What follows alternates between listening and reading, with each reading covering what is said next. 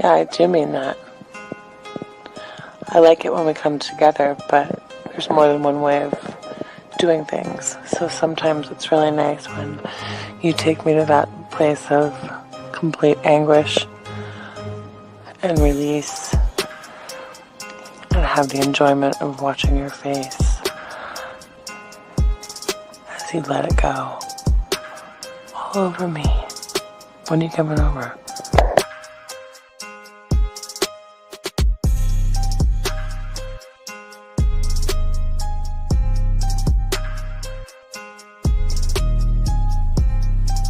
Hi gorgeous, it's your Sydney girl again. I have to say, listening to your last message got me so freaking wet that it's not funny. I listened to it over and over again a few times and I could just picture it all happening. And in regards to your volume of come, the more the better. Bring it on. And in regards to where I like it, I'd like it anywhere you want, whichever hole you prefer.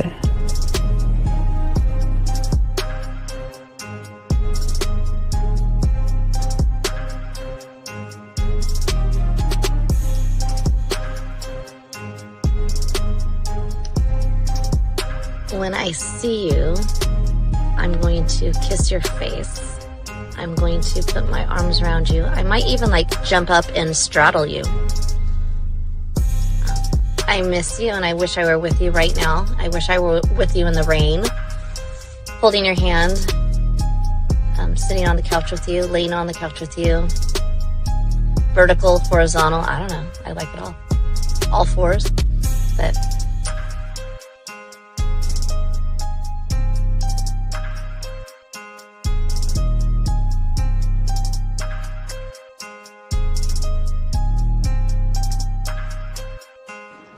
I mean, I can't really control it.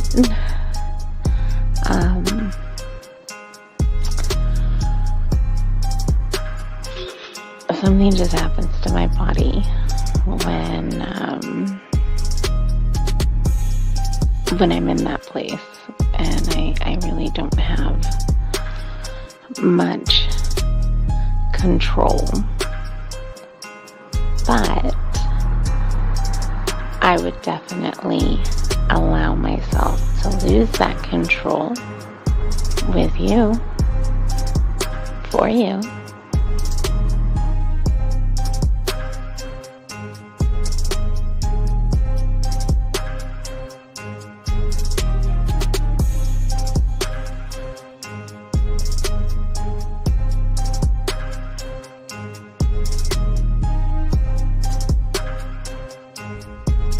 Good morning.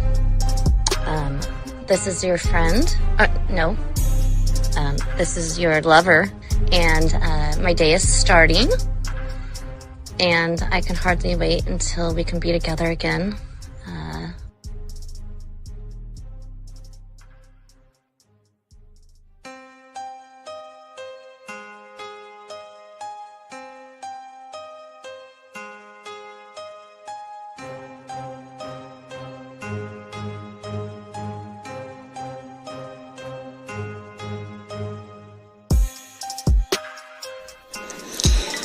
I'll have you know that the way that you talk to me makes me just melt. Like butter on a hot pan. Oh my God. I would definitely be running my nails up and down you. And I could keep them nice and pointy if that's what you like. And you would be assuming correctly. I was naked when I took that photo. And it is unfortunate indeed that there's no portal attached to these photos, because it's been a hot minute since I've had any intentions in that regard, and I feel neglected, and I feel like somebody should remedy that for me immediately.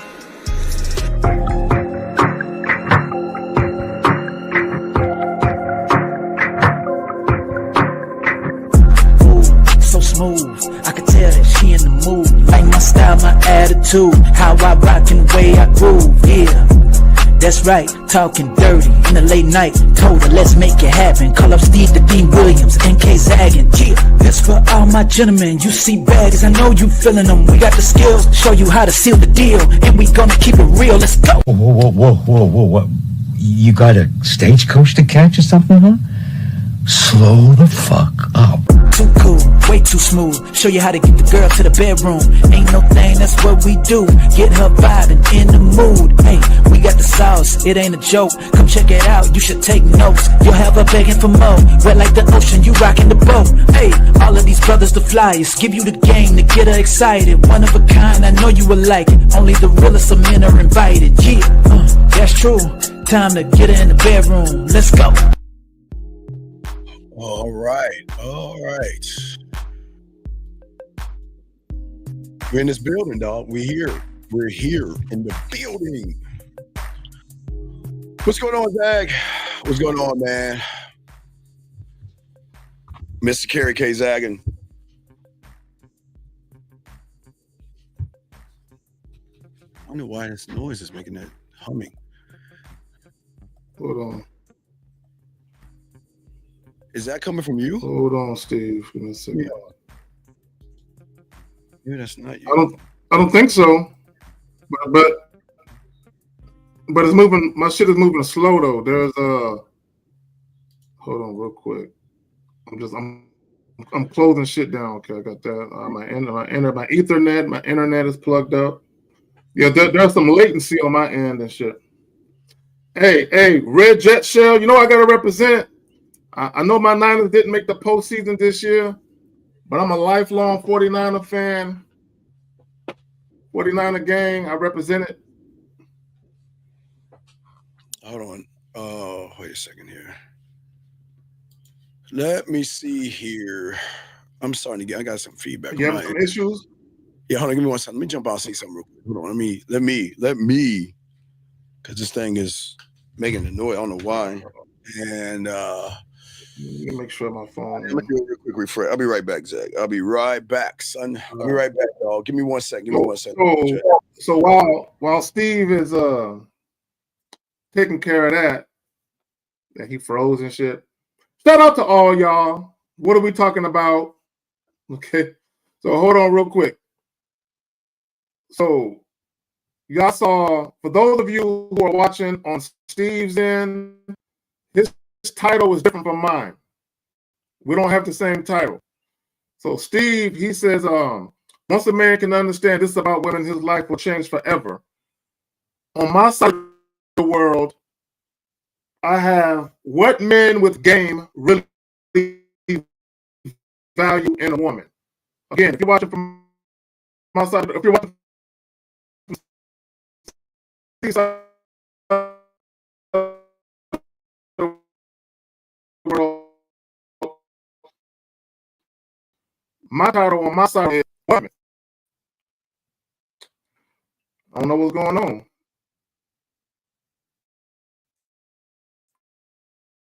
I don't know what's up. Hold on, y'all.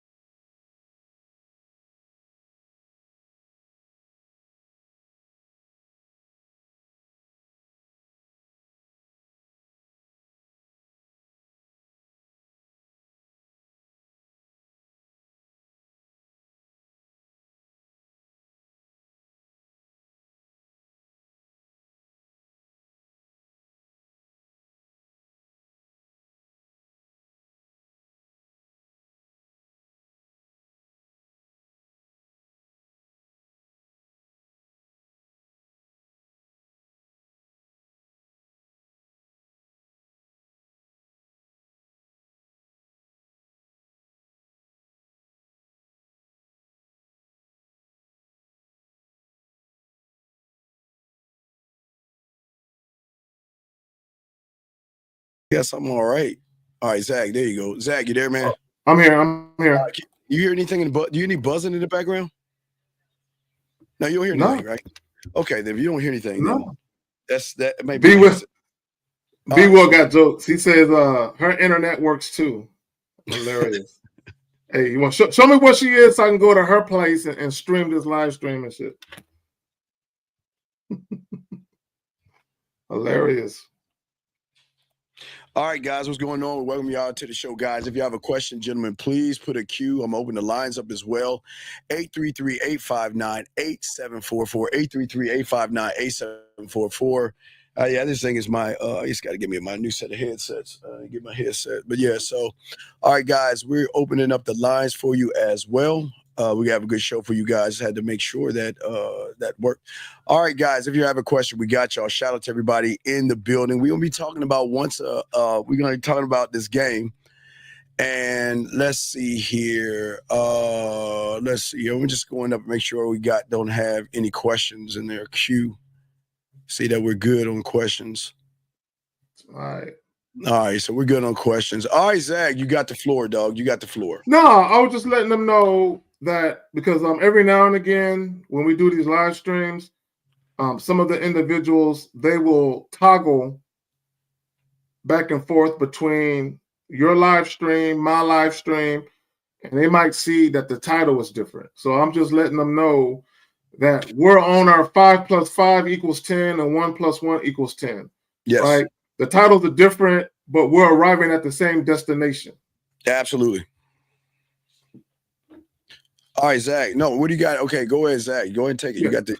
All right, so real quick. So we're about to show you guys a clip. And for all you guys that are overly concerned with what a woman looks like, and you're focusing too much on the exterior beauty of the woman, we're going to show you guys, right? And we've been showing you, this is nothing new. We just got a different voice to disseminate the message to y'all. But we're going to show you, when you have standards, when you value yourself, and you understand that you have something meaningful to bring to any situation or any woman that you deal with, you just move a different way. So we're going to let Cameron tell y'all how he moves. And I'm in 100% agree with him, or in agreement with him, because that's exactly how I view it as well. All right, here we go, guys. Check this out. Got a question? Put a Q. We got this. Here we go, guys. Check it out. How beautiful you are. When I heard that interview, you're ugly. That's just my attitude. Yeah, your attitude. You could be the best looking girl in the world, but you're ugly. I didn't even like the answer. That answer right there made me say, never.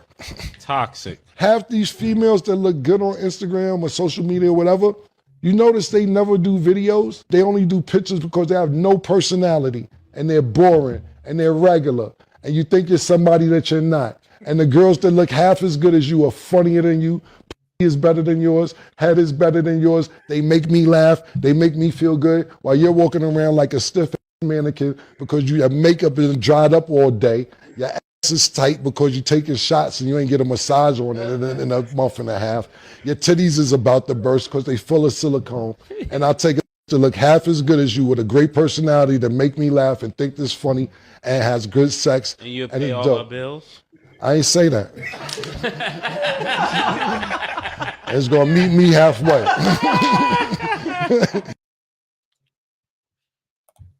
So I want guys to understand something. Cam, he's a multimillionaire. He's a mover and a shaker. He does his thing, right?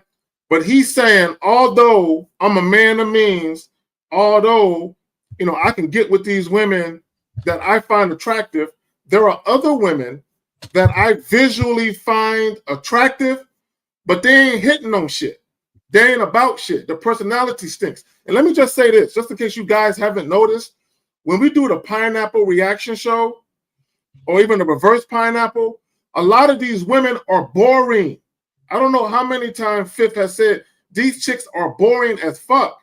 But for whatever reason, a lot of you guys, you simply look at how these women look and you give them grace simply because you like how they look. And it's like, nah. This is why I tell you, sex and pussy has no value to me. How a woman looks has zero value to me. When I introduce myself to her and she opens her mouth and she responds or reacts to what I'm presenting to her, that's going to tell me whether or not she's worthy of my presence. How she looks does not make her worthy of my presence. How she acts, how she conducts herself, how she acts with me is what determines whether or not she's worthy of my motherfucking presence. You got it, Steve. Well, the thing that I see for that, and again, gentlemen, this is not, to me, it's not about the woman's Zag. It's more or less about the person or the man that most of these young men don't even understand when it comes to the game. As far as really, Zag, as far as having the standard. I mean, the standard is the thing that we are at the end of the day. The standard that we hold to a woman. I saw a video of a guy looking at Shannon Sharp complaining again. And what I don't ever understand is that as a man, what I am is a non-negotiable. But I think that Zag, a lot of people don't understand that, they're supposed to be broken, Zag. They're not supposed to be perfect. They're supposed to be broken. Zag, they're the subtotal of every average guy before me. So I can't expect a woman to come in perfect. But what I can expect out of myself is to be a standard, Zag. I am the end all be all, right? So again, like you said, I know a lot of people don't understand this, but her body and all that shit don't fucking matter. I don't give a fuck about that shit because it carries no weight to me. Facts. And what carries the weight to me is how she sees me. See, it's more or less, and I think so many guys get it wrong.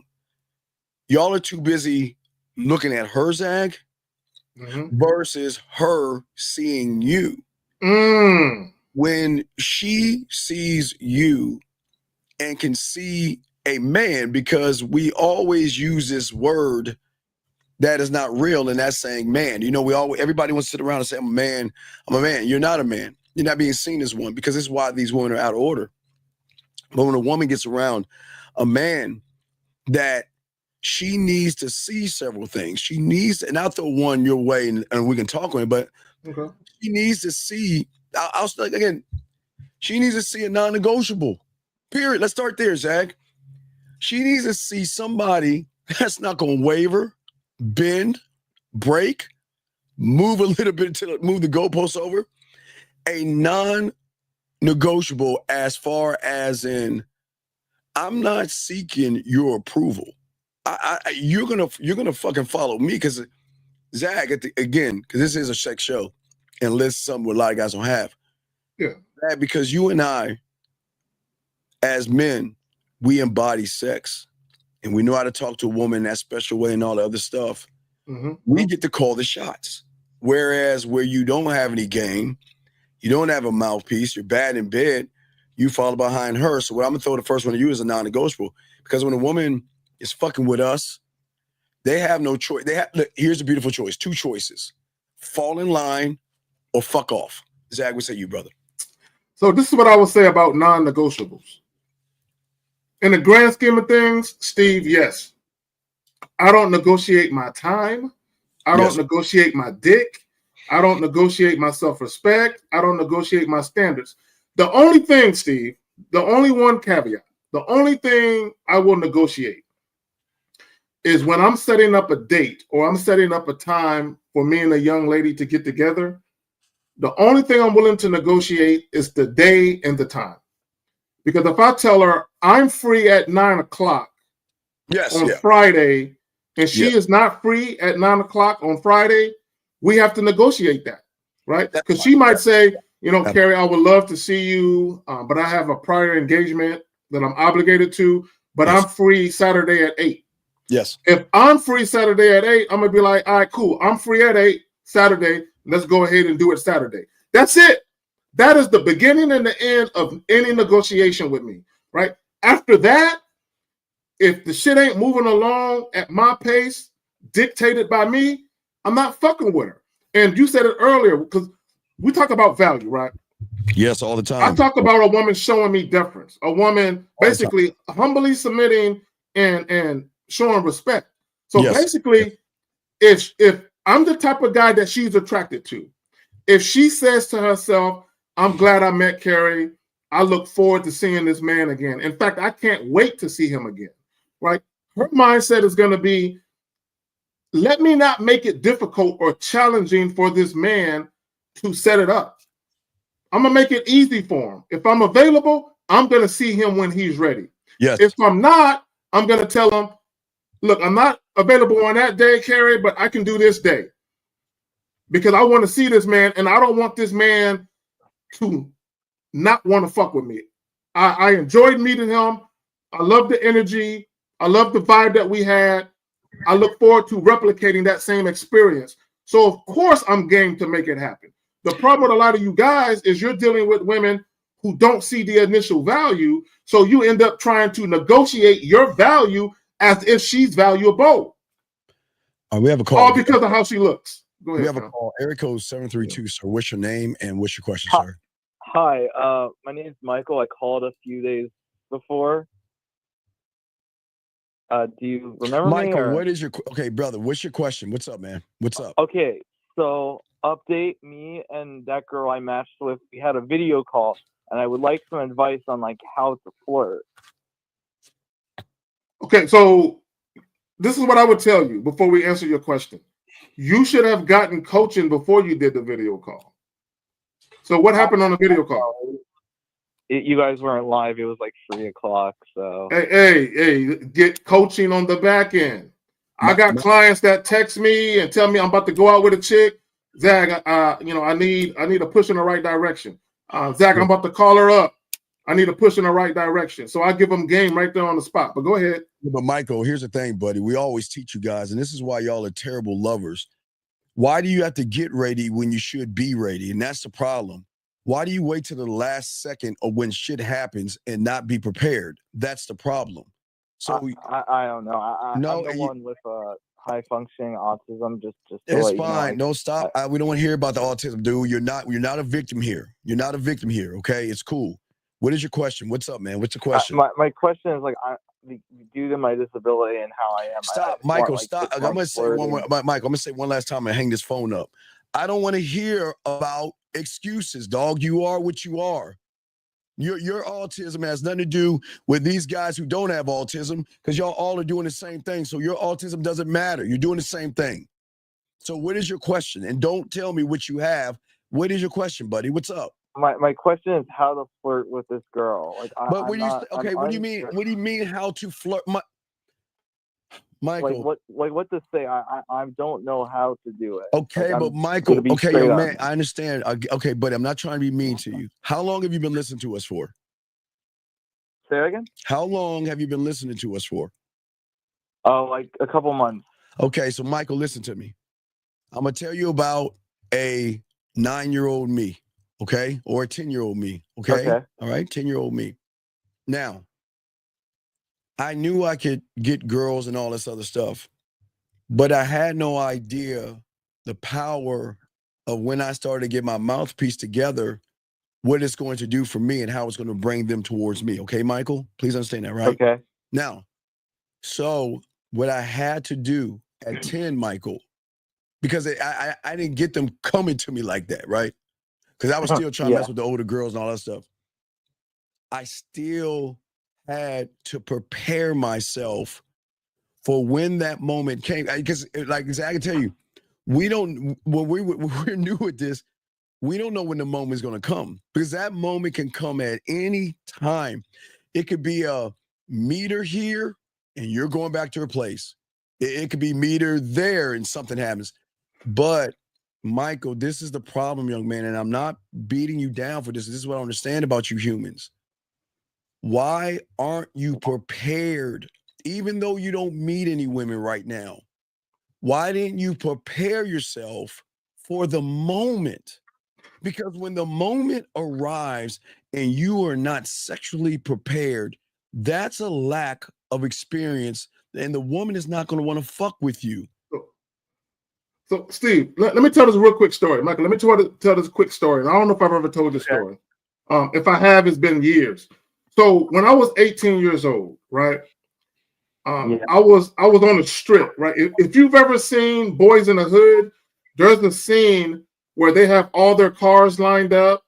Everyone has their, customized cars with the music playing loud, and there's girls and everybody walking around. It's a little strip, right? So here in San Antonio, there's a strip called Southwest Military. Same thing. Everybody lines up on this strip with all their cars, and all the guys are trying to get at women. So I was on this strip. Now, mind you, I'm in high school. I'm 18. And I'm standing on a corner. I'm standing on a corner with a group of my friends. And a car rolls by. And there was two girls in the car. They stopped the car. And they point to me and they said, "Hey, we're gonna drive down the road and we're gonna come back. We're gonna do a U-turn and come back. We want you." Like basically saying, me and my girl want you on some threesome shit, right? At 18, I never experienced that before. Women just rolling up on me and telling me that shit. But I was prepared, right? I was prepared for it to happen. Although it never happened before, I was prepared for the moment. But go ahead, Steve. Yeah, so Michael, listen to it, and I'll continue what I was saying. Check it out. So Michael, I've kissed girls and stuff when I was young and all that other stuff. Okay, Michael. But as I got older and older and older, I started to realize there's more that I can do. Now I'm just talking about now as you guys as adults, okay? I'm saying that prepare is everything matters, everything. I that's what I call sound checking, Michael, okay? I not only want to sound check my apartment or anything like that. I wanted to sound check the way I open a door to a woman, the way I take off her shirt versus pull her panties down, the way I take her left hand and put her in the shower versus the right hand put her in the shower. And Michael, check this out. This is all before it happened. This is all before it happened. Because the thing is that as a man, myself and Zach, and this Zach is why probably Zach shake his cake ass head on this, but we're prepared for everything because our world is built on precision, control, and foresight. You see what I'm saying? Meaning that I see it is a look, it is going to happen. And young man, it's going to happen to you like it is right now for all these young men. But right now, for a lot of young men, you don't believe right now it can happen. So you're like this, well, I don't even get a girl. So why should I work on my kissing? And why should I work on my dirty talking? Why should I work on my stroke game? And why should I work on touching and all this other stuff? Because Zach has always told you this, and I've told you, but Zach has said it more than I have. When a woman wants to fuck you, it doesn't matter. You can, again, you go right around that corner. But when a woman who wants to fuck you recognizes you don't have the foresight and you don't have the command of who you are or the experience, young man, it is going to be a turnoff. These women want to make sure that you know what you're doing at all times. And the fact that you don't even know how to flirt is crazy to me because I put you guys in position. Zach puts you in position all the time to learn who you are, learn your body, and learn your mouthpiece. So when the moment happens, you can flirt with her. But now you want to flirt, but you just don't know what to do, buddy. Does that make sense? But you know what, Steve? Call her. We're just going to call a spade a spade. Yes, sir. Let me tell y'all what it really is. On the surface, yes, you don't know how to flirt. Yes. But below the surface, you're scared. You're scared. Yes. Bottom line is this. You part of being a flirt, part of being able to flirt with women is being unafraid to say shit. You guys are scared. Yeah. It's hampering you. It's hampering. Look, guys, if you are afraid of a woman being upset with you, if you are afraid of offending a woman, right? You're never going to be able to be authentic and genuine with your words because you're always going to hold back what's really on your mind out of fear. Yeah, young man, here, and it's another, not just your fear, but it's the fear of this weird thing called success. Because many of you guys never imagine in your world that you can either say something to a woman or flirt with a woman, and she's gonna be okay, I'm down with what you're saying, and I'm gonna flirt back at you. And many of you guys, again, because you don't prepare yourselves, you become afraid because now you have moved the pendulum a little bit, and you don't know what to do.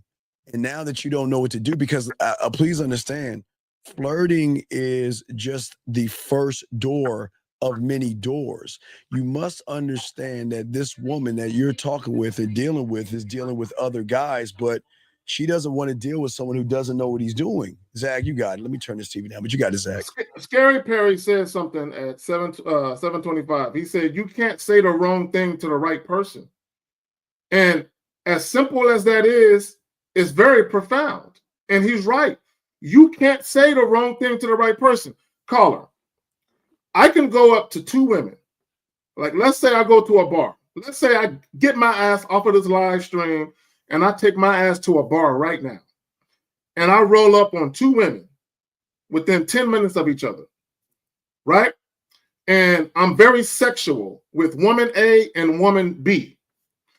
Woman A may say to me, I don't even know you. I don't even know you, sir. And she might not be with anything that I'm saying. While woman B might literally be like, oh, that shit sounds like a deal. Hey, I'm going to tell my girls I'm leaving with you right now. I said the exact same thing to both women. One woman saw issue with it, and the other woman, it was music to her ears. You can't say the wrong thing to the right person. Yeah.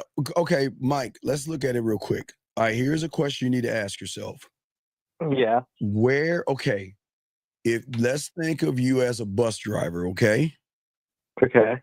Where do you want to lead her? That's the first question you must ask yourself. Where do I want to lead her? So where do you want to lead her with this flirt? What is not the end game, but what is the first light that you want to hit? Where do you want to go? To make her feel attracted towards me? But one must be attractive towards himself to make okay, Mike, you have to be and feel see, the thing that y'all don't understand about attraction is that a woman needs to feel that on you, in you, not on you. And an attractive man is a straight up asshole that doesn't give anything away. She's got to earn that shit. So you want to make her feel attractive, but what have you said to her prior to this question that you have, big guy? I mean, like, I said that, like, she looks really good, like, she's very interesting. And what did she say, buddy? She's like, oh, thank you, like, you know, stuff like that. Well, no, what is stuff like that? What is it? Okay, tell us the conversation, because everything is. I honestly can't recite like every single thing, but I can give you like the Spark Notes version. Okay, you have little notes. Okay, get your note, because we need to understand where you're at. Wait, I was just saying that, like, okay, never mind. Just okay, Michael. Let me ask you a question. Do you meet women at bars? Where do you meet these women at? Dating apps, I think. Dating apps. Yeah, I met this girl on Hinge. We matched. So you don't meet no woman in person? No, no, not really. Bruh, you cannot rely on dating apps alone. You're not. If you were cleaning up on dating apps and you were meeting all the women you were attracted to and having sex, that's one thing.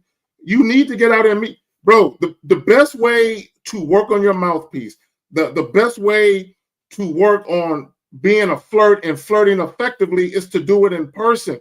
When you meet women on a dating app, you're limited to the constraints of the technology. You have to get out and meet women in person where you're more in control of your environment. Yeah. Let me ask you a question. Let me ask you a question, Steve. Yeah. So you said you did a face chat or a video joint with the woman, right? Yeah, video call. Yeah. What did you talk to her about? I was just like, we were just introducing each other. We haven't talked before. And that's it? I mean, she was literally about to like go to class, so I didn't really have enough. Okay. I got you. So this is what you should consider doing. You should consider talking to her at night or at a time where she's at home and she doesn't have any place pressing to be. Let me tell you why.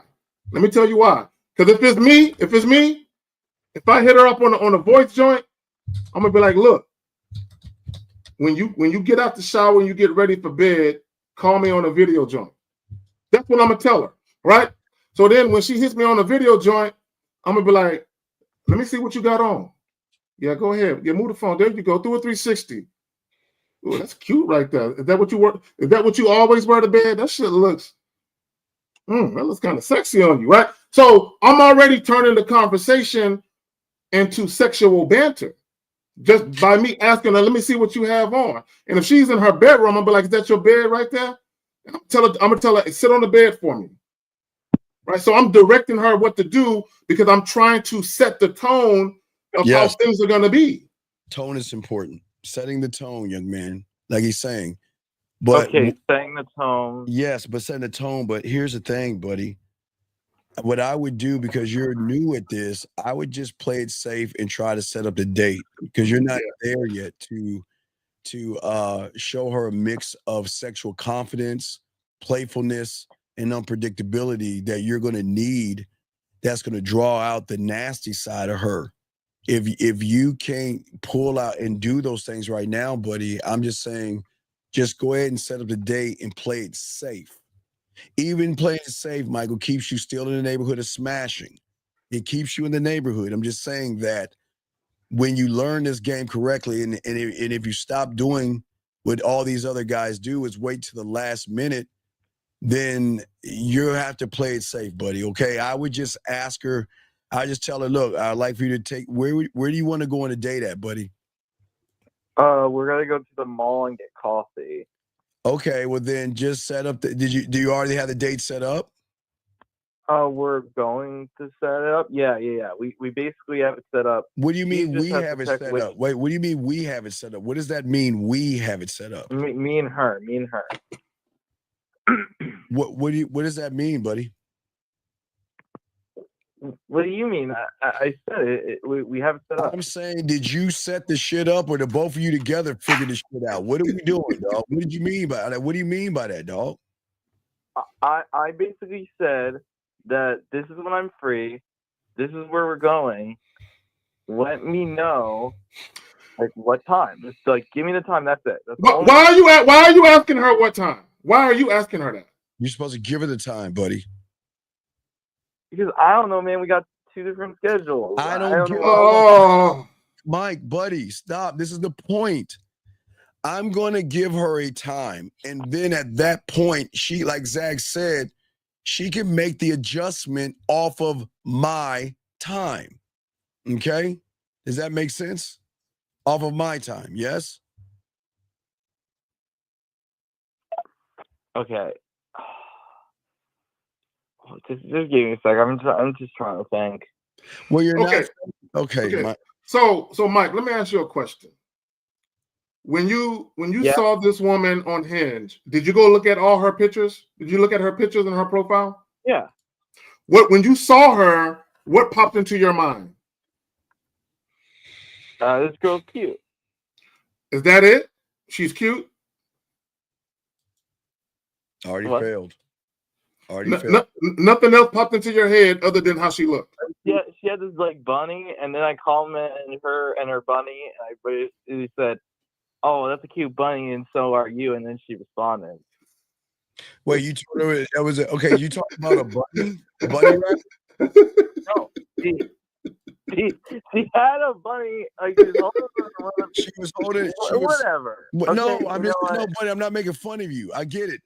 Okay, you saw her with a bunny rabbit. Listen. Wait. I'm just giving you straight up here. I'm No, I'm a little retarded. Okay, I'm just being serious. No, there is no tired in the game. I have this date planned with her, I just want some help with how we're trying to help you, but we gotta fucking understand, Mike, where you fucking said you said she had a cute bunny rabbit she was holding. Yeah. Okay, Michael. Why did you say something about the fucking bunny rabbit? Why did you say something about the bunny rabbit? It was just like a pickup line, man. I don't know. Okay, Mike, when do we tell you to use pickup lines on women? What is so special, Mike? What is so special about a woman that you have got to use a manipulative tactic to impress them? Tell me, what's so special about her, Mike? Isn't that the thing you do for all women? No, fuck no. We don't do that for any women. I'm not going to use no goofy ass. I don't give a fuck about that rabbit. Why are we talking about the rabbit? Wait. Do I use Michael.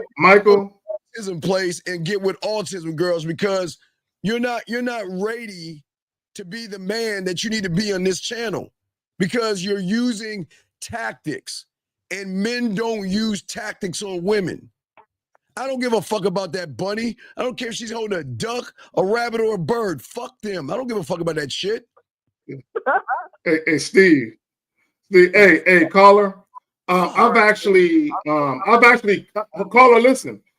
Hold on. I've actually cooked a rabbit before, right? Knowing me and my goofy ass, Steve, I probably, if she would have had that bunny in her lap, petting it, I probably would have said, me and that bunny got something in common. I like to eat things that are in a woman's lap. You know what I'm saying? So as goofy as that is, if I'm going to mention the bunny, at least I'm going to mention it in relation to what I like to do. Because like Steve said, I don't give a fuck about that rabbit. Yeah, but why do you give a fuck about the rabbit, buddy? I was just thinking of a pickup line. Okay, I'm sorry. No, don't be sorry. We're not being mean to you. Please listen. We have never told you to use a pickup line ever, have we? I honestly don't remember. Come on, think about it. Do you think that we're going to tell you to use a pickup line on a fucking woman? Are you serious? Well, no. Oh, wait, you know the greatest pickup line is? Excuse me. My name is. Allow me to go to you. The greatest pickup line ever. If you want to use a pickup line, use that shit. But fuck that rabbit. Rabbit has nothing to do with anything. So the moment you looked at the rabbit, she recognized, Mike, with all due respect, that you are not a sexual experience person.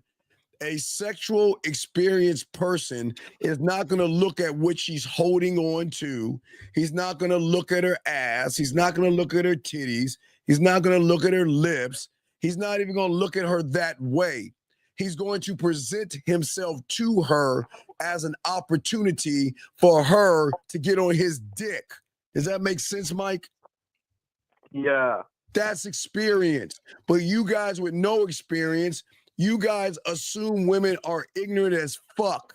And that they are. No, they're no. They're not. No, they're not. No, they're not. You're the one ignorant as fuck. Women have more game than you. And the fact that you call them ignorant is why you're losing. Because again, we're not hyping women up. We're just being honest. They have game because they recognize more of you than us, Mike. So Mike, this is your problem. Okay, and I'll tell you what your problem is. See, your pickup line that you were using, right? This is all you guys' problem, right? Steve, this is their problem. You're so busy trying to have a conversation with the woman in front of you instead of trying to have a conversation with the woman she's hiding from you. God damn it. Okay. Dad, fucking slow down again. Say it again, motherfucker. Please. Please. Okay. You guys are so focused on having a conversation with the woman in front of you instead of with the woman she's hiding from you. Thank you. Hiding. So what woman do you think she's hiding from you? Come on, it starts with a H or slut with an S, Mike. What do you think, buddy? What do you think she's hiding from you? What do you think she's hiding, buddy?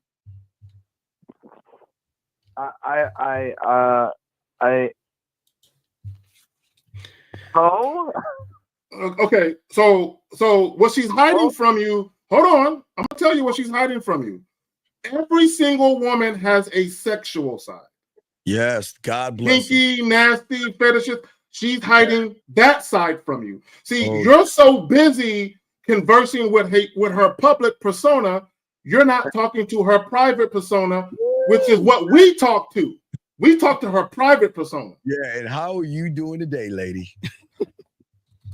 Come on, man. Okay. So, Mike, this is where you're going wrong, because you're remember, you're on the street of friendship now. Because you're okay. How can we shift from flirting and bunny rabbits to a flirtatious banter? You can't. You moved on it. You moved on the wrong neighborhood. Yeah. The moment you made it about the bunny rabbits and everything, you had to stay in that kind of like a friend zone where you got to work and beg and barter and all that silly shit. Because that's uninteresting people. No, you got it. You got it. You got it. No, I want to say, I want guys to understand this. When you're being sexually flirtatious, you're killing two birds with one stone. Okay, let me elaborate what I mean. When you're being sexually flirtatious with a woman, first and foremost, you are introducing your true self. Right? That's what you're doing. And instead of bullshitting with women and pretending to be somebody you're not, instead of trying to be agreeable and all of that, right? You're introducing women to who you really are. You're giving women a peek into your mind. So that's one stone that you're killing, or one bird that you're killing with the stone. The second bird you're killing is, again, what did I say earlier? When you're being sexually flirtatious, you are conversating with her sexual side. You are conversating with her sexuality.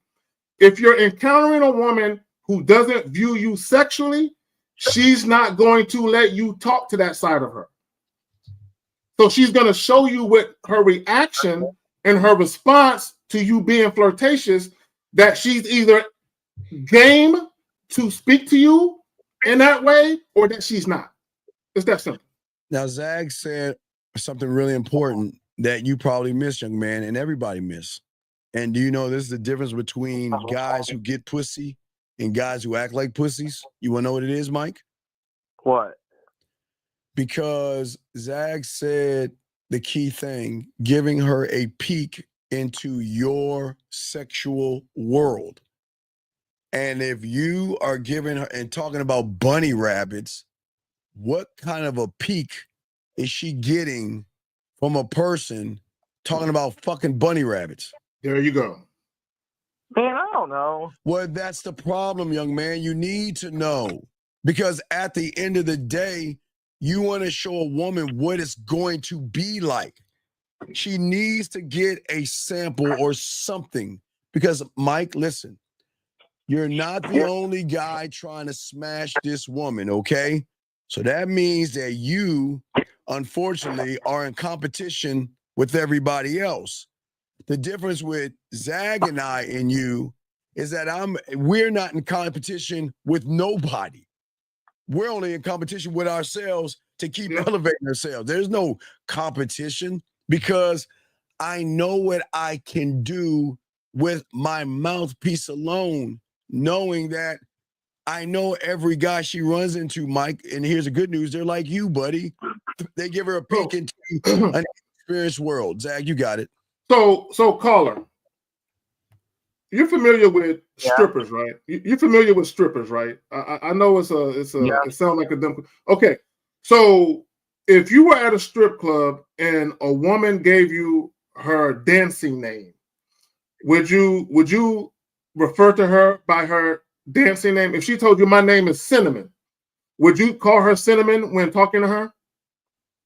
Yeah. That's your problem. See, let me tell you the difference between you, myself, Steve, and the rest of the real game. Hold on. Listen. Listen. Caller. Listen, brother. Listen. Let me tell you the difference between you and those of us that got some game. See, when she tells you her name is Cinnamon, she's introducing you to the woman that's in front of you, right? She's introducing you to her business name. She's introducing you to the name she used to get money. She's introducing you to the name that her clients call her by, right?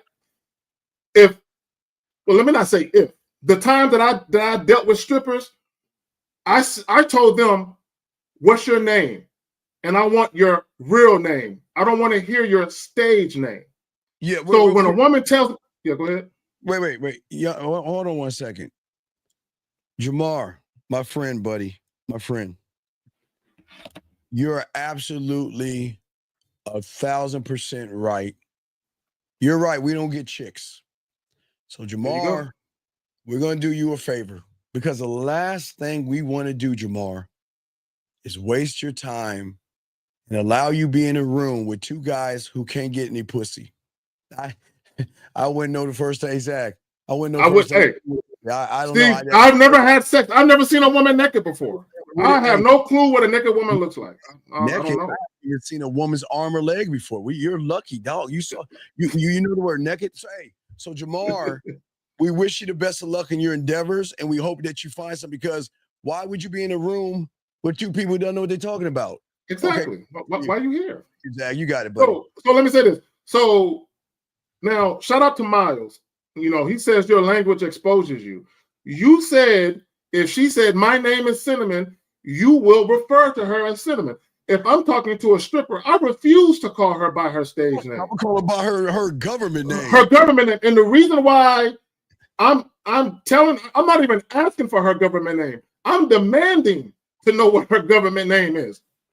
Because once she gives me her government name, that changes the whole dynamic of our interaction. See, while you're talking to her as a potential client, I'm talking to her as her next lover. So I'm setting the tone and I'm dictating the pace for how the conversation is going to go, because she's going to know at the gate, I'm not a client. Ain't nobody applying for pussy, dog. Come on, man. What the fuck we doing? A man is not applying for pussy.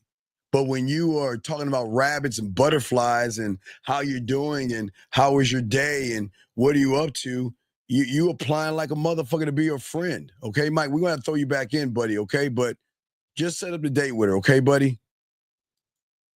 Okay. Thank you.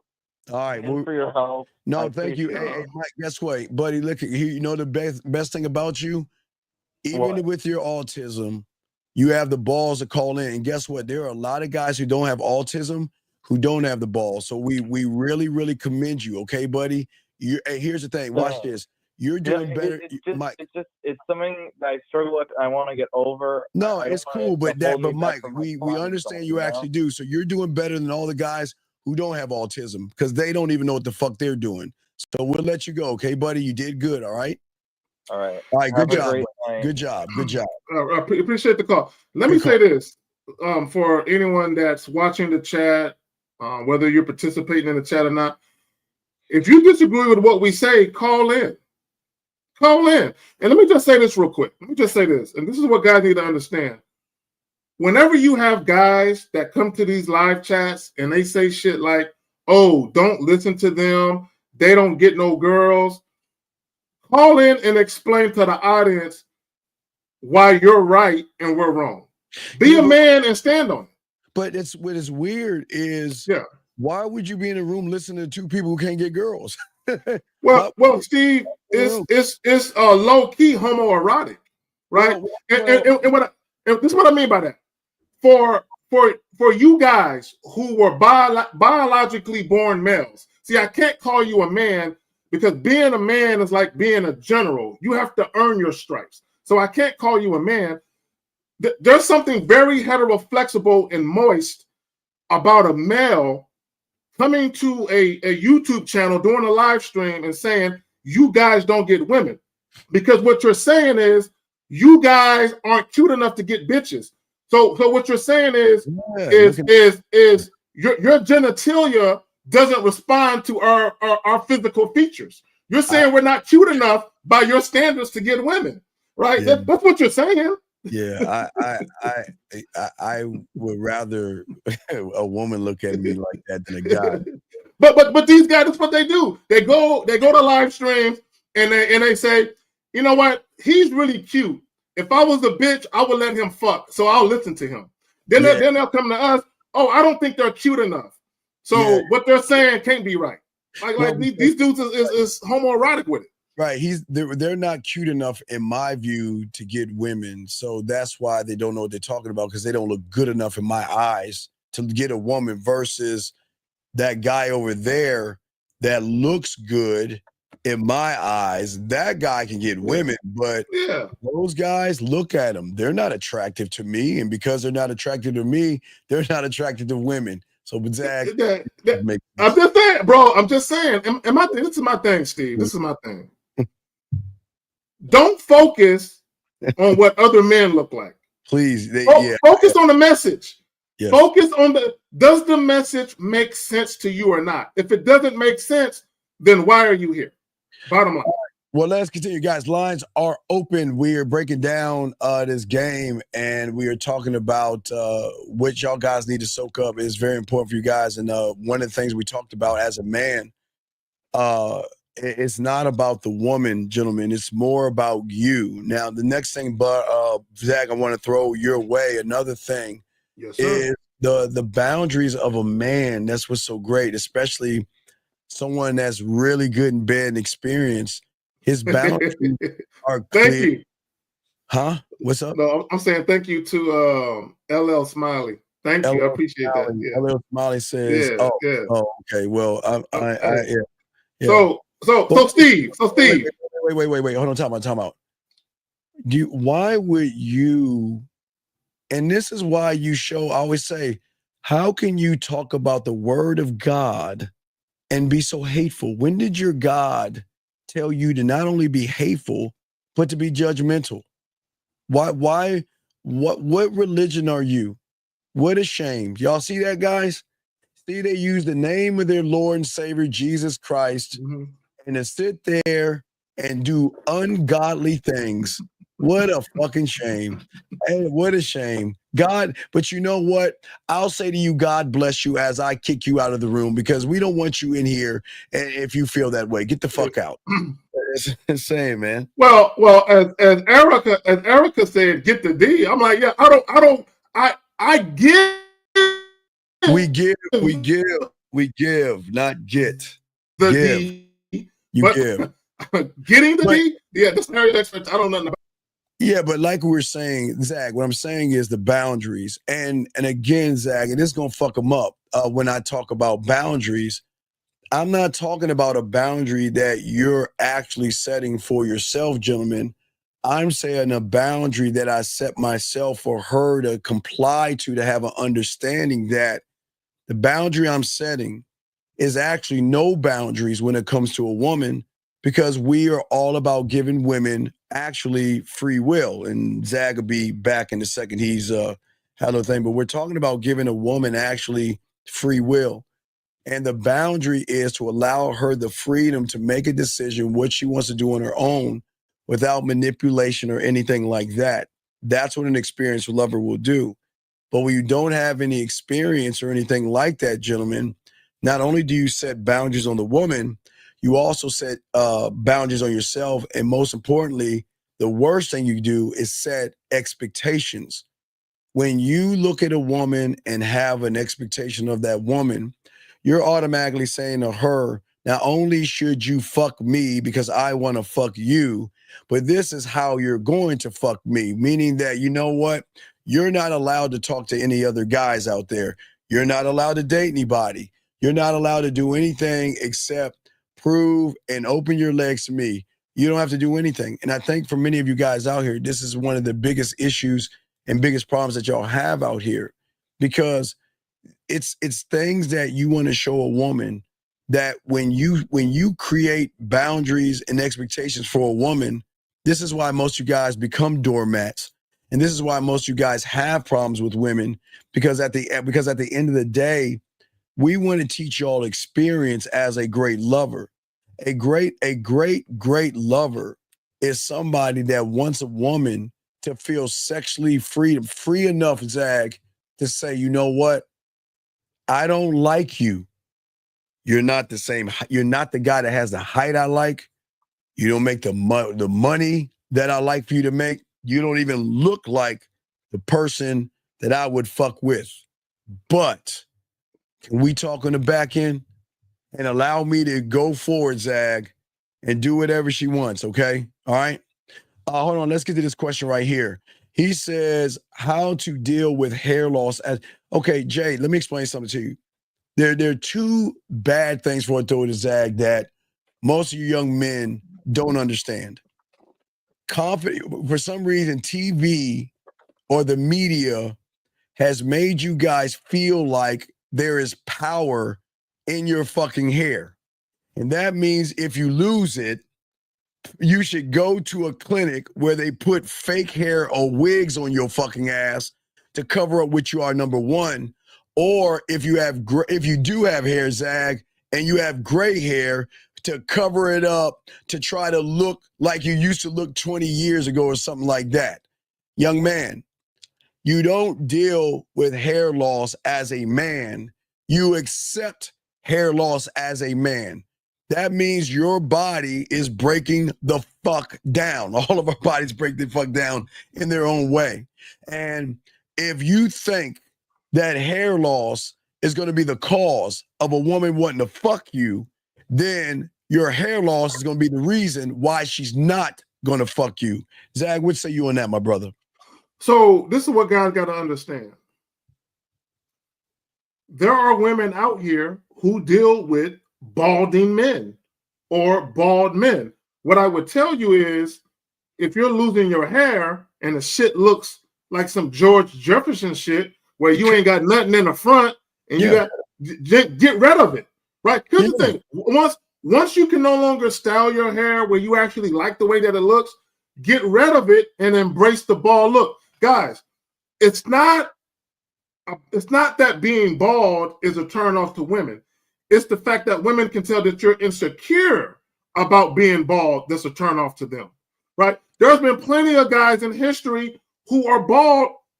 Tupac, DMX, Morris Chestnut. There are so many bald guys that women can't get enough of. But guess Embrace what? that shit. Guess what? But there's so many guys with hair who ain't getting any pussy. Exactly. There's so many guys with hair. Okay, they got ponytails and everything and still can't get no all ass. that shit, man. All that. So what we're saying is, at the end, young man, listen. Your problem, listen, sir. The problem isn't your hair. The problem is the guy that doesn't have sexual experience. Okay. Let me, young man, listen to me. And because these content creators and red pill motherfuckers don't teach you this. The thing that Zag and I are trying to teach you and everybody is this. And this, I would tell you, you write this down on the top of your notes and circle it, highlight it with a highlighter. Circle this what I'm about to tell you. Now throw it to Zag and let him elaborate on it. Young man, listen to me. Emotions doesn't see hair, height, color, salary, clothes, cars, jobs, or muscles. Emotions don't see that. So the question I'm asking you is that, do you want to sit on the sideline and complain like a little girl that your hair is falling out and all this other shit? Even with your hair, you still didn't have confidence. So with or without hair, that's not the problem. A man that is great in bed knows what we tap into is feeling. When a woman feels you, which is, y'all don't, again, your reality can't see this. She doesn't give a fuck if you're fat. She doesn't give a fuck if you're bald-headed. She doesn't give a fuck if you have a gut. She doesn't give a fuck if you're a security guard, work at McDonald's, or don't even have a job. Feelings and emotions don't care. And I know most of you guys can't accept that reality because you think all the shit you see on TV and stuff like that. Matter of fact, Zag, before you say something, can I please show this young man an example? Can I show you Hey, I'm going to show you an example of the drug, young man. I'm going to show you an example of with Carrie, myself, Lucario, Miles, 1950, Dre, Taekwondo, Rosebud, and anyone that has game, do you want to see what it's like when you lace that drug of good dick on a woman? I'm gonna show you what it's like. And I want you to just to listen. Matter of fact, I'm gonna take the woman's face out of this, and I just want you to listen to what she has to say. I want you to listen. I'm gonna take her face totally out of this, and I just want you to listen, because I don't want y'all be concentrating on the goddamn woman, Zag, versus they'll be concentrating on the woman versus listening to the information. So let me pull this up. Wait, where is it at? Damn it, Steve, did not pull that shit up. Wait, Zag, talk to him. Let me grab. Damn, I thought I grabbed it. Zag, talk to him real quick. Let me grab it real quick. Go ahead, talk. So this is what I would say to you about the hair thing. I've never heard of a woman having a full body orgasm because of a man's hair or lack thereof. I've never heard a woman speaking in tongues, pulling out the bed sheets because you dicking her down right, and it's all because of your hair. Women can't fuck your hair, right? So when Steve is talking about the feelings that a woman gets, the feelings that are evoked in her or awakened in her when she comes into contact with a man that exudes sex appeal, she ain't thinking about his hair. Thinking about that shit at all. She's thinking about what he can do with that tongue, what he can do with that appendage. You know what I'm saying? That little print he got right there. She's thinking about what he can do with that. She's thinking about whether or not she can have a sexual experience that she won't soon forget. Right? So whether you're bald or not, that doesn't equate to the type of sexual experience you can give a woman. But your actions, how you behave, right? That's going to speak volumes of how a woman perceives you. Go ahead, Steve. No, okay. So again, what we're going to do is take the woman out, because I don't want y'all geeking over the woman. I want y'all to listen. This is a lifestyle. This is what we're talking. We're talking about emotions. That thing I told you to circle. When you hit this shit right here, this is your life. This is your life. And I'm just going to play the audio. Just want you to hear it. I don't want you to look at her. I want you to hear what your life is about. And this is why we bad motherfuckers. This is what it is. This is our life right here. Listen. My ex-boyfriend and I broke up 1 year ago today officially. And this is my little post-breakup video. I think about him every day. And I miss him every so often. I miss the songs that we used to listen to when we were together. And I still go to the places we used to go when we were together. I kept majority of his clothes and a lot of things in my room for the entire year of our breakup because I didn't want to accept that we were not going to go back to each other this time and things were actually over. I still wear his deodorant. Wait, now even stop with deodorant. Now, wait, now watch this. Now, for what else y'all guys don't understand, this same woman, Zag, if she was talking to an average motherfucker, she would cut you motherfuckers off so fast and not even think about you. And I'm not even done playing the audio, Zag. You hear what she's saying? I still have his clothes. I still wear his shirts. I still have his deodorant. This is the 1 year anniversary of him not even coming back to me. And this is what we keep telling y'all, this game, Zag. Go ahead and say something, Zag, before I play the rest of it. What you guys think?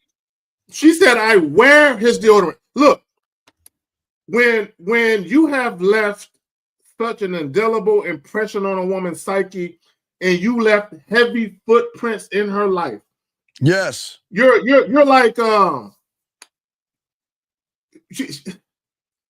the word I'm looking for? You're like and I hate to put it like this, but lack of a better word, she's the host and you're a parasite in her body.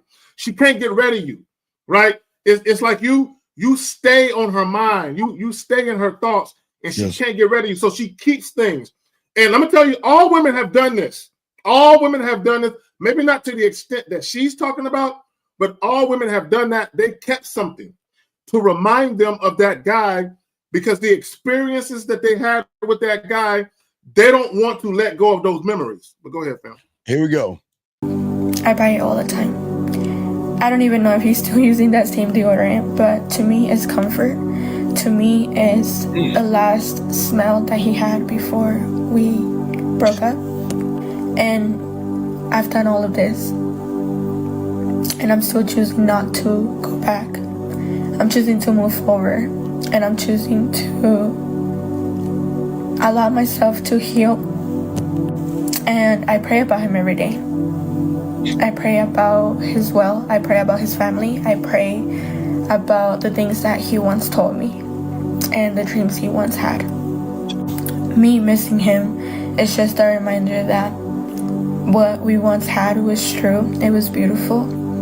And life goes on. People fall in love again. And I want him to be happy. And that's all. Now you see the weight that, and again, Zach, this is what you're trying to say. And young man, you need to call in. First off, I want to say thank you to Efosa Boxing. Appreciate that. Young man, please listen to us, dog. You're 22. Please listen to me. Why do you humans who can't fuck and are bad in bed, why do you entertain what these women say?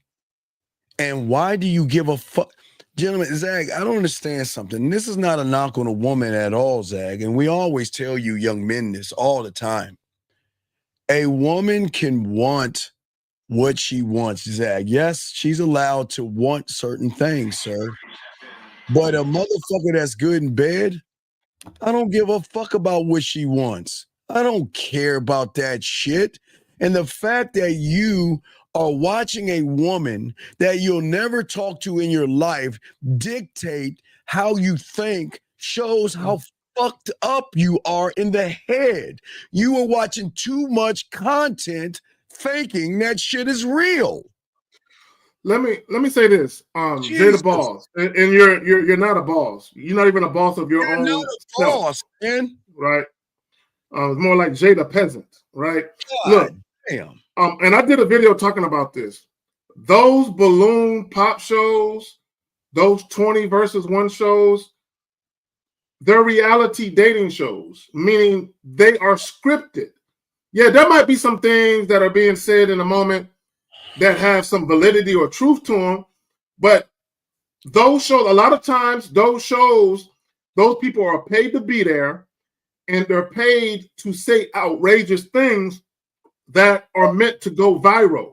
So a lot of times when people are saying those things, they're paid to say it because they know guys like you are going to watch it, and you're going to get emotionally invested in what you're seeing. And if you get emotionally invested in what you're seeing and hearing, what are you going to do? You're going to talk about it. What's going to happen? Other people are going to want to watch it. What's going to happen? It's going to go viral. Come on, man. Look, goddamn. Look, that's the saying, Steve. No, you got it. There's an old saying that all y'all need to adhere to. Believe none of what you hear and half of what you see. If you live your life by that, you would be okay. Believe none of what you hear and half of what you see. Go ahead. It is amazing how y'all are influenced. Again, I don't know how y'all can talk so much shit about women when they have so much influence over you motherfuckers. Y'all have the unmitigated gall. The audacity. The audacity to talk shit about women, to try to dog women out, and try to say all this shit. And everything you do is influenced by a fucking woman. And I'm going to show you that, Zach. I saw something, Zach, that kind of ties in what this young man is saying. It is crazy. I'm about to pull up in a second. Real quick, Steve, and I already know the answer. It's a rhetorical question. Steve, have you ever encountered a woman who tried to act like she wasn't about that life, but next thing you know, she in your pants, trying to take your joint out and shit? And what did she do? I said, have you ever had a situation where you're talking to a woman and she try to act like she ain't about that life when it comes to sex? She try to act like she's a angelic, virtuous, good girl, but a couple minutes later, she reaching for your joint. You ever had that happen? All the time. You want to know why? Because it fucks her head up to recognize a motherfucker that will accept her for being a whore and a slut. And once she realizes she can be accepted for being nasty, she gets to do this weird thing, let her hair down. Now, Zach, the reason she doesn't do this for other guys is because you you judgmental motherfuckers. The first time she talks about sex, you assume that she wants to fuck you. The first time she mentions the position she likes to be in to have sex, how she likes to masturbate, you motherfuckers automatically have the, oh, you slut ass bitch. Or you start to judge her. You start to judge her. No, Jay, we got you. Just call in, buddy. We want to talk to you. We listen, we got you, buddy. Call in. We got you covered. But Zach, I want to take what Jay is saying because it's very important. Because y'all guys don't understand. Y'all always lie to. You think people that have money have influence over women. And I'm about to show you guys how they don't. Zach, we got to go over this thing, y'all, because this is good. Let's go. Let's talk about it. We got to help these young men out. We're going to play this and we'll pause because Zach, we'll pause it. You know what I mean? But you got to hear this shit. And this is fucking crazy to me. And I'm talking about both these motherfuckers ain't got no game. The guy doing the reaction of the reaction has no game. Because what he's doing to you young boys is he's scaring you with this boogeyman called an evil woman. Zach, we got to talk about this. Zach, this is going to know they worth. They know they worth. Worth is what someone is willing to pay for something. Watch. Hold on, watch. Watch this shit. This goofy ass motherfucker ain't got no game. Watch. So there's a stat on Facebook, and basically it says men are not obsessed with women like they used to be. Y'all don't find that kind of weird? And to be honest, no, I don't find that kind of weird. So it seems to me like a lot of y'all are now starting to realize that you're either losing value or have lost value from chasing attention. And now that's something that y'all got to deal with, and y'all can't face that fact. Now watch. Watch. Now watch. Ocho, watch. Cooking. Uh-huh. Agree, disagree, slightly agree. Hey, you know what Zach and I say? Zach, I don't give a fuck. Wait, I don't care what's being said about women or what women say. I don't care. What boggles my mind, young man, we're talking to you, Mr. Boss, whatever, for all you guys. Why do y'all concern yourselves with fucking women think? Why do y'all concern yourselves with what women say? Why do y'all give a fuck? Because that same woman, Zach, is sucking and fucking a real motherfucker, and he don't give a fuck about what she's saying, Zach. So what guys got to understand, and it's very simple, right? It's very simple. If men or you males, if you were honest with yourselves, you would understand this. For all you guys, think about it like this. When you go out in public, okay, if you're at the grocery store, post office, if you're at your place of employment, are you showing people who you really are? Are you showing people who you really are behind closed doors? Or do you camouflage yourself a little bit, right? Most of you guys do that. So if you camouflage yourself, what do you think women do when they get on the internet and they talk about certain things? Do you think they're going to tell you the blueprint to how they move sexually? No, they won't. Yeah, you think you'll get a blueprint on a pussy? That's what I'm saying. Hey, hold on. 36 right, 24 left, and 16 right, and you can get that pussy. Yeah. You think women are going to give you that? I'm sorry, Zach. You got it, man. Go, I'm sorry. No. Women are the masters at controlling the narrative. Mm-hmm. Okay? Let me say that shit again. Women are masters at controlling the narrative. Meaning this, as soon as you walk up and you open your mouth, women already know what they got on their hands. They already know. Steve, you say they've heard your story before. They already know. So because they perceive you to be a certain way, and I want guys to understand something.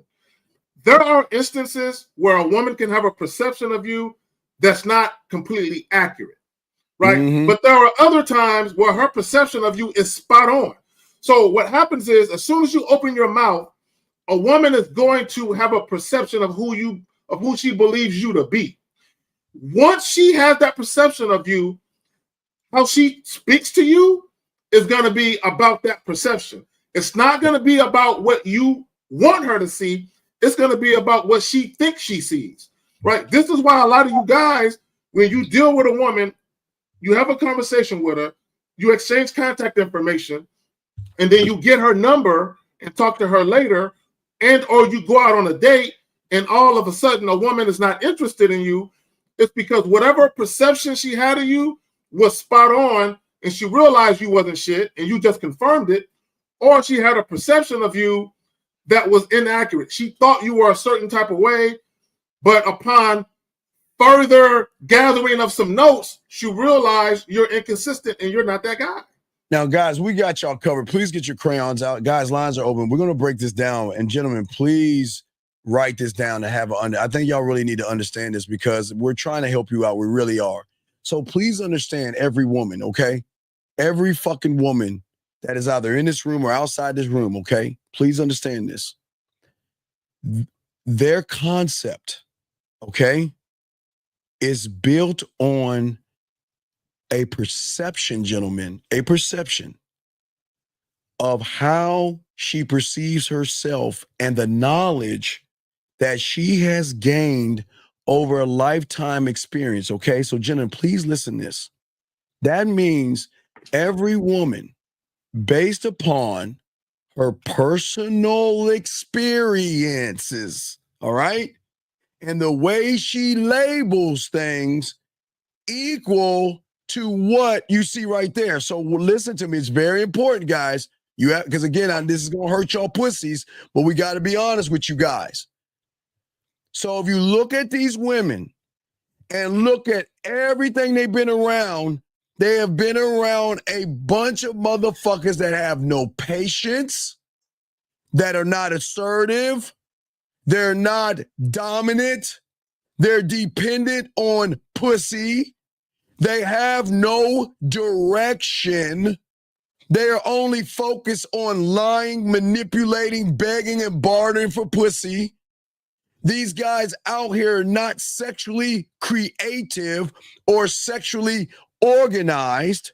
These guys don't know how to make any kind of decisions for themselves. And please, listen, guys, please. This is not knocking y'all. We just have to be honest with y'all. And this is not us being mean. But you have to understand where we're our side of the neighborhood versus your reality that you're in.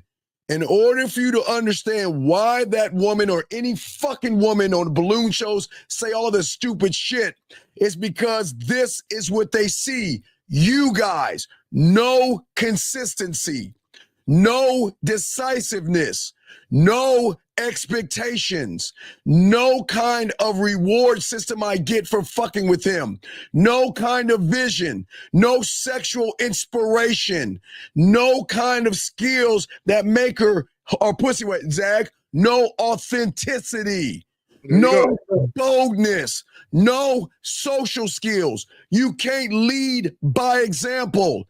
You have no sexual or regular perspectives. You have no control over yourselves, no charisma. You have no integrity. There's no passion. You have no character. You are not accountable. You have no standards, and you're not motivated just to be a few. Well, just follow me on this. I didn't mean to go long, Zach. Let me finish this. Just to be a few. Listen to me.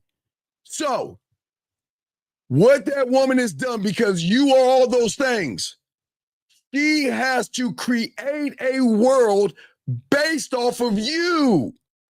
And then what she's doing is she's absolutely right in what she's saying, but what she's saying ain't none of our business from where we at, because we ain't you. And because we're not you, we don't give a fuck what she's saying, because guess what, gentlemen? She ain't talking to us right here. She's talking to you. She's not talking to us. She's talking to you. And what we're trying to tell you is when you get this game, she won't be talking to you anymore. Because what you'll notice is everybody always, no matter your money and everything, because you want to hear it in this clip, they always want to have this sob story of being a victim as if a woman can't make high demands, Zag. She's allowed to demand dinners. She's allowed to demand fancy cars, flights, and hotels. But she's not talking, Zag, to us, listen to me. You in this room, if y'all learn, they're not talking to you. So you can't get emotionally attached to somebody that's not talking to you. The only way, Zach, I throw you because we got some more to go. The only way that you feel some kind of way is if you feel like she's talking to you. And you just got to be honest with yourself.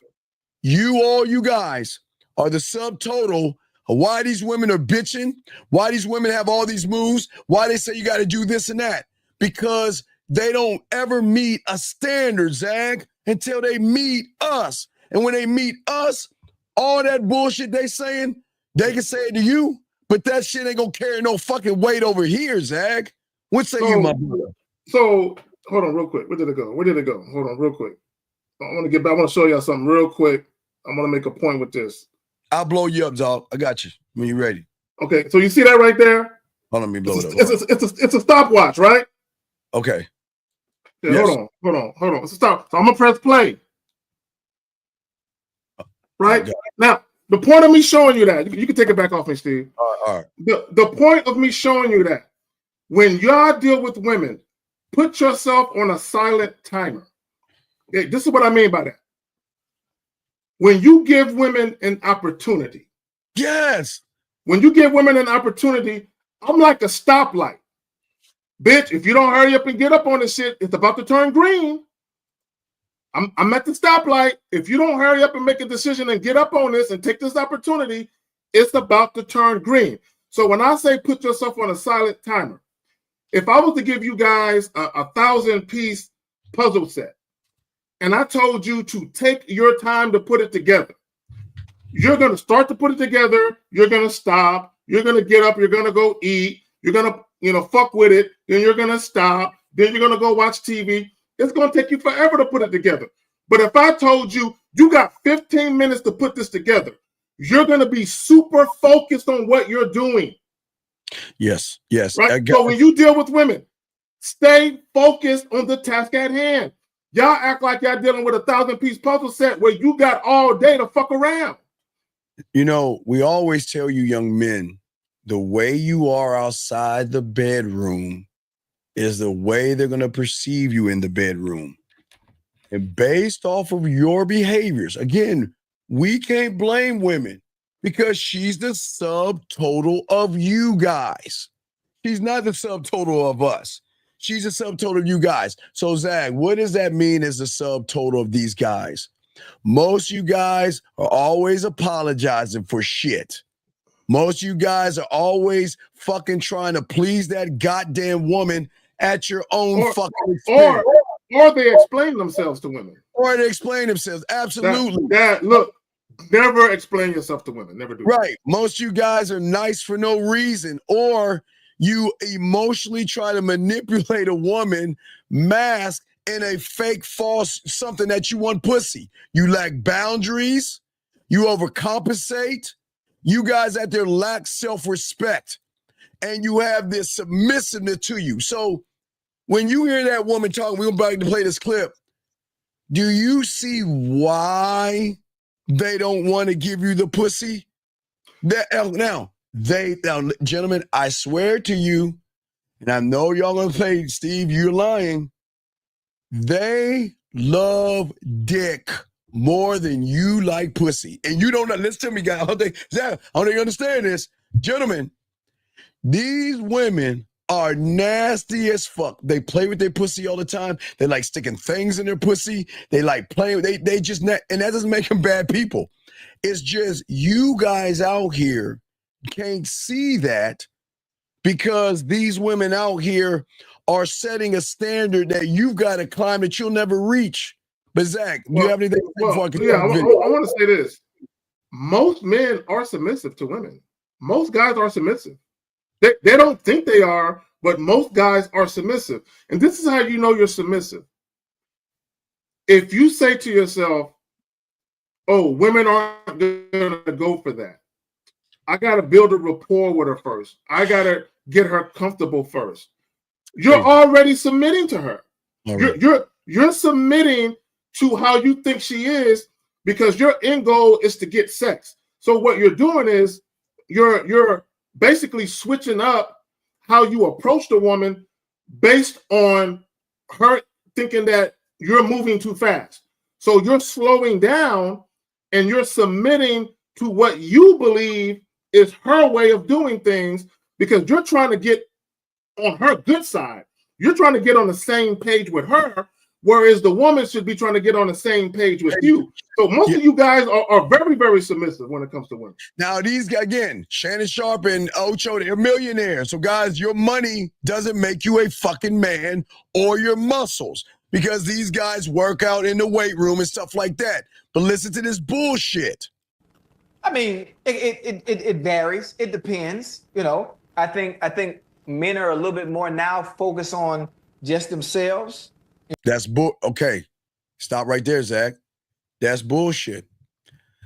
Y'all don't understand. Everything you're focused on at the end of it, Zach, if y'all guys are being honest, is how can I get some pussy? I mean, y'all are not actually focused on yourselves. You're focused on your clothes to get some pussy. You're focused on your car to get some pussy. You're focused on your body shape to get some pussy. You're focused on your hair to get some pussy. You're focused on your job to get some pussy. So can we just fucking be honest in this room and see what these motherfuckers talk about? Y'all know, y'all are not even being honest with yourselves because you know behind everything you are, you're so afraid that if she actually sees you for what the fuck you are, and Zag, they already do. They already do because they gamed up, guys. They are gamed up. And you cannot hide. You cannot cover up. You can't put a blanket on pussy soft behavior, Zag. So this is what I would say to guys. And I want guys to understand. You can be a God-fearing man. You can go to church once a week. You can help old ladies cross the street. You can pack brown bag lunches for the homeless. You can have a degree and make great money.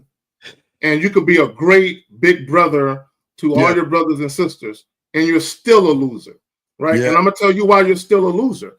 You're still a loser because you are afraid of women. You're still a loser because you are afraid to be yourself.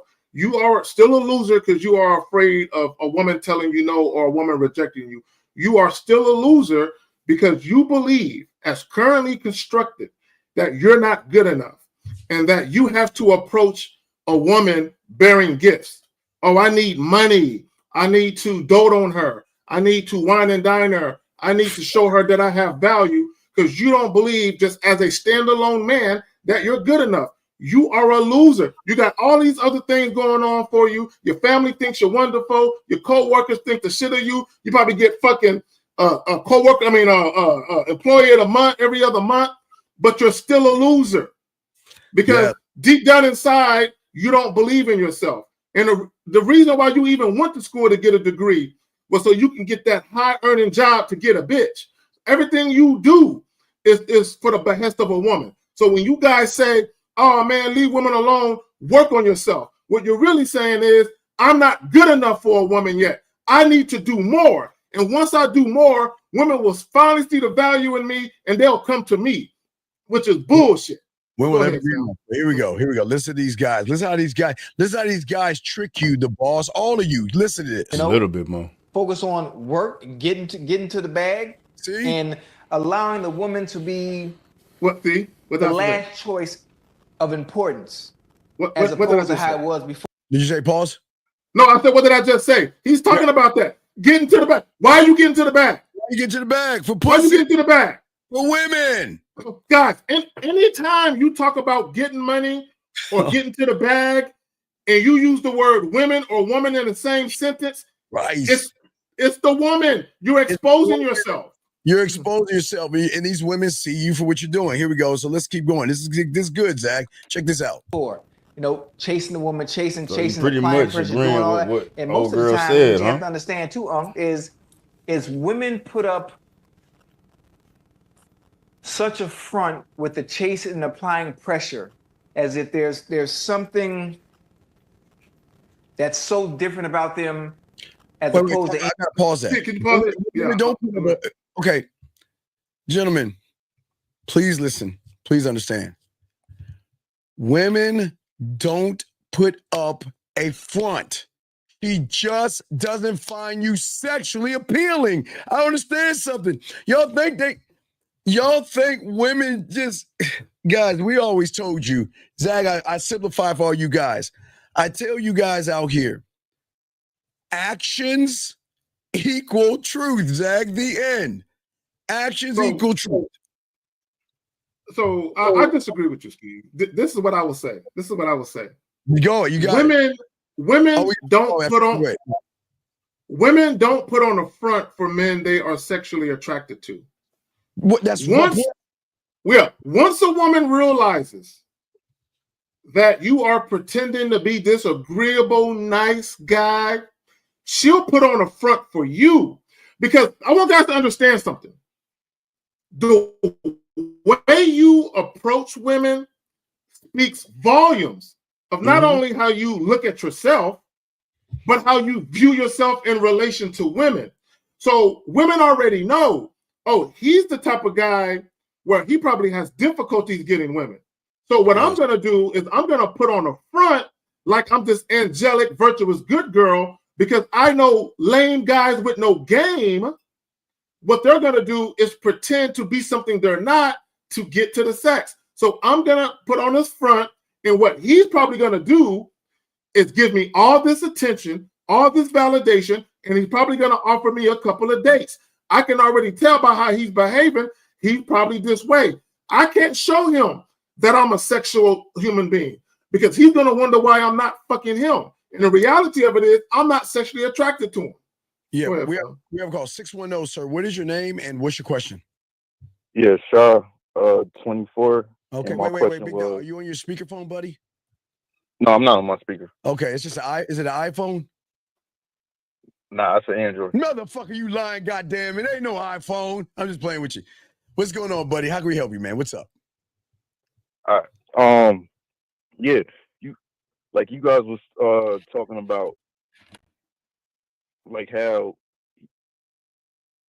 people say they're chasing the money to get to women, yes, right? Yes. With me now, how could I tell that I'm not trying to be a student? Well, you're not a student because you're not. Are you? Who is your sensei? Is it Kerry K. Zagan? Who is your sensei? Nah, you won't. Well, then, I'm not your sensei because you wouldn't be asking me this fucking question. You saying I'm your sensei? Yeah. When did I become your sensei? 2 months ago. It's been on and off. Well, then, okay. If you're on and off, do you actually think you're a student being on and off? No. Is a lion on and off, or is he a lion all the time? All the time. So do you understand? So you're not a student, but please continue your question. I always said, well, let me say this. Yeah. I've often said, caller, that how you do one thing is how you do everything. Everything, yes. So now, peek what you said. You said, Steve, I'm a student of yours on and off. So you are showing a lack of discipline. Yes. And attaining new information that could help you. You're being indecisive and making a decision as to what you want to do. And you're being inconsistent with the receiving of that new information.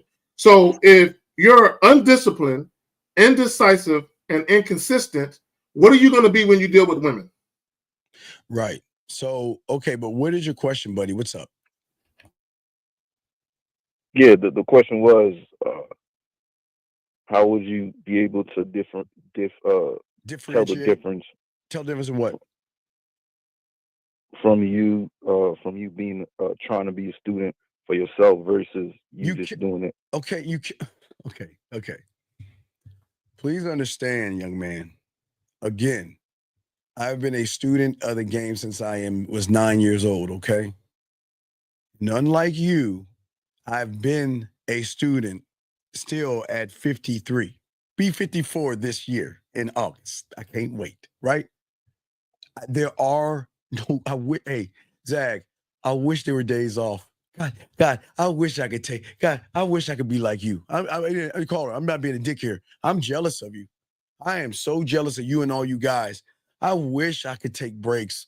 And I wish I could take time off. And I wish I could make excuses and shit like that. I'm just I can't do So it. Steve, are you talking about working a 20-hour week at being a man? Are you talking about being a part-time man? Is that what you're talking about? 25 for him, yeah. For me, I'm 25 hours a day, 8 days a week. Days a week. Sundays, man. There you go.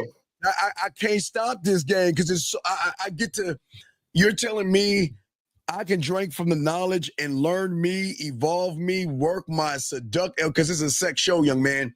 Be greater in seducing women, greater in turning them on, greater in wanting them to fuck with me. And you want me to take a day off for that? Crazy. But caller, what we're saying to you, dog, is what is your main question? What is the question behind this question? Because something is going on in you that's making you ask this question. And what is that? Now the question is for the inconsistency. Well, remember I said it's write it down. Write it on a piece of paper. It's very simple.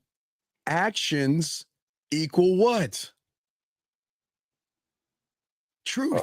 Truth. So guess what? You or your truth is that you don't want to learn this game. It's not hard. It's just, this is not complicated, big guy.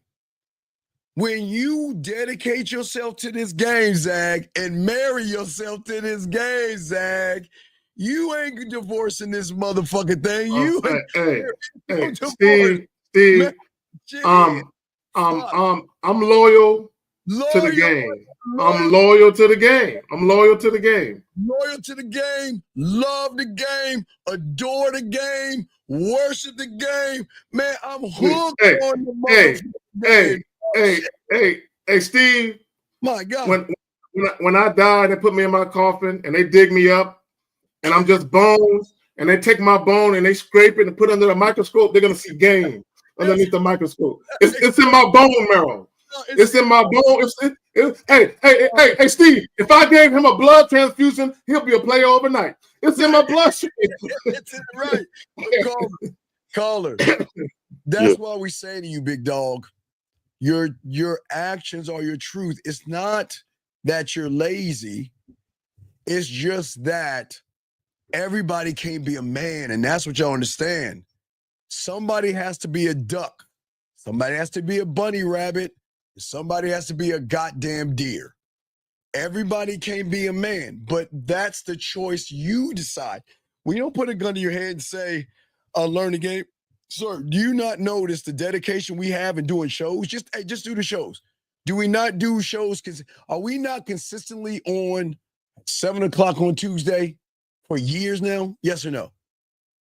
Yeah. Do we not do Real Game No Theory consistently for years at 11 or 12 o'clock Eastern Standard Time? Yes or no? Yeah. Do we not? Right. Consistently.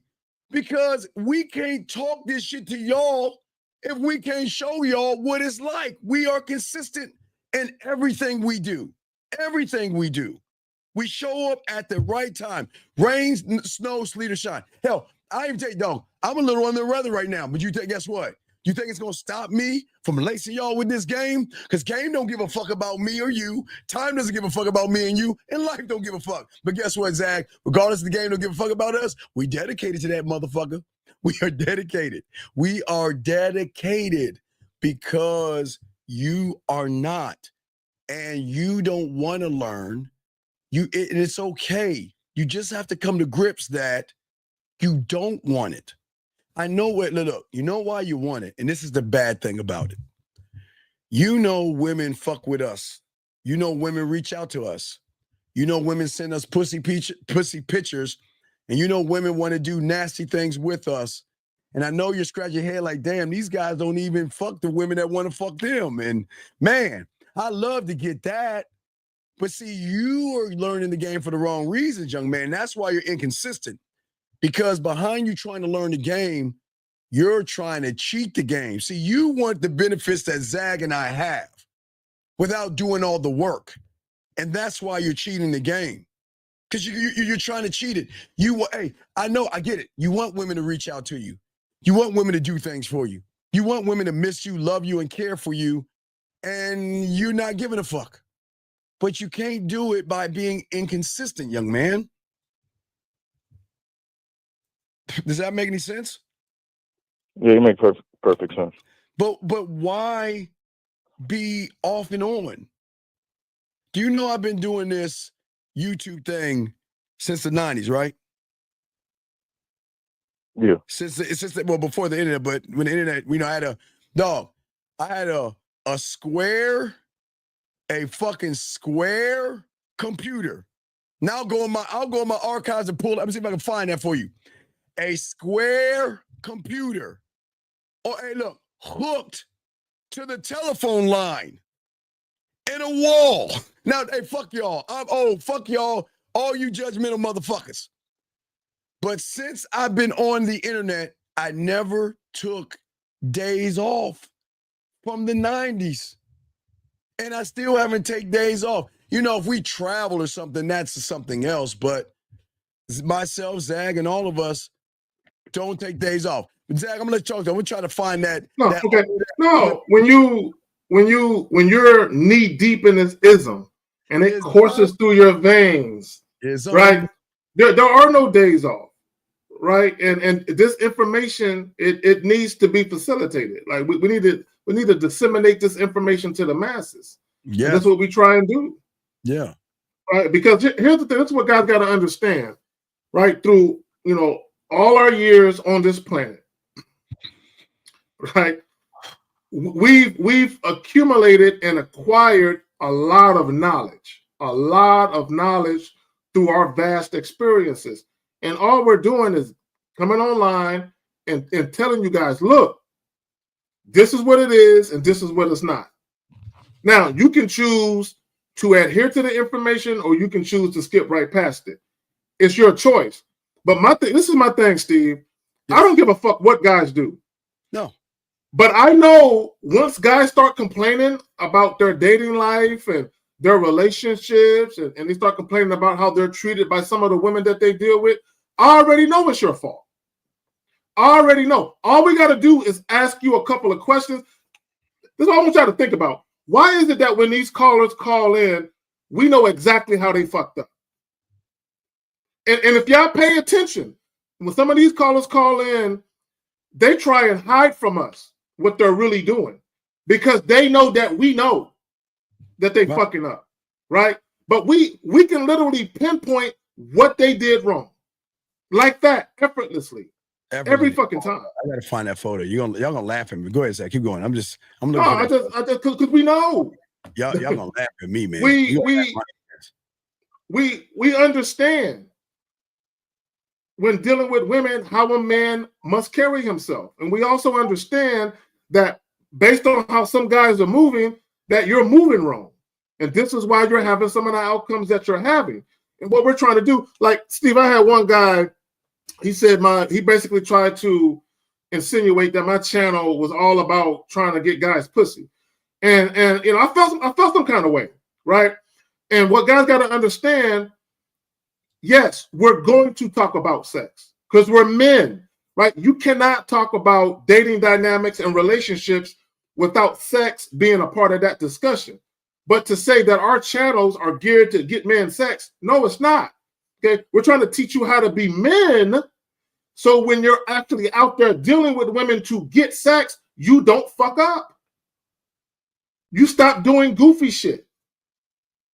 And in the event that you're dealing with women who would otherwise be sexually attracted to you, but they're not, we're trying to help you understand what you're doing wrong and what you can do to improve your success rate, if you will. And let me just, I hate to use the word success because getting pussy, I don't look at getting pussy as being successful. I really don't look at pussy as getting successful. My thing is, I don't value sex like that, right? I value the type of woman that a woman is. I value how she conducts herself with me.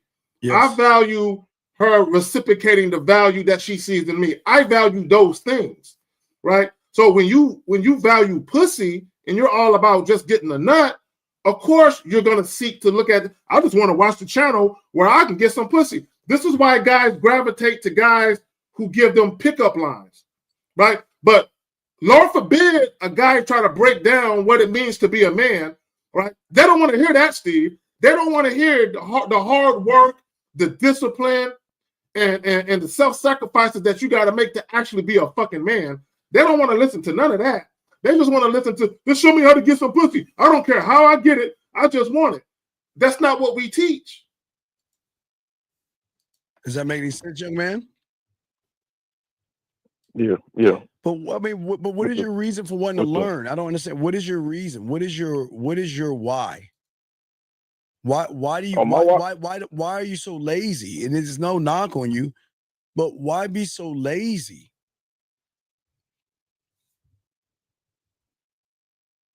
It was because I talked to you, and the reason why was because I thought I was making progress. But then you told me that because you was trying to do it your way, was basically throw that whole shit that you was doing away, and then you basically gonna have to start over. Right, because your interpretation of everything is the problem. Is you're not the problem, it's how you interpret things. And that's the problem with a lot of you guys out here. Your way is based off of how you feel about yourself, which is actually self-sabotaging because you really don't love, care, or honor yourself the way we do. And that's why we can see the mishaps in you guys, because your mind is your enemy. We're not the enemy, but your mind will make us the enemy, because your mind would say we're being mean to you. Your mind would say we're yelling at you. Your mind would say, you know what, we're not coddling you and all this other stuff. Does that make any sense? Yeah. So it's basically me fighting myself, like me being comfortable with the old habits that I have, and I'm trying to hang on to it.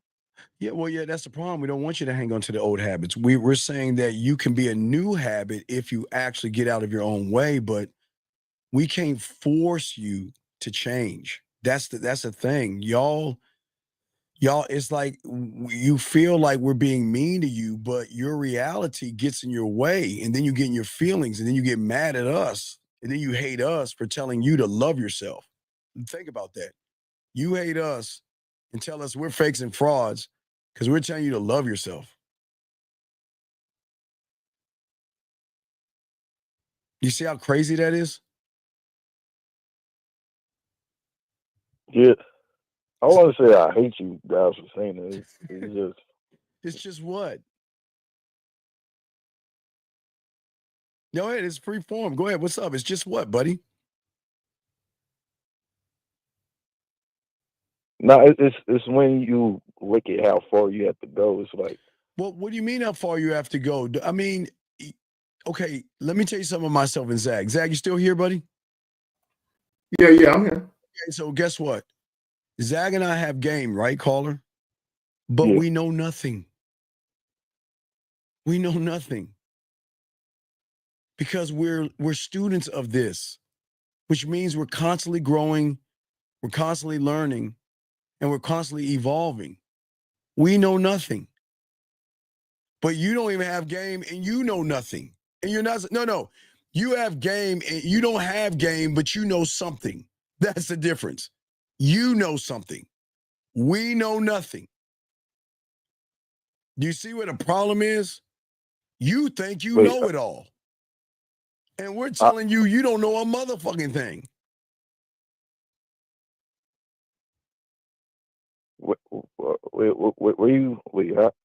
How you got that? Your arrogance, you think, because your ego and self-importance, you actually think you know more than the teacher or the master. So what you want to do is you always want to put in your 2 cents with everything. You always want to put your fucking feelings in everything. And you want us to accept you. Why would we do such a disservice to you by accepting you? We're not supposed to accept you, because the moment we accept you, we're telling you you're right. And you're not. Zag? So caller, if I got into a car wreck and one side of the car, the paint was completely scraped off. Do they need to repaint the whole car or just the part where the paint was scraped off? Just the side that was scraped off. Okay. So do you think they're going to get a perfect match of the paint if they just painted the part where the paint was scratched off? I'm not talking about a little scratch. I'm talking about the whole side of the car.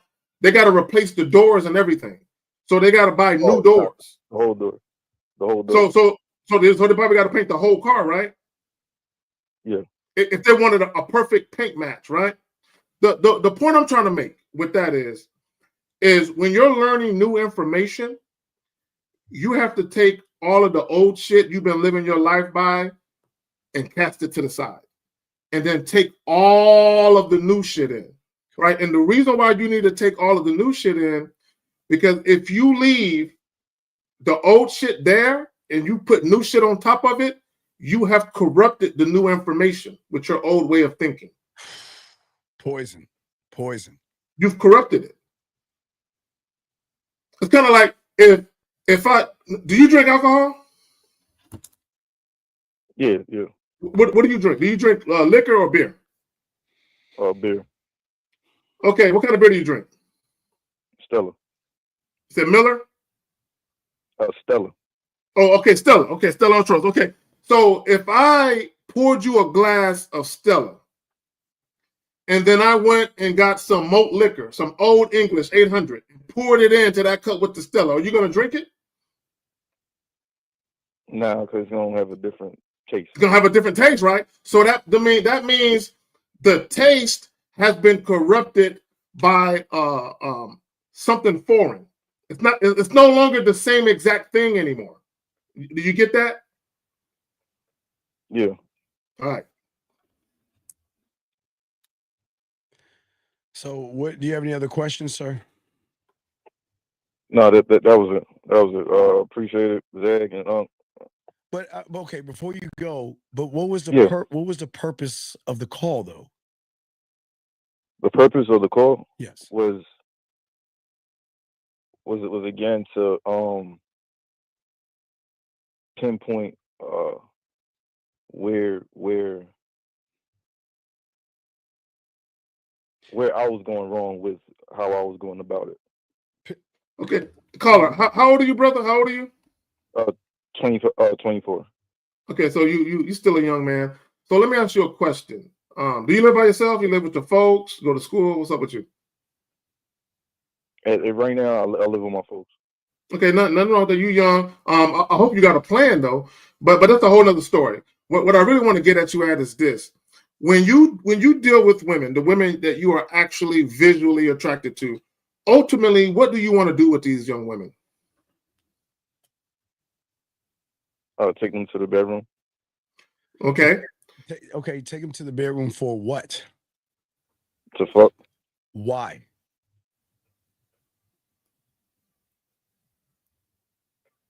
Why I want to fuck?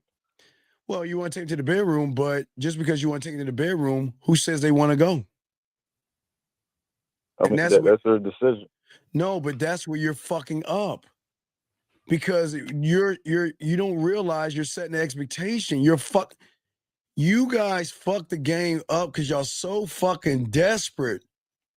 Everybody, I get it, you want to fuck, but your inexperience shows why you're not getting any pussy. Your inexperience. So let me say this, caller. I want you to understand. I'm gonna say something, and I want you to really think about how I'm phrasing it. I don't want to have sex with the woman. I want a woman to want to have sex with me. Do you understand the difference? Do you understand the difference? You want? I'm gonna say it again. I do not want to have sex with a woman. I want a woman to want to have sex with me. I want a woman to say to herself, I want Carrie inside of me. Do you understand the difference? So the difference is that you want her Okay.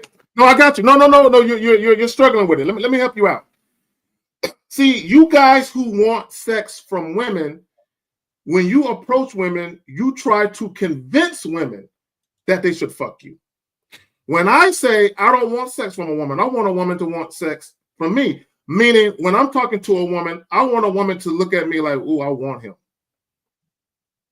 You understand? I want him. So when a woman is talking to me and she says, "Ooh, I want him," that's going to make her less likely to play games with me because she wants me. So if she wants me, in her mind, she's going to be like, what can I do to make this easy for him? Right? If he sets up a date, my ass is going to be there and I'm going to be on time. And I'm going to make sure I look cute for that man. If he tells me he like red, I'm showing up in red because by the end of the night, I want his dick inside of me. And I don't want to do or say anything that's going to prevent that from happening. Do you understand the difference? Yeah, you want it on your terms. All right, so caller, real quick, are you ready to see this? I found the photos, Zach. I need to make it in black and white, but you ready to see this, caller? In 1996, somewhere around 1996, right? Ready, caller? From 1996 to this point here, I've been dedicated. Listen, don't laugh at me. Here's the photo. Look at that shit. Look, I'm saying 1996. 1996. That was a long time ago, dog. You see that square ass little box? That was a computer monitor. 1996, son. You see what I'm saying? That's how long I've been dedicated for myself. Now, as you can see, times change. time changes, right? Time changes. Other things change, and things happen. But I've never stopped. Hey, you see the belt, Zach? Still there. Yeah, still there. Yeah, my belt still there. And this, hey, young man, this was before YouTube. This is before YouTube. Hey, please understand, this is before Facebook. It was like MySpace, Zach, and Yahoo Chat. So do you see, young man, dedication? You see dedication, big dog? Yeah, there are no days. Hey, look, y'all laughing. I'm old as a motherfucker. I'm old as fuck. But you see what I'm saying, buddy? Dedication. Yeah, I know when the world's in black and white. This is when they had the big wooden color TV with the little black and white TV on top. Hey. I've been telling you, I've been doing this before there was a fear, a red pill, a seduction community, all that. Hey, when there was still payphones in the world and shit, and pagers and shit. Yeah, you had to push a thing in there like, operator, let me pay. He said the 1900s. Y'all are evil as fuck. Fuck y'all. I'm trying to make a point to this young man, and y'all tearing me down. Fuck. You see what I'm saying, brother? Yeah, this is when cars were made of metal still and shit. You know what I'm saying? When you didn't have to have seatbelt shit on. Exactly. Hey, when you still had lighters in cars and shit. You know what I'm saying? And ashtrays in a car. 99 cents for gas. Back then, when gas was 99 cents. and fucking a bottle of beer was 89 cents. now that shit is like $1.98. It's crazy. Dog. I'm just saying. I don't even drink, but still. I'm just saying it was hard times. But Scary Pete said you was driving a Ford Model T. No, those we were still riding horses back then. What are you talking about? On carriages, hey, Paul, can I go get some carriage? Come on, y'all, Mabel. Yeah, we used to actually milk our goats. We had to milk our goats for milk. We couldn't go to the store and buy milk. Oh my God! But I'm just saying, dog. There's dedication. You see how dedicated? I don't take days off. I don't take days off. I work as much as I can give out, and I never take those off. You see what I'm saying? So I'm saying if this old motherfucking 53-year-old man and this old motherfucking 50-year-old man above us, we don't take days off, why do you? And you see what we get from not taking days off. Why would you do that?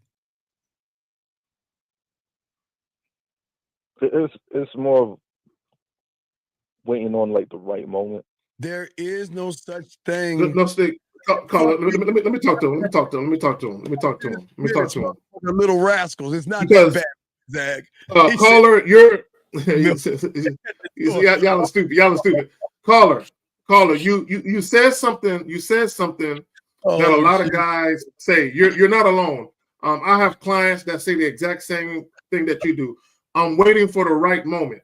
Caller, do you not understand that you create the moment? You are the sole controller of that moment. Let me tell you what I mean. When I was in high school, I was about 17, 18 years old. And I went to a racetrack. It's called Bandera Downs. It's a while away outside the outskirts of San Antonio. So I went to a horse racetrack. And I went with a couple of my football buddies. So we're at this horse racetrack. And there's this woman, this teenage girl. We're teenagers. And she's with her parents or her grandparents. I don't recall, which one they were. But I'm looking at this young lady, and I was attracted to her. And I'm looking at her, and I kept waiting to catch her by herself, right? I said, man, I want to catch her by herself so I can holler at her. But, she with them old folks and shit, right? So I realized that a lot of time was passing by, and I was wasting time waiting for the quote-unquote right moment. So, caller, what I did was I got out of my own way, and I went up to her with her folks right there. And I introduced myself to her right there in front of her parents, grandparents, or whoever the fuck they were. And I started hollering at her right then and there. I created the right moment. I'm not waiting. There's no such thing as the right moment as far as you waiting on it. You create it. You make shit happen. Go ahead. And this is what's so good about what Zach saying is a teachable moment. Why do you think he creates the right moment? Why do you think it? Just think for a minute. Why do you think he creates the right moment? Why do you think that? Because he's the moment. Well, he is. Okay, that's good. He is the moment. But check this out. What most women are used to is leading the moments. You're used to leading the moments. They're used to, because always remember, when you're playing in her reality, you're a co-star narrative. So you're right. Well, a lot of y'all guys are used to the woman dictating how you get the pussy. And I'm not saying take it or anything. I'm saying like this. They're saying like, you know what? Well, I can wait on you. And women can be evil. They can put you on the shelf as well and let you marinate and do whatever they want. And they'll get back to you because you ain't going to go anywhere. But what Zag is saying is you got it right. Zag is the moment. Why? Because Zag has the mouthpiece and the game to put the woman, listen, caller, in any moment he decides to put her in. Now, that's something like a fish out of water. Matter of fact, no. It's not really a fish out of water. It's a fish in water. See, with y'all, the fish is actually out of water. With Zag is, Zag's going to put her in the water, and the moment can be the water. It can be the fish tank. It can be a bathtub. It can be a lake. It can be a pool. It can be a river, or it can be an ocean. But wherever Zag leaves her at, she's going to feel, key word, sexually safe to trust his judgment, knowing that whatever I become with you, you are not going to look down at me. You're not going to belittle me. You're not going to laugh at me. You're not going to judge me. And if things don't work out between us, you're not going to post all my shit over the internet trying to make me look bad because you're hurt or something like that. You see what I'm saying? That's what the moment is about. Okay? So the moment is like him bringing his authentic self. Yeah, well, no, but what self though? Here's the thing, young man. What self? Because remember, think about them as the boat. We dictate where they go. And listen. And they don't even realize it because they want to go, because they don't care. Because guess what? Whether it's north, east, south, or west, there is going to be an emotional pleasure or penetration and a feeling that goes around it. So they don't care where they go with us because they're like, North can be nasty. Zag, South can be freaky. East can be smooth. And fucking West can be intriguing. Let me ask the caller a question. Caller, are you watching us or are you listening? I'm listening, watching. Okay. All right, homie, can you give me a solo? I got you the solo, dog. I got you the solo dolo, son. Give me a second, son. Hold on. Solo dolo. Fuck. Better get the light. Zach, why don't you screen print and send it to me, and I'll just do it. Just screen print, send it to me. Okay. Yeah. All right. Cool. Hey, I want to make a point, but I'll just share it with you. Y'all can laugh at me. Look at me. See that little square thing? That was a computer. That was hooked to 56K modem. I know y'all little shits don't know that, but that fucking computer was plugged to my wall in the telephone socket, motherfuckers. Okay. So Steve, I just sent it to you. If you can post it up, I want to make a point. I want to make a point with that. 1 second. Before I make the point, I need it to be up on the screen so I can break this down to y'all. Give me as far as what the message I'm trying to convey with the image. Wow. Okay, yeah, you're gonna have to really convey this shit. Hold on. I got it. I know you got this shit, motherfucker. Yeah. I'm gonna let you convey that shit. Hold on, here we go. Hold on, let me post it. Now you're not gonna blow up. It's gonna show this first. You want to show the picture first or you first? No, you can just show the picture. I don't got to be on camera. Okay. So what you're looking at is a picture, right, from a children's sketchbook. So based on what's in the sketchbook, they're gonna tell you connect number 4 to number 113. Connect 113 to 90. And when you're done, it's gonna be a picture. When the problem with you guys is you don't know what the picture is. When you got game, you already know what the picture is. So when you deal with women, you're already connecting the dots with the conversation. The problem with you guys is because you don't know what the picture is and you don't know where you're going and you don't have a plan for a woman, when you deal with women, this is how women look to y'all. You don't know what you're doing. You're like, how do I finish this? What is this supposed to be? You don't know what you're doing. When you have game, you already know what the image is. You don't need to connect the numbers to figure it out. You already know what it is. So when you deal with women, all you're doing is you're leading them to the finished product. So when we talk, you put me back on the screen, Steve. You can put us back. You can put us back on the screen. Yeah, you go. So the point I'm trying to make is when you actually have a plan as a man, you know exactly where you're taking the woman. Because you know exactly where you're taking a woman, you know exactly what to say and how to conduct yourself to get to get the desired outcome. You already know. The problem with you guys is, yeah, you say you want sex, but you don't know what it looks like.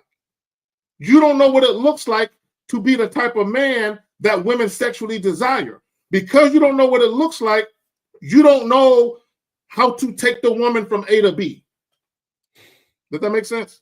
Yeah, I haven't seen one of those along, but I get what he's saying. Like, so when I was a little kid, we used to have that, Zach. We used to, because my mother would allow me to, when we either went to go to Kmart, because guys don't laugh at me, but we didn't have money. So we went to Kmart to do the layaway plan. You know what I mean?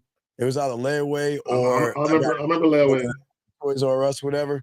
She would, when I was a little kid, like 3 or 4 years old, I remember she would give me one of those crayon books. And then those crayon, it's like a little thick little crayon book with nothing but sketches. But the thing is that you see the shape of it before you even do it. So, but the numbers allow you to shape it out and draw it and shape it, even though you see what it is.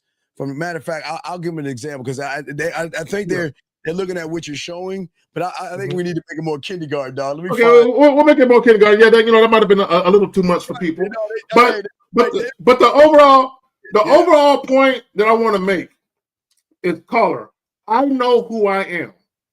Yes. Right? I'm very comfortable with who I am. And I don't have a problem expressing myself in a very genuine, authentic, sincere fashion with whoever it is, men or women. I don't have no problem articulating myself and conveying myself. and I do it very proudly. I'm proud of who I am, right? Yeah. So, you go ahead, Zach. So, and I know, see, and here's the thing. This is why we say the game isn't about women. I know the type of experiences that I want. And I also know exactly how to go about creating those experiences that I want. Where the woman comes in at is she willing to defer to me so I can show her? So here's That's what Zach it. talking about. This is what I got when I was like 3 or 4 years old. See, there you go. already know it is a snowman because it kind of gives you a guiding point. But when you're a kid, you just follow the numbers and you trace it out. That's how it was back then. That's what Zach is saying.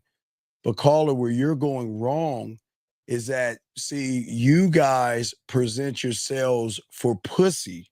And that's the biggest problem. You have got to stop presenting yourself for pussy because you're doing what the majority of everybody else is presenting. What can I do to get your pussy? How many dates can I give you to get your pussy? How many flowers? How many text messages? Hey, how friendly do I have to be to get your pussy? How kind do I have to be to get your pussy? Zag and I are saying that the game will not allow us to talk that way because we have this weird thing called not just self-worth, but we have dick worth. We value our dick. And unlike you, young man, you don't value, okay, not only you might like yourself, but you don't value yourself. And women, I keep telling you, Zag, we stress this all the time. Exclusivity is going to draw the woman in versus having easy access to it. Yes, she can fuck anybody she wants at any time. But does she want to give her pussy away? Like I keep telling you, I need to do something with this. I always say it, Colin. I'm the only one saying on this on YouTube, Zach. No one's saying this shit. If you can't equal her fingers in her dildo, then there's no reason for her to fuck with you because she doesn't want to. She doesn't want to do anything with someone that is less than her fingers and dildo. But when you're saying that you're running behind pussy, like you said, I'm doing all this stuff to fuck a woman. You've already failed because that shows a lack of self-worth and a lack of luxury. I'm sorry, Zach. Go ahead, man. I'm glad you said that. So for all you guys that are mainly motivated to deal with women for sex, right? Here's the thing I want y'all to understand. Women don't have a problem engaging in sexual activities with a man that they are sexually attracted to. But here's where the problem comes in for a lot of you guys. Although women are very sexual and they love sex, they are multifaceted human beings. Meaning there's other things that they want outside of just sex. Now, don't care about what, look, although I'm telling you there's other things that they want, don't care about what they want. I'm just making a point with this. Yes. Because there's other things that they want. So if you're telling a woman, I want guys to understand this. If you're telling a woman, I know you want other things other than just sex, but I'm going to need for you to only accept this dick. If a woman is going to say yes to that, it better be some really good fucking dick. That's all I'm saying. If a woman is going to say, I'm going to put everything else I want on the back burner, but that dick, I'll take that. You better have some great fucking dick. That's all I'm saying. Yeah, no, call this. Zach, great A dick. Caller. We're not saying become emotionally connected to a woman. We're not saying that. But listen to you. Listen, this is very important. Y'all need to understand this. We never connect emotionally to a woman. They emotionally connect to us because it's at that point they feel like for the first time in a long time that I can let my hair down and I can say, be, do and he's not going to judge me. Matter of fact, he's gonna make me feel, because remember, behind that emotion, Zag, is the insecurity. She's nervous. She's like, watch this. I miss you. Zag, you know what I'm talking about. Hey, Carl, listen to me. You'll wake up and you'll get a message. And you should say, you know what? I miss you. Now, do you know how much courage it takes a woman who can have any dick she wants? Doesn't, hey, Zach, she can say you and give the pussy up. But for her to come to you in your kingdom and tell you I miss you, that means you doing something to her in ways that she can have, because she feels like, I can tell you I miss you and you're not going to take advantage of me. I can tell you I'm thinking about you and you're not going to take advantage of me. You're going to take, I miss you, I think about you, I want you, but you're not going to take advantage of it. You're just going to appreciate that, you know what? You're doing something, you're opening up. See, that's why they become emotionally connected with us. Then, Zag, watch, which then unlocks the door of what I tell you about sexual trust. It is at that point when she's saying, well, I can tell him I miss him and he's cool with it. I tell him I care about him, Zach. I'm thinking about him. I want to see you. I want to hear your voice, all that good shit. And then after a while, they're like, you know what? I want to show him my body. Maybe I want to show him my pussy. Maybe I want to show him in the shower. Maybe I want to wear something sexy. Zach, oh, and I love this. Maybe I just want to go to Victoria's Secrets and find an outfit for him, Zach. Now you got to train him up right for this one, Zach. To take the phone, call her. Take the phone. Now if it's an iPhone, you might chip the bench. So be careful. It's an iPhone, ladies. But to take her phone and set it right in between the crack of the bench, go live, and give you a lingerie show to decide, what do you like me to wear? I don't want to buy it for me. I want to purchase this for you. So tell me, do you like this? Does this make my breast look good? Hey, Zach, they'll wear the panties. You like my butt in this? Or you like how my butt hangs off of this? You know?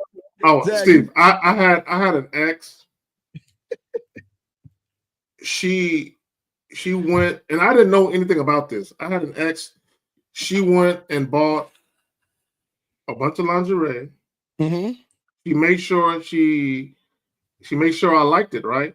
Yes. Then she went, and after I picked out all the shit that I liked, then she went to a professional photo shoot and had pictures taken of her with all of that lingerie and made me a book.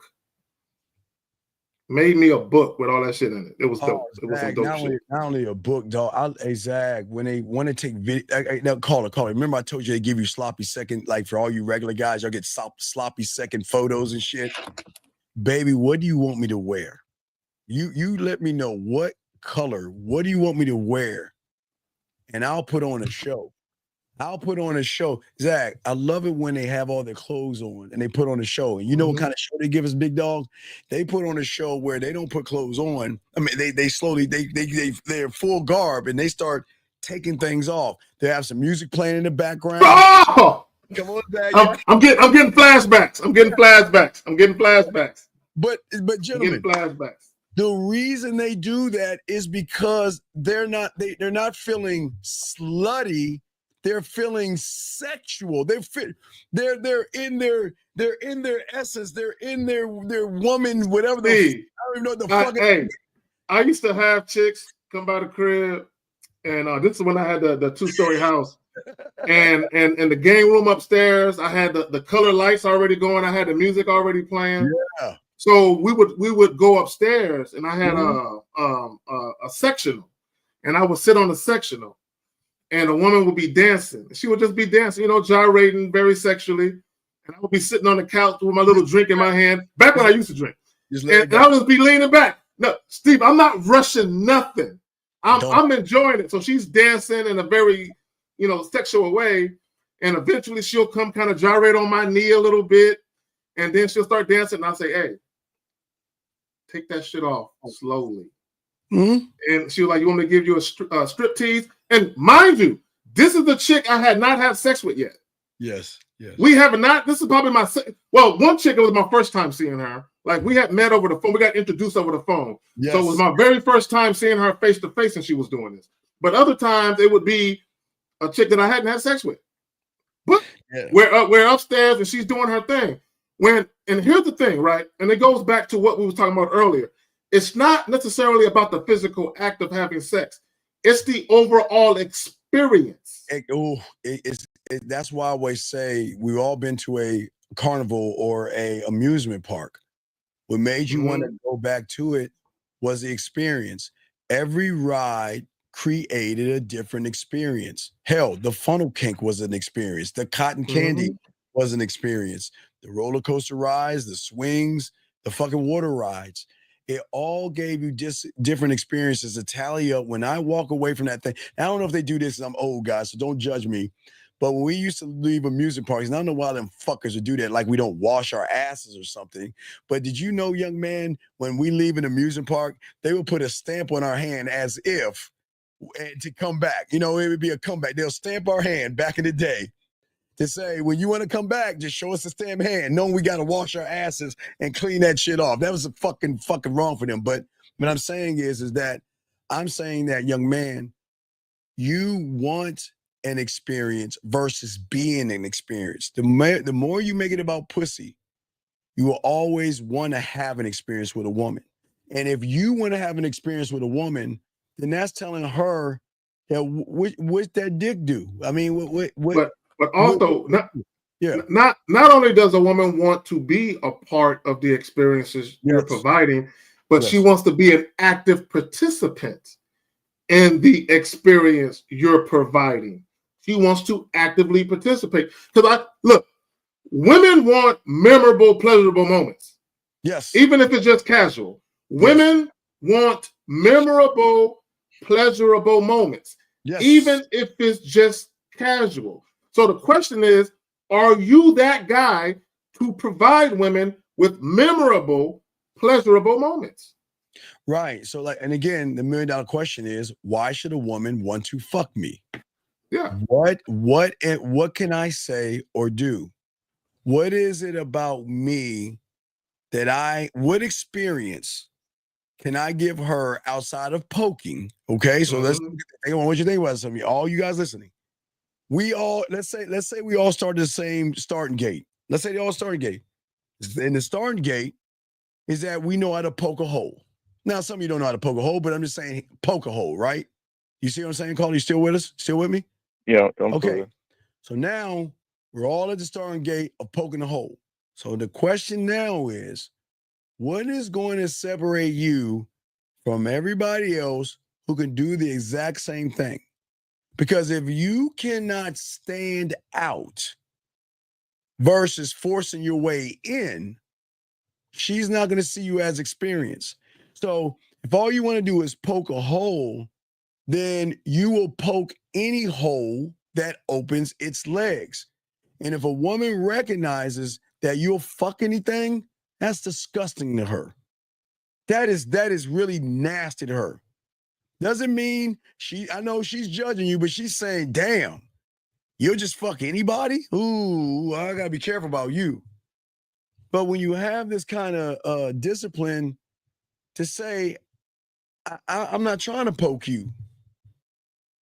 I'm going to fuck you without even physically poking you, Carl. You see what I'm saying? The pussy will be submitted when you have experience before you even poke. Before you even poke. I got a client right now. Right now, doing everything I'm teaching him in this game. He met a woman last week, and they are having such dirty conversations right now. And she is nervous. Not only did she bring him a gift because he had that game, but now she's just blown away by how I'm showing him how to move like a motherfucking man. Because women are not used to. They're not used to our kind. And that's what Zag and I are trying to tell you. they're so used to everybody else. Because we'll get back to the Shannon Sharp, but that's what I'm telling you. But do you have anything else? Because we got to continue the show, buddy. Are you good? No, I don't have anything right now, All but right. I appreciate. All right, we'll throw you back appreciate it. in. Thank you, brother. Respect to you. Great call, sir. Great fucking call. All right, we'll throw you back in. All right, so let's get back to the Shannon Sharp thing. Getting back to this. This is very important, Zach. Listen to this right here. Check this out. Anyone else that you could deal with. But then when you actually get a hold and you get to learn that individual and you're allowed access, you come to find out, God damn, I've been doing all this chasing. Allowed. He said when you're allowed access. What does that even mean? Allowed access. Who begs? Who begs? You see, allowed means begging to me, Zach.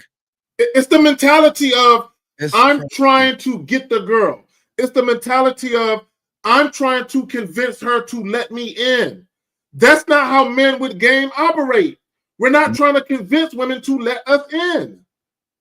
Never. I don't even know what the fuck allowed means, though. I'm kind of shook up that he said that. I'm like, what the fuck? And these are multimillionaires who work out at the gym, gentlemen. Here we go. For this, but you ain't no different than nobody else.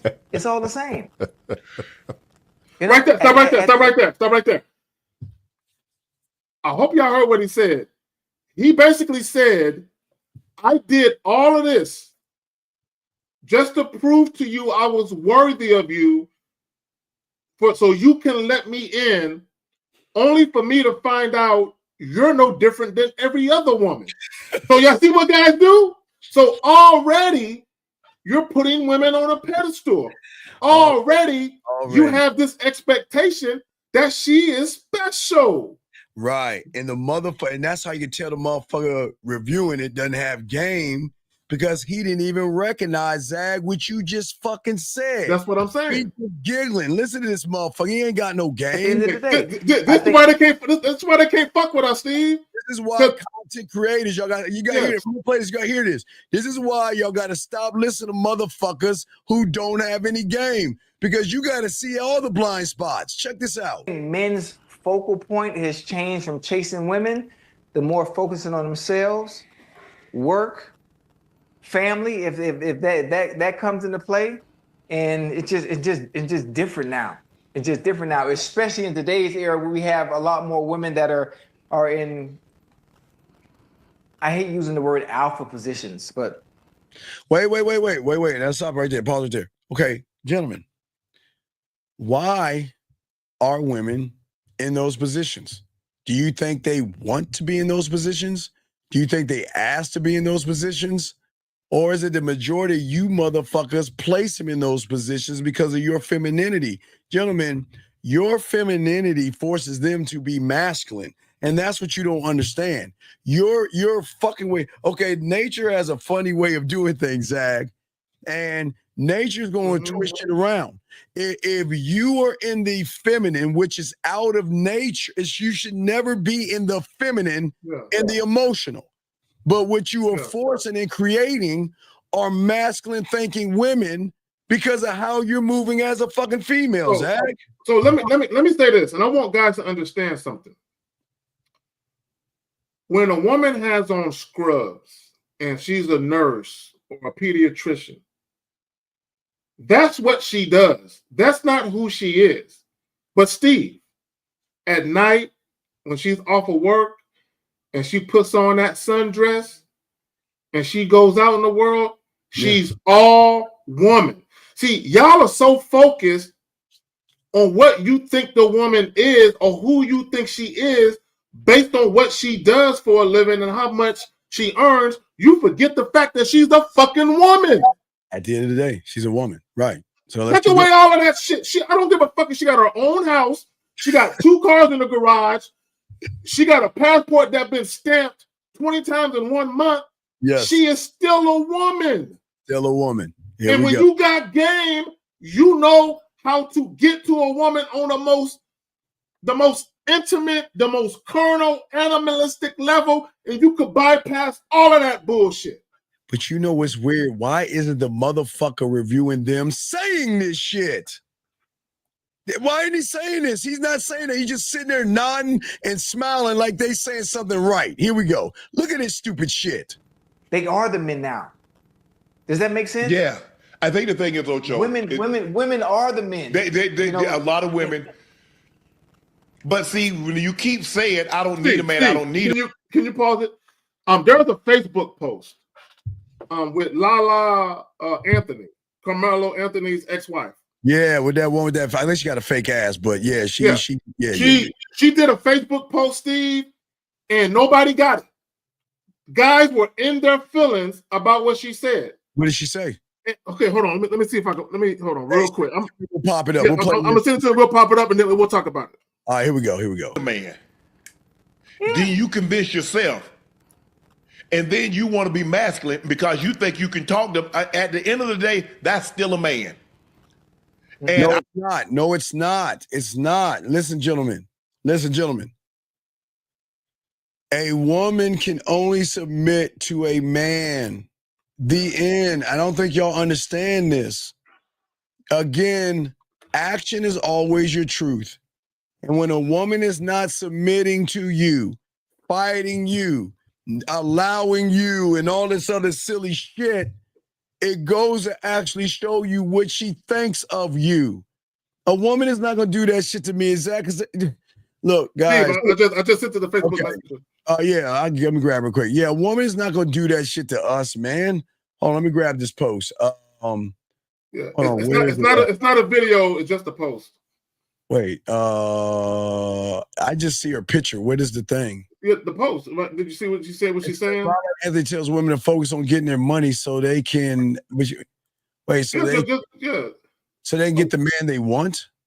Yes. Okay. So I thought people were going to show y'all, but basically, what she's saying is just the words. She's telling women, focus on getting your money up. Focus on securing the type of lifestyle you want, so you can pick the men you want. And what she is saying is, if you are a successful woman, you don't have to be reliant upon a man who has money, but you're not sexually attracted to him. So essentially what she's saying is, girl, if you get your own money and you don't need a man with money, that means the men that make your pussy wet, you can choose those men. See, back in the day, there was a time when a woman had to fuck with a man of means, even if she wasn't sexually attracted to him, because she had to survive. She had to attach herself to a man that was willing to take care of her so she can have some quality of life. But now that women are making their own money, they don't have to do that. So now they can hand pick the men they want to give their pussy to. And guys don't like that.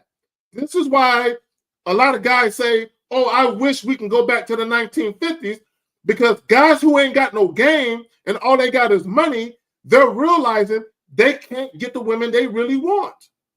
Yeah, right. Here we go. I'm not saying, look, I'm old and know how my grandmother and how I saw everybody raised. See, these women today, they talk about, oh, I want to be treated like my mom and my great-grandma got to treat, but y'all don't behave like that. But wait a second. But y'all don't behave like your grandfathers either. So what the fuck we talking about? See that? Because our grandfathers didn't complain. Our grandfathers didn't complain. They but here y'all are. Here y'all are. All y'all are. All this man. And you know what's funny, Zach? All you young men out here, I swear before you go to bed tonight, you better thank the internet, and you better be glad your father didn't watch the shit you're watching now. Some of you wouldn't even be born. You better be glad. You better be glad that there was no internet back then, because if there was a shit that y'all watch right now, most of you wouldn't even be here right now because all this sucking shit is going on. So here we go. Here we go. Y'all ain't cooking. Y'all ain't cooking no meal every day. Hold on. No. What? They're not cooking for you. See, this is what I'm saying. They're not cooking for you. Right. They think, gentlemen, I know it sounds like a fairy tale, but your reality, it's your truth. But listen to me. Women, Zach, not only love to cook, they will go grocery shopping to get the shit you like. just so they know that, baby, I rock. Hey, baby, look, my baby like it, Pop-Tarts, Excuse Fairy Crunch, you say the Gummy Bear Zag, all that shit. Let me tell y'all why women don't cook for y'all. They don't got to. Look, let me tell y'all something. Let me tell and now, Shannon Sharp, out of his own mouth, talked about dropping a couple $100 on dinner. What incentive would women have to cook for men who take them out on dinner dates? You tell me. I think you have to understand how you're setting yourself up for failure and how you are self-sabotaging your own dating experiences. The very things you say you want from women, you're not providing them an incentive to do it because you're giving them everything on the front end. Yep. You're giving them extravagant dates. You're giving them dinner dates. You are allowing them access to you, but they ain't sucking no dick. So why would they have to do any of those things for you? Oh, here we go. Here we go. When my grandfather got home at lunch, meal on the table. He got home at dinner, meal on the table. He ate first. It wasn't no arguing back and forth. When my grandfather said, Can you pause it? Shannon, I'm gonna tell you why. Because your grandfather was a man. Exactly. Your grandfather was a man, and your grandmother treated him accordingly. Women treat a man like a man. Women treat a male like a bitch. That's just how it goes. You might not like it, but that's the fucking pecking order. Okay, remember, gentlemen, as I said before, actions equal truth. And if there's nothing about you, what is the incentive for her to want to cook? What is she going to get from someone that's whining, bitching, moaning, complaining, and judging, questioning her, being insecure, locking her down, holding her back, telling what she can do, what she can't do, judging her for what she does, what she wears, what she says, and who she fucks? Tell me, out of all that, what is the incentive, Zag, exactly, say, I want to cook for him? But not only that, Steve, I want guys to think about something. Greg, let's try to look at it through a woman's lens for just a moment. You're dealing with a woman. You're doing everything she wants you to do. You're talking on the phone when you don't want to. You're texting her back and forth all goddamn day. If she wants to spend the night at your house, you let her, right? If she says, hey, I just want to watch a movie, and you don't, but you do it anyway. If you're trying to convince women to fuck you and you spend all of this non-sexual time with them, and on top of that, you're taking them out on multiple dates, in her mind, she is like, why should I do anything for you when you're already doing everything for me? Mm-hmm. You're already doing everything to try and get me to fuck you. Why would I cook? I don't have to cook for you. I don't have to do anything. This is why I tell you guys, if y'all are dealing with women and these women want a relationship with you, these women want you to make some time for them non-sexually, what are they doing to earn it? For a lot of you guys, all they got to do is fuck you, and you give them everything. That's crazy to me. Here we go. They can, they did. When he said they couldn't, they couldn't. But y'all, I'm going to do me. Okay, well, do you. I don't have to be a part of it. Yeah. And so I think the thing is that they've convinced themselves they don't need a man until they need a man. And then Can you pause it? Can you pause it? Guys, this is going to hurt your feelings. This is going to hurt your feelings. Most women, they make just as much money, if not more, than the men that they date. Mm-hmm. Women need men.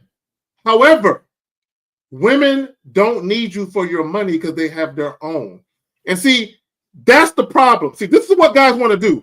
See, Steve, guys, y'all want leverage. Y'all want to use leverage, right? Y'all want leverage to get women to act right. And that leverage y'all want to use is money. Here's the cheat code. If you had game, you wouldn't need money as leverage to get women to cooperate. No, and never. If you had game about you, you wouldn't need money, right? A lot of guys, y'all try and use money as a tool to bargain with women. Y'all use money as a negotiating tool to bargain with women. and you wonder why women don't respect you. Yep. There we go. Yeah, now you 45. Now you 50. Now your options are limited.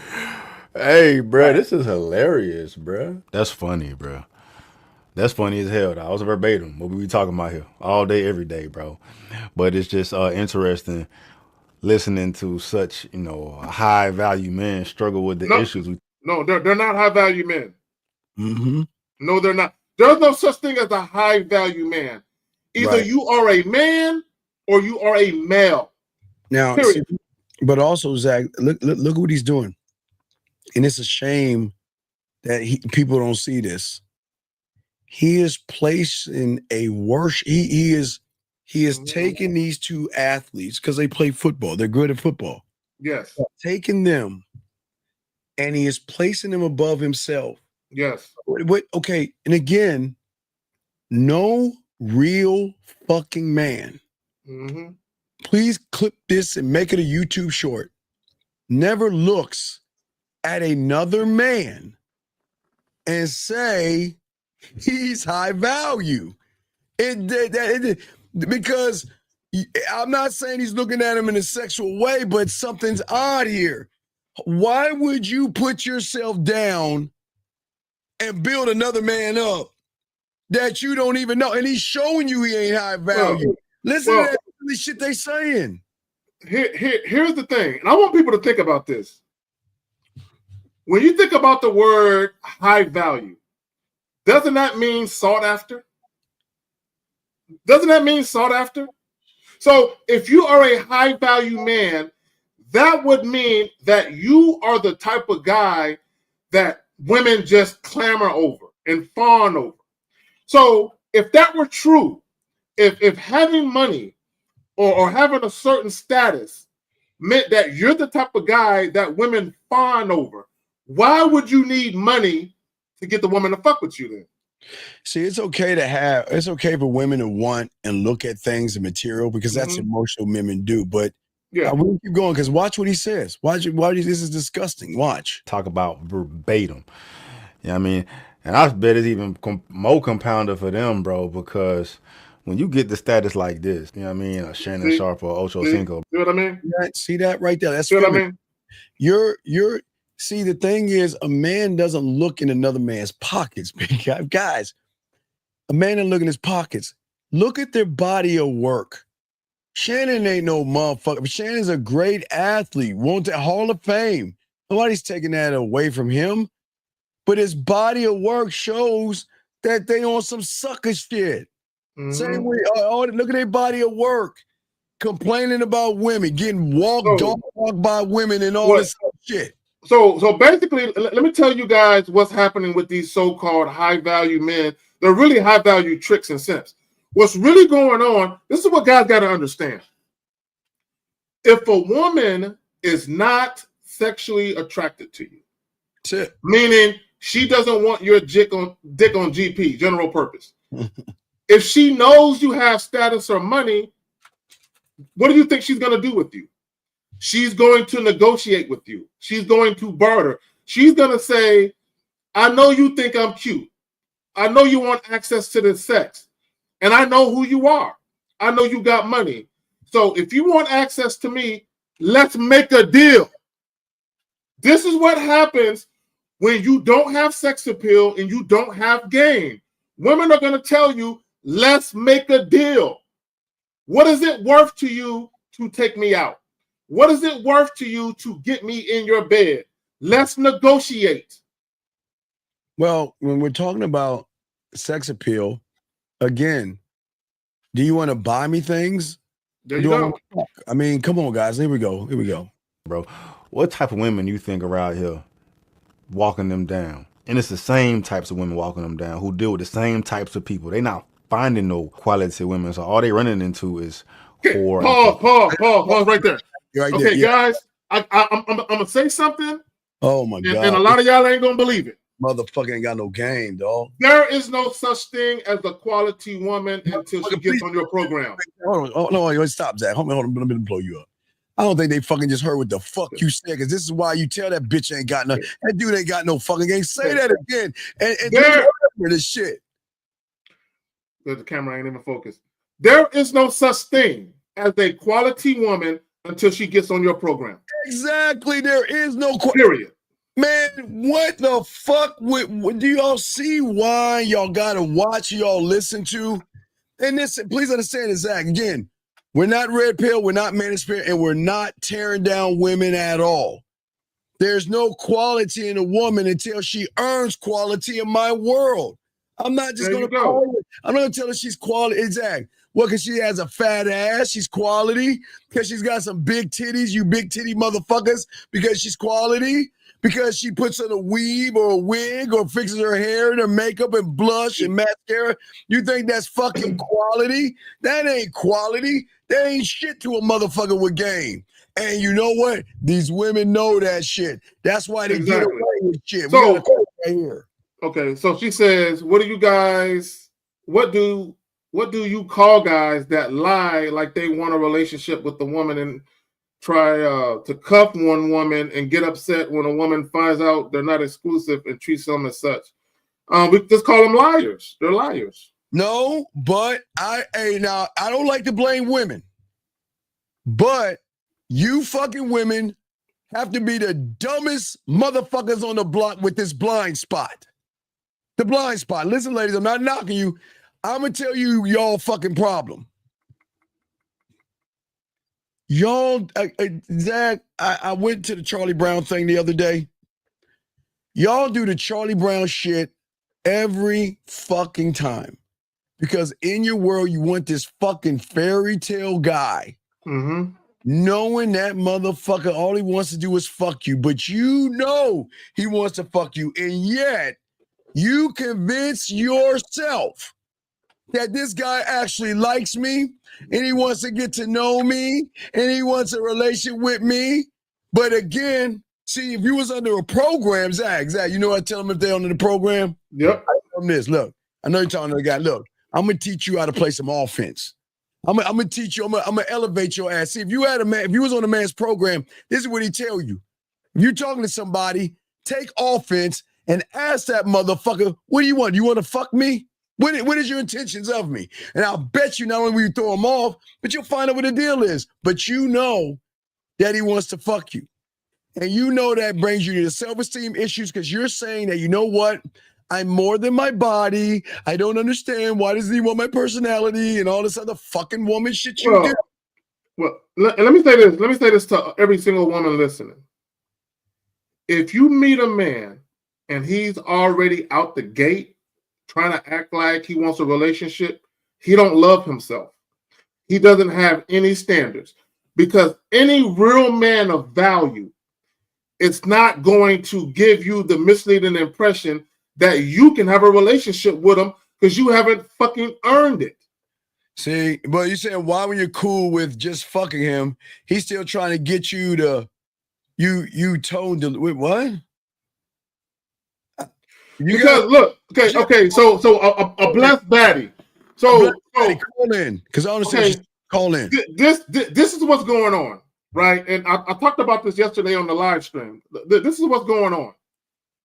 A lot of these guys out here, they're not built to handle the true sexual nature of women. They're not built to handle it. So a lot of these guys, when they meet a woman that's very attractive, they want to cuff you. So what they're going to do is pretend like they want something more than just sex. And the reason what they're trying to do it is because oftentimes they want to have raw sex with you while feeling like they're the only ones fucking you. So they want the illusion of sexual exclusivity while making you believe y'all got something serious going. So when they go out in the world and deal with other women, they don't have to tell a woman they got a girlfriend. They just want the illusion of that. They want you to believe that that's what you're getting. But in reality, they just want a woman who ain't fucking nobody else that they can fuck raw. Y'all ladies gotta stop fucking these losers. It ain't hard to tell. It's not hard to tell what guys are doing. Ladies, and I'll be honest with y'all, ladies. Y'all gotta stop fucking losers. That's y'all's problem. Y'all can't be this fucking naive. You can't be, ladies. Please understand this, ladies. And I'm not being mean. See, guys, y'all think we being nice to women. I'm about to punch them in their little pussy right now by saying this shit. Ladies, why don't y'all wake the fuck up? Do you actually think there's a nice guy that actually wants to be nice to your motherfucking ass and a good guy? Well, how many times does Lucy have to pull the ball from Charlie Brown for him to wake the fuck up and realize every time I'm going to try to kick the ball, she's going to pull that bitch? Ladies, when are you going to realize that every nice guy that is nice because he wants to get your pussy is going to move the fuck on after he gets your pussy? The goal is your pussy. Yeah. This is what women don't understand. Some women do, most women don't. Fuck. The best guy for you is the guy that's going to tell you the truth. Exactly. This is what y'all don't get. This is what women, y'all still don't understand this. The best guy for you is the guy that's going to tell you the truth. So even if he tells you, you're sharing me, he is telling you the truth because he's the one guy. He doesn't mean you any harm. He's not trying to deceive you. He's not trying to manipulate with you. He's not trying to play with you. He's letting you know the truth. Look, if you fucking with me, not only are we fucking, but you're not the only one I'm fucking. Mm-hmm. And I don't care if you like it or not. If you fucking with me, you got to deal with that. That's really the best guy for you. But a lot of you women, you want the fantasy. You want the fantasy of a fine, sexy man that every other woman wants. You want him to only want you. You want this fairy book, Prince Charming story of a man, and that shit don't exist. Eric, we got a call. Area code 262. What is your name and what's your question? My name is Talon D'Angelo. What's your question, buddy? And so I had a little thing in my relationship, right? Okay, sir, how old are you? 19. Okay, young man. All right, relax. Take a deep breath. I didn't ask you what was the story. I asked you what is your question, and then from your question, if we need more clarity, then we're gonna say, tell us a little more. Okay, buddy. So let's start with your question first. What is your question, big guy? How should I handle my girlfriend of 3 years having intercourse with all of my homeboys? Well, let me ask you a question. It's my fucking troll. No. It's okay. No. Some guys have it. Sir, what I'm saying to you, and I want you to hear this. You listen to me, buddy? You listen to me? I am. Okay. I am. What I'm saying to you is that, and I hate to be the bearer of bad news, one day you're going to grow up, and one day you're going to find a woman that one day you either want to be in a relationship or you want to be married to.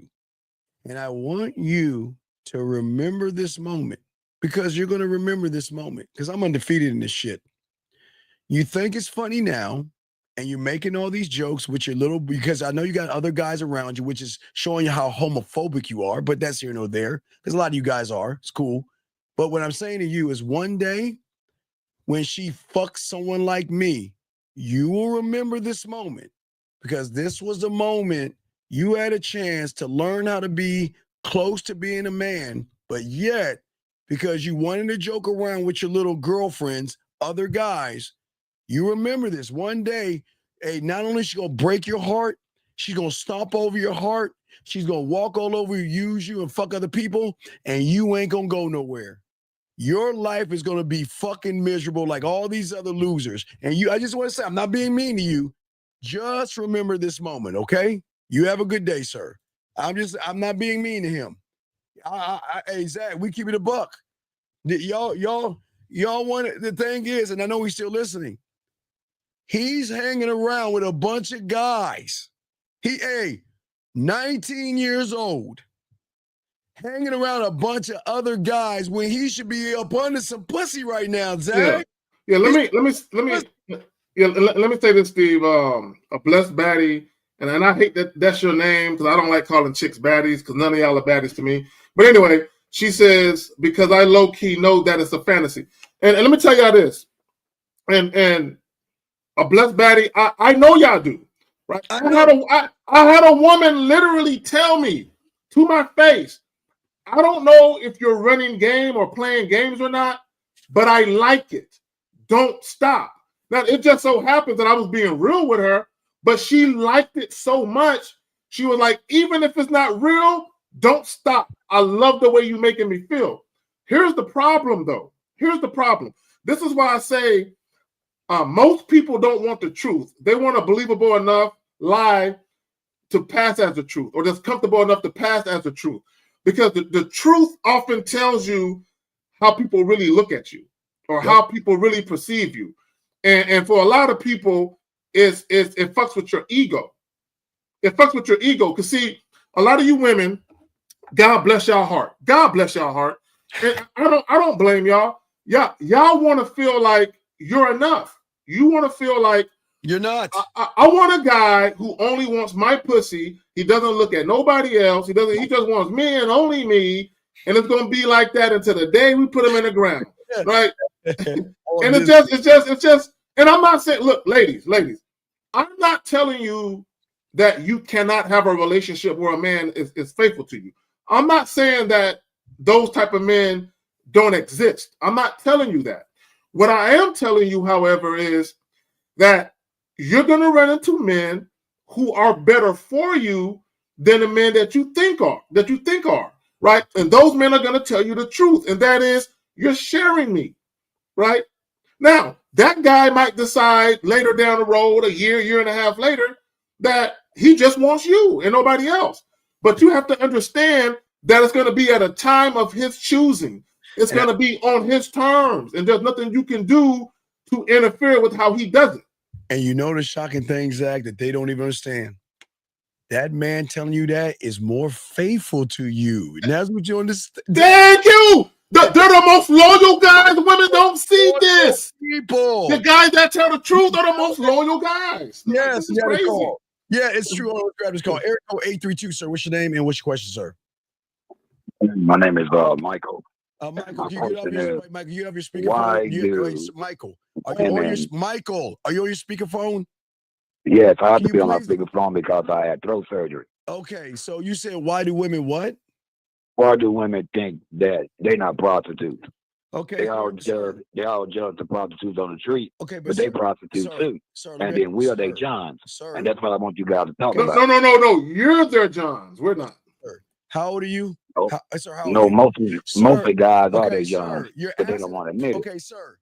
Listen, please, I'm trying to be kind to you. Can you please shut the fuck up and let us have dialogue? Because you're saying, I'm trying to ask you a question. How old are you? Oh, I'm sorry about that, bro. I'm 60 years old. Okay, so let me ask you a question, sir. With all due respect, what makes you think they're prostitutes? Please tell me what makes you think that. Okay, first of all, when the good Lord said you're not married and you having sexual outside to marry, how can you judge a street woman that you see on the street, on the corner? The difference between a street woman... Sir, your name is Mike. Is your name Michael or Mike? What is your name, sir? Michael. Let me ask you a question in your 60 years. Have you ever fucked a bitch that was not married before in your life? Yes or no? Oh, yeah. So then how in the fuck can you judge them for fucking you? And I'm judging me too. That's what I'm telling you. I'm judging me too. And I'm saying that we cannot call what you guys talking about is how much money they got. This is what's wrong with y'all motherfuckers. You want to sit there and judge a woman, but you're doing the shit you judging them for, dog. And I'm telling you, I'm wrong for that because I'm doing it too. No, you're not wrong. You fucked up. It's not you're wrong. No, I'm not fucked up. I'm intelligent now. I don't do that shit now, but now that I know I was wrong, I don't do it now. So how can you call a woman a whore when a man is taking you out, paying dinner, buying you? Is a woman allowed to fuck on her terms? Yes or no? Is she allowed to? If she's married, no. If she's not married, no. Listen, when did you become the dick police? When did you become the dick police to decide what a woman should and shouldn't do? When did you become that law? Oh, I didn't write the law. God wrote it. So what? This is y'all's problem. This is very effeminate that you're saying, dog. And I'm so sad. No, it's not. You just don't want to believe it because you're a John too. And by you being a John also, that fucks with you. Sir, how am I a John when they fuck Because me. if I you don't are go behind if them. you are with a woman that's not married, Oh my and God. she giving you, it's not oh my God, she Oh giving my you God. sex, Yes, and she sir. giving you sex, and you're Sir. not married to her, Sir. you just about that's like she is, like me. Okay, no, that's not the definition of a John. A John is a man who pays for sex. Pays for it. So you pay for it because you ain't have no game. And now that you're Yeah, sexy, you no, can't get I any never pussy. pay for sex, bro. I never pay for sex. Nigga, you pay for sex because you bitching about No, it I right now. got women right you now. talking I about? got women right now want to talk to me, but I say no. Man, get You the ain't fuck you, out of you ain't here. equal to me. You So ain't got no woman right now. You call her ass up. If she's up right now, unless she's eating some prune, drinking some prune juice and sleeping, call her ass up right now and let's hear this woman. Because I don't believe you ain't got no fucking woman. Stop lying. You ain't got no woman. You want to know why I got you know what? Because motherfuckers Okay, like you, I'll tell you what. What? I can call several women right now Call one. that I can have sex with them anytime I want to, but I choose not to because they're Yeah. married. But wait. They're married. Yeah, I don't need a married woman. Then why you wait? Then if you're so fucking judgmental, why the fuck you got their number? I'm not being judgmental. I'm just telling you that how can you talk about a prostitute and you buying pussy yourself, and you're not even married to the woman? Please shut the fuck up and listen. I know the truth, brother. I know the truth, Earth. I know the truth, Earth. I'm gonna hang up on you, Oh, bitch. now you ain't defending women up. I want to hear that shit. Fuck you. This is what we're saying, guys. Y'all see that? Y'all see that? Gentlemen, a man doesn't judge women. Zag, who the fuck am I to decide or judge you for what you are and what you're not? Because Zag, and ladies, there's no knock. Ladies, this goes kind of sting, but you're not important enough for me to judge you. What? That's a waste of my time to judge you because you're not whatever you want to do. And here's my thing, and I want guys to understand something. Fuck. If you don't want to deal with the woman who's already spoken for, she's already married, then don't deal with women who are married. No one, I will never tell you to deal with a woman who has a man. Now, what I will tell you is if you're going to go down that road of dealing with a woman who's already spoken for, there are some things you need to understand before you go down that road. But I'm not going to, y'all never hear me talk about doing that. You know what I'm saying? Hey, man, y'all need to be fucking with chicks that got boyfriends already or they got husbands. I don't tell you guys to do that, right? I've been a side dude, but what I'm saying is if you're going to go that route, there are some things you need to consider before you go that route. Now, if you're dealing with a woman who is single, or as far as you know, she is single, you guys are adults. You can do what you do. You can do whatever it is you want to do. And let me just say this. For all the single women out there, look. Y'all know Carrie love the girls. Look. For all my single ladies out there, if you're sitting at home right now and you're saying to yourself, damn, I wish I had a hard, girthy, lengthy dick in me right now. I'm gonna go to the bar. And the first handsome man that got some game to him to come up to me, I'm gonna let him in this pussy. I don't blame you for feeling that way. Girl, go do you. You are a single woman. You are an adult. You are allowed to enjoy your life. And that includes sex. Go get it. I have no problem with it. But let's get back to our old girl, Batty. Now, Batty, what we're saying to you, because we're getting back to you, is that you ladies would rather be with disloyal motherfuckers than been with motherfuckers who are actually loyal. The loyalty that y'all miss out on because y'all just see, well, I can't believe that he has other women. The loyalty comes in and being honest with you enough to tell you and give you the free will without manipulation, without deceiving you, without lying, without playing games and everything. Hold on, Steve. Venetian Star and Rashad Tate. He said don't encourage women to sleep around. A single woman can do what the fuck she wants to do. Motherfucker. She can do what the fuck she want to do. Ladies, suck and fuck all you want. Who the fuck? I'm not the dick police.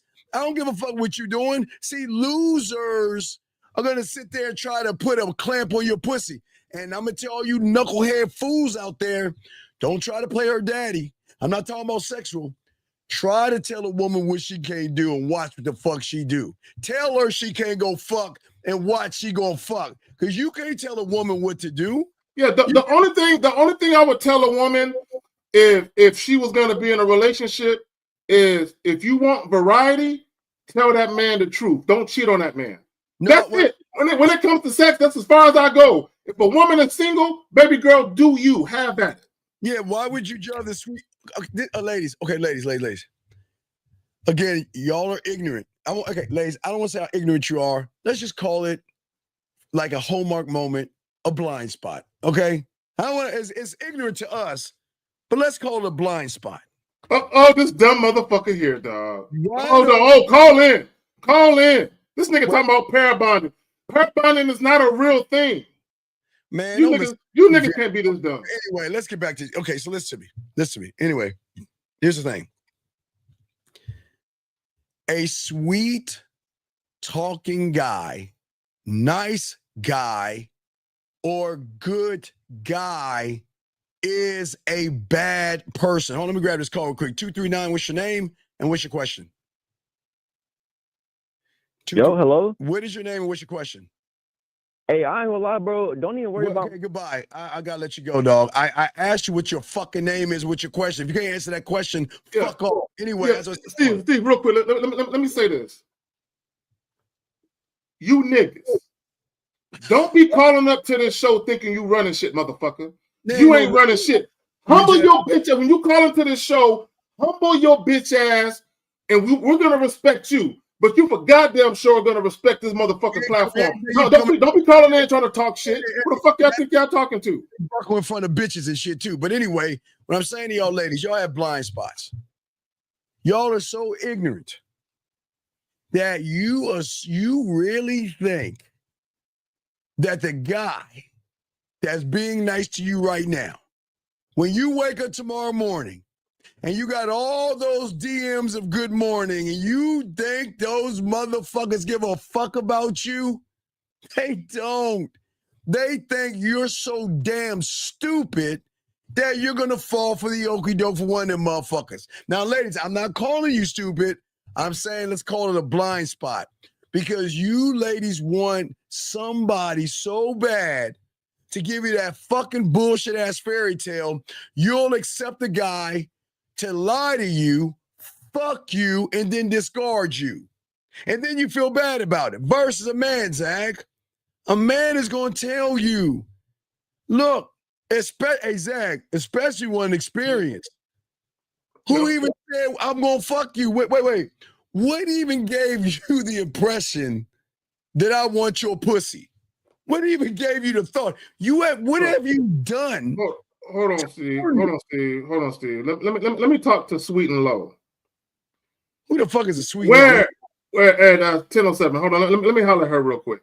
What, you guys say anything good about women? Oh, yeah, hold on. Let me talk to her. Hold on. I'm going to talk to you real quick. First and foremost, and see, and this is the problem I have with women who got selective hearing. We don't badger women. We don't disparage women. We don't demean women. We just tell y'all motherfuckers the truth. And here's the funny thing, Sweet and Low. We tell guys, don't lie to y'all. We tell guys to be honest with y'all. See, the problem is y'all want guys to be all sweet and nice to y'all and say things in a loving, caring way. No, we're men. We're going to talk to you in a very stern, assertive manner because we're men. So Sweet and Low, if you pay attention, we're trying to do you a favor to show you loyalty by changing these guys to stop manipulating your fucking ass where you give up the pussy because they tell you what you want to hear versus what you need to fucking know. Do you understand that? Telling you what you want to hear. Oh, you're so beautiful. Hey, how's your day going? What's going on, girl? Tell me about it. Yeah, all this other stuff. So Sweet and Low, this is what I want you to do tomorrow, okay? And you can thank us later. Tomorrow morning, when you wake up, I want you to go on your phone to every fucking guy that's been lying to you trying to get your pussy because they know that you're going to be gullible enough to give it up to one of them. Go ahead and ask them, what do they want from you? Ask them, do they want to fuck you? And you're not going to like the answer, but at least you'll realize that a real motherfucker is not going to ask you about your goddamn day, because guess what? We don't give a fuck about your day.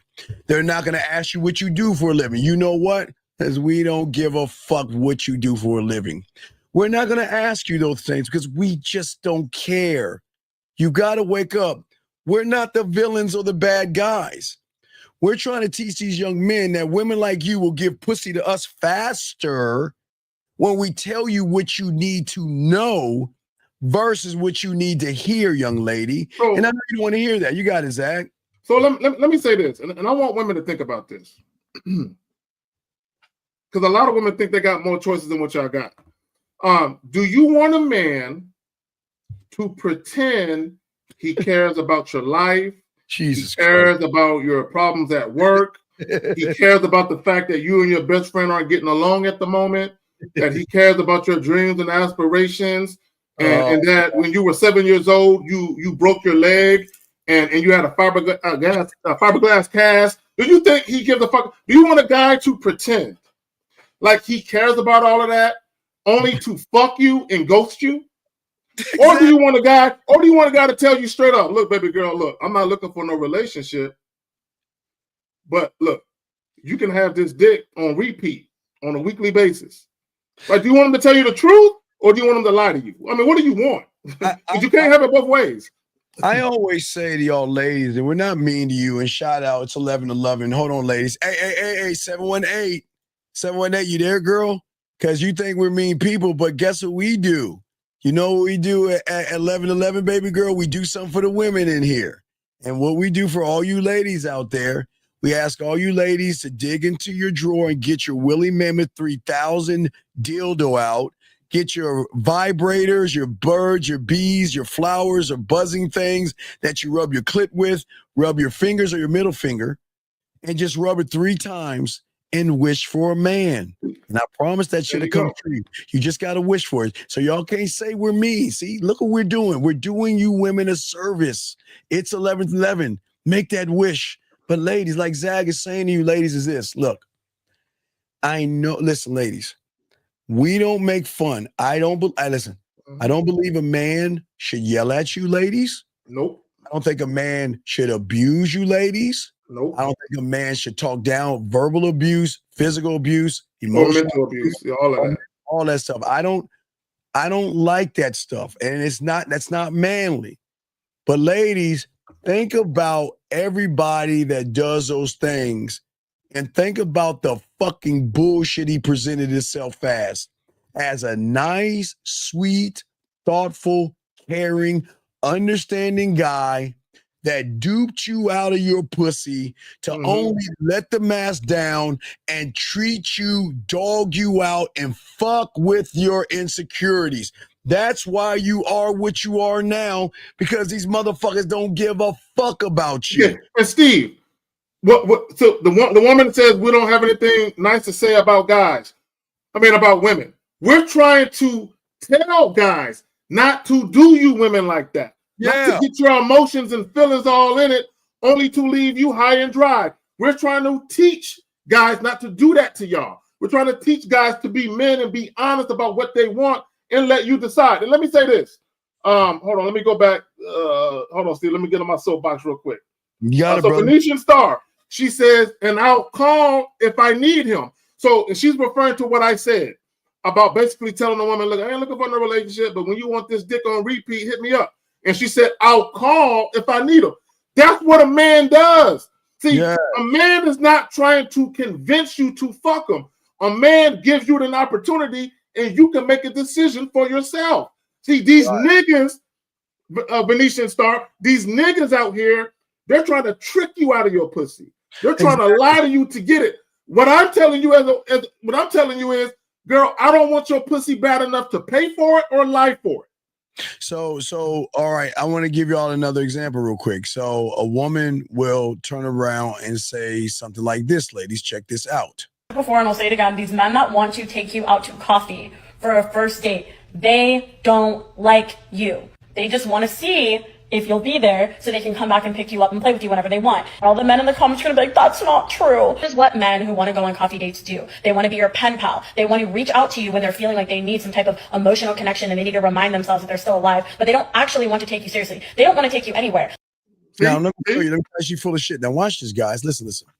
You want to know why we tell you guys to go feed the ducks at Lake Spread your ass cheeks and go take them for coffee, tea, or ice cream on the corner of your face and a pillow in their ass in the air, or take them to Coco or get a glass of a wine or something like that in the corner of my dick on your forehead and my balls on your mouth? Because, you know why? Because it's not about feeding these fucking women. It's not about drinking anything. It's to see if there's any source of compatibility. But you women out here, all these guys that feed you want to fuck you. All these guys that do all those amazing things for you and make you think that they really care, they don't give a flying fuck about you. Nope. All they're thinking about is how ignorant, or excuse me, ladies, let's call it blind spots, because I don't want to hurt your little pussy right now. All your little blind spots where you think there's actually a hero. Oh, there's a hero. It's called us. Because at least I'm honest with you. And at least I'm telling you exactly what's going on. And I'm going to give you the one fucking thing, or Zag is going to give you the one thing that the majority of men will never do. And that's give you the free will to make a fucking decision based off of all the information in front of you. The truth, the information. That's it. The fucking truth. Period. And here's something else that I need to put on a lot of these women's conscience. If I offer a woman a date, it's because I genuinely want you to join me, right? Oh, God. And if we're dealing with each other and we're spending non-sexual time together, number one, we're fucking first. Let me just get that out the way. But if I'm spending non-sexual time with you, whether it be going out on dates or whatever the fuck it is, I'm not doing that because I'm trying to fuck you. And I'm not doing that because we're fucking and I want to maintain access to you sexually. Right. I'm not doing those things for that. I'm doing those things because I genuinely enjoy your fucking company. And you've earned it. Right? Because I'm going to tell you, a lot of these guys, they don't, not only do they not value their dick, any guy who lies for pussy or pays for it doesn't value his dick. All right, we got a call real quick. Let me say this real quick. Yeah, let me say this. So if I'm spending time with a woman non-sexually, it's genuine. Like, I really fuck with you. A lot of you women, you dealing with guys that don't really fuck with you. But because you are afraid of the truth, you rather have a nigga lie to you than a nigga who gonna tell you out the gate. You sharing the nigga. But go ahead. You sharing him. Caller, what's your name? What's your question? My name is Christian and I'm 22.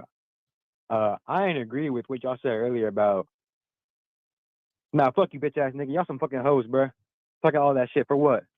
Okay, thank you, man. We appreciate you. You understand anything else? Fucking bitch. You want to say anything else? Yeah, fuck you, nigga. Okay, anything else, buddy? Wait, why did he go?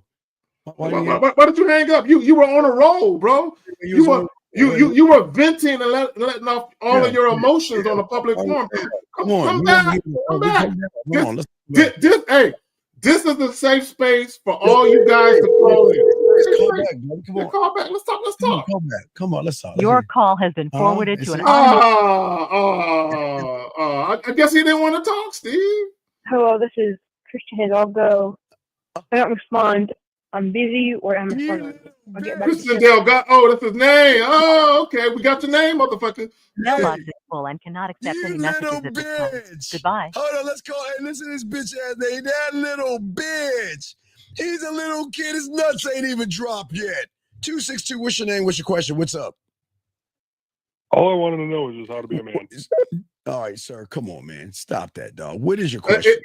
Yeah, come on, bro. That was my question. Well, how old are you, man? I'm trying to figure out how to answer how it. Old are you? How, sir? I don't like that. Sir, how old are you? 19, might be 20. Okay, you want it? Okay, this is what I need you to do. Can you call your father right now, please, so we can talk to him? No. Why? Because he failed you. Somebody's got to talk to him, and hopefully he can punch you in your fucking chest. And he failed you. Your father failed you. Why? Look at you. No, sir. Look at you. You're asking would it be a man? Is your father around, motherfucker? Is your dad around? Nah. Then you're fucking call your mom. Somebody in your life failed you, big dog, and we're trying to figure out who it is. Call your mom right now so we can talk to her. Because apparently her 19-year-old son is a loser, dude. You're 19 years old. You're 19 years old and you can't get any pussy. What the fuck is wrong with you, man? Well, I know I can't get pussy. Sir, but I know you can't get pussy. I'm asking you, where's your fucking parents at?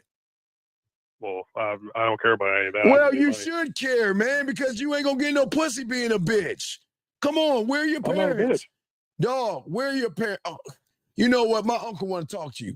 Hold on, my uncle want to say something to you. Uncle, what you want to say? I don't give a fuck what you think, bitch. Cut that bitch off. Next caller. You don't like it? Kiss my ass. You don't like it. It's my house. Area code 312. What's your name? What's your question, sir? What's up? 312 going once. Hello, yes. What is your name and what is your question? All right. My name is Noah. No, wait. No, stop.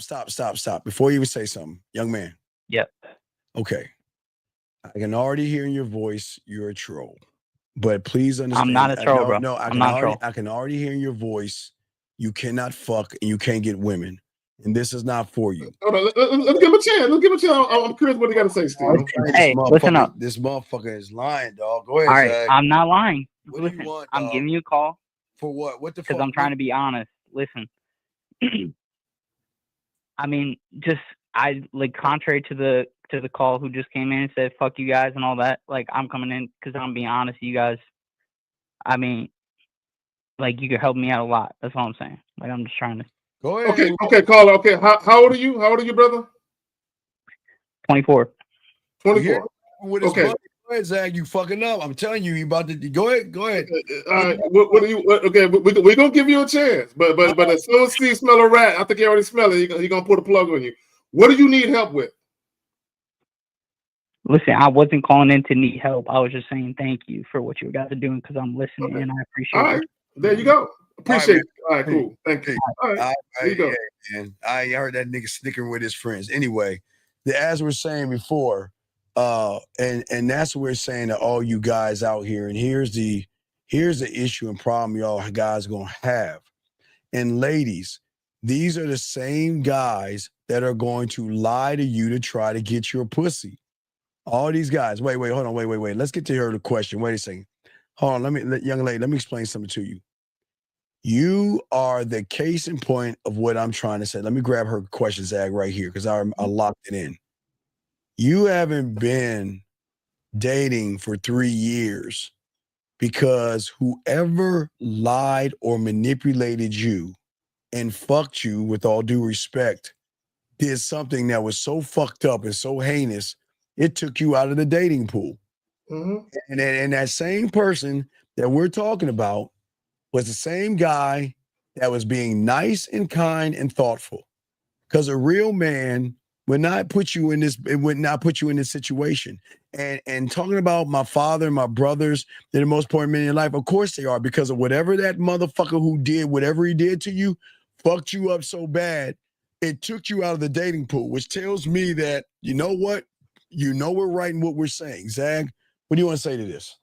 No, see, the reason why she said, because see, I always say women don't say shit just to be saying shit. There's always a reason, right? So she says, my father and brothers are my three most important men in my life.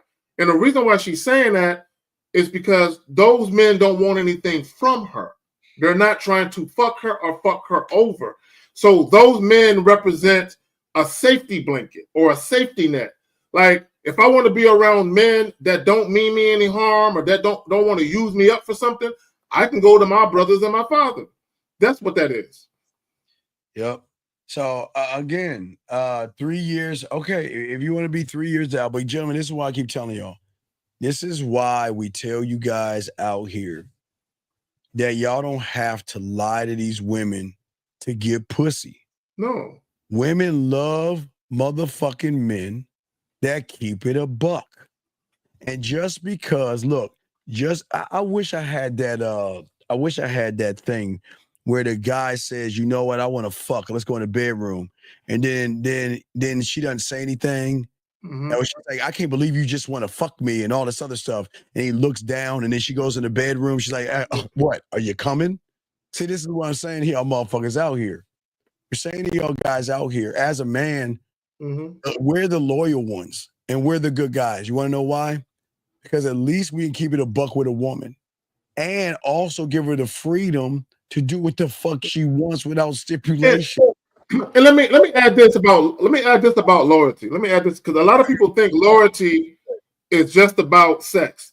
No. Being a loyal person is much, much deeper than sex, right? So when we talk about loyalty, right, we're talking about a person that won't fuck you over, a person that won't talk bad about you in your absence, a person that won't let anybody else talk bad about you in your absence, a person that has your back, a person that do what they say they're going to do, and they're dependable. This is what loyalty is. People think loyalty is strictly about, oh, if you say you're not going to fuck anybody, don't fuck nobody. That's a little part of loyalty, but being a loyal person is much deeper than what you do with your genitalia. It's much deeper than that. 757, what's your name? What's your question, sir? Hey, how you doing, Uncle Steve? How you doing, Uncle Zach? How y'all doing tonight? What up? My question is, I had a date and everything went well, but she denied the kiss, and I'm wondering, should I set up a second date? Wait, come on. Where was your date at? It was like a juice and bar, so we had some smoothies there. So tell me what happened. Tell me what happened on the date. What did y'all talk about? Yeah, so on the date, like I follow the playbook that you set out. I was hitting. Sir, I'm going to ask you again. And before I ask you, do you have a handicap or disability where you can't articulate what I'm saying? No, sir. Okay, I got you. So I'm going to ask you again, and I'm going to slow it down. What did you talk about on the date? So like as far as like the flirtatious stuff, she bought me some cookies, right, Okay, for the caller, date. I'm going to ask and you I one told her, last fucking time, dog. Oh, What is it that you don't understand in what I'm asking you? What the I got fuck you. did you I was gonna, talk about? I was I gonna don't give a say, fuck if she's the getting flirt. ice cream or chocolate chip cookies, nigga. What the fuck did you Hey, talk hold about? on, real quick before you answer that question. See, this is what I love about women. I love women. Hold on, real quick. Venetian Star and Sweet and Low. She didn't kiss him because she is not sexually attracted to him. Y'all are women. Y'all know goddamn well if you meet a guy and if you're sexually attracted to him within 2 or 3 minutes of talking to him, he's a guy that can kiss you. That's what it is. It has nothing to do with how long he's known the woman. She don't want his dick. That's all that shit is. What did you talk to her about? Walk us through this thing. Walk us through. Yeah, so we talked about spirituality. We talked about her life, to keep moved down. Stop. I don't even have that street. Fuck you threw. You even fuck my streets up. Now you made me put a new street. I gotta add a new street, sir. The streets are the friend zone, fucking relationship business, and now I gotta put a church street in there. Why in the fuck are you talking church when you should be staying in the neighborhood of fucking? Why are you talking about church? Wait, hold on. Let me ask. Hey, hold on. God has something to say to you. Why are you talking about church? Young man, why are you talking about that? You should be talking about fucking. So tell me, Yeah. why did you talk to her about church? Be honest. I was flirting too, though. I wanted. No, you're not. Okay, caller. Let me ask you a question. Oh my God! Can you tell me what the definition of flirting is? Tell me what the don't look it up. Just tell me what the definition of flirting is. Tell me what it is. So the definition of flirting to me is talking about things with a woman that deals with like sexual attraction to each other. Okay, no. How do you get to the sexual attraction part where it's mutual and you know she's looking at you in that regard? How do you know she is? How do you get there? How do you get there? I'll make a new street. Fuck. So you talk about things that like what include you talk about things that include like, you know, physical touching or things. Okay, so what the fuck does church got to do with being a flirt? Right. No, because when What? Steve when Steve what does it do? Don't bring me in. What you mean? Cause Steve what? No. Oh no. No, I was trying to don't put me my name in this Uncle shit. Steve. No, wait. Uncle Steve. Uncle Steve me. Hold on. When did I tell you to talk about his Lord and Savior, Jesus Christ Superstar, on a conversation with a woman? No. And caller, if a woman bring up church, if a woman bring up church, all you got to do is tell her, "Hey, you're gonna be repentant come tomorrow morning when I'm done with you tonight." That's all you got to say. Is you're gonna be repenting tomorrow morning when I'm done with you tonight. Uncle Zach, this is the thing, Uncle Zach and Uncle Steve. God. I was trying to explain something flirtatious that I was saying, but Steve, he was telling me you were asking me what did y'all talk about, and so I was just saying like some of the things we talked about on the date. But I did also say flirtatious things though. No. Steve, let me talk to him. Guys, real quick. I want guys to understand something. When you're talking to a woman, the moment you start being flirtatious and you start talking with sexual undertones and overtones, you have to stay there. You cannot talk about bullshit, say something sexually flirtatious, and then go back to the bullshit. You have to stay.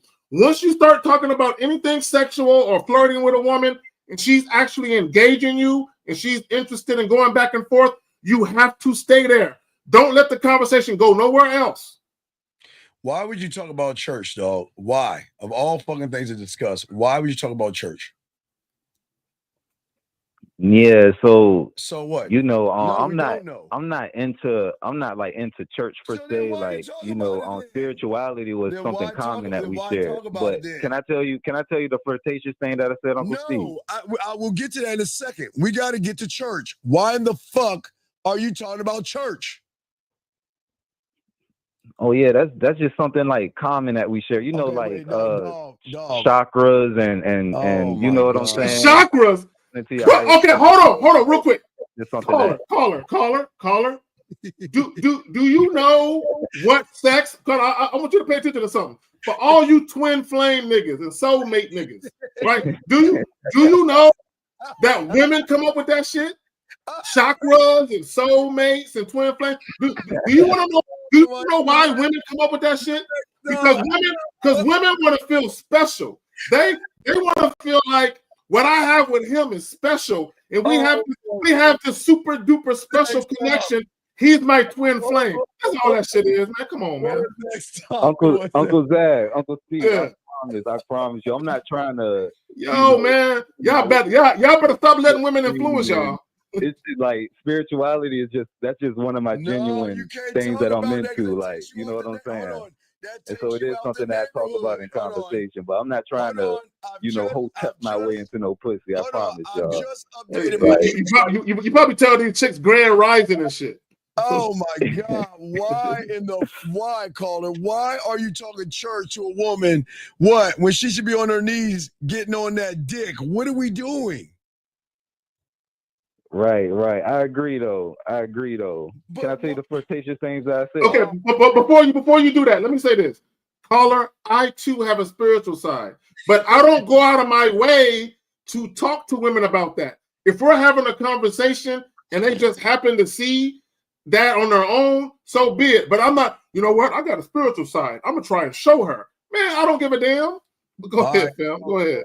So your date was on a corner of no booty. Let's hang out. I'm going to tell you why. Because you have just made me, and I give you credit, you made me update the street. So give me a second. I'm going to update the street for you, and we're going to look at the street. Oh, man. No, we got you, because you have to understand where you're fucking up at. We got to We got to get you to look at Street. So I'm downloading the Street right now. Once the Street is done, I will upload it. But go ahead and tell me what you said flirtatious to her so I can pull up that Street. Give me a second. Go ahead. What did you say flirtatious to her?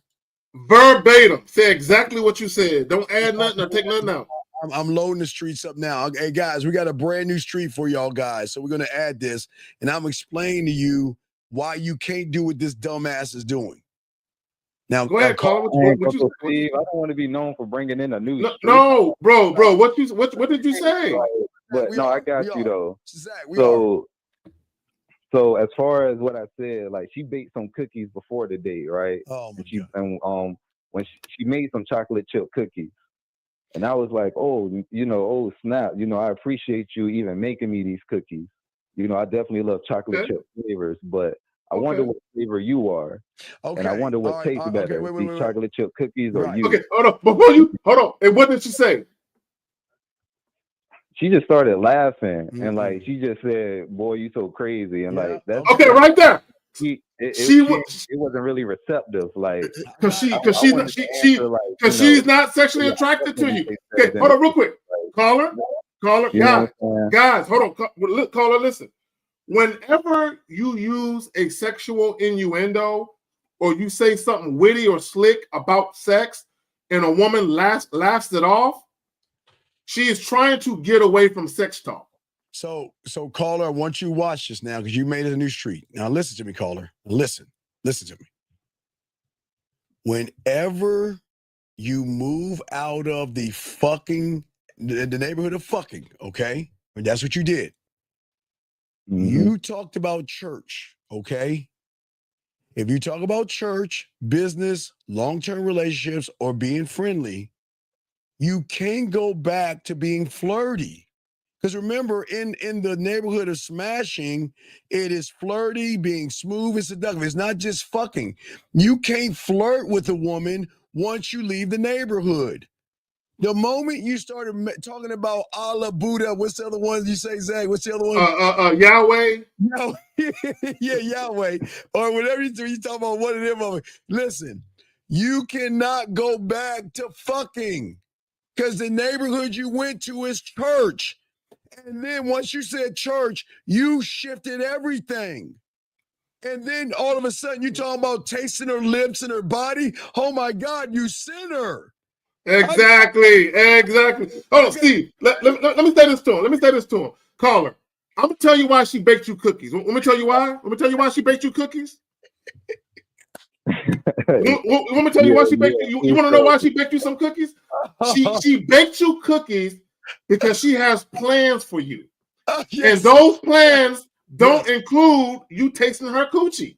Yeah, hey, guess what the plans are? You get to go to Sunday dinner.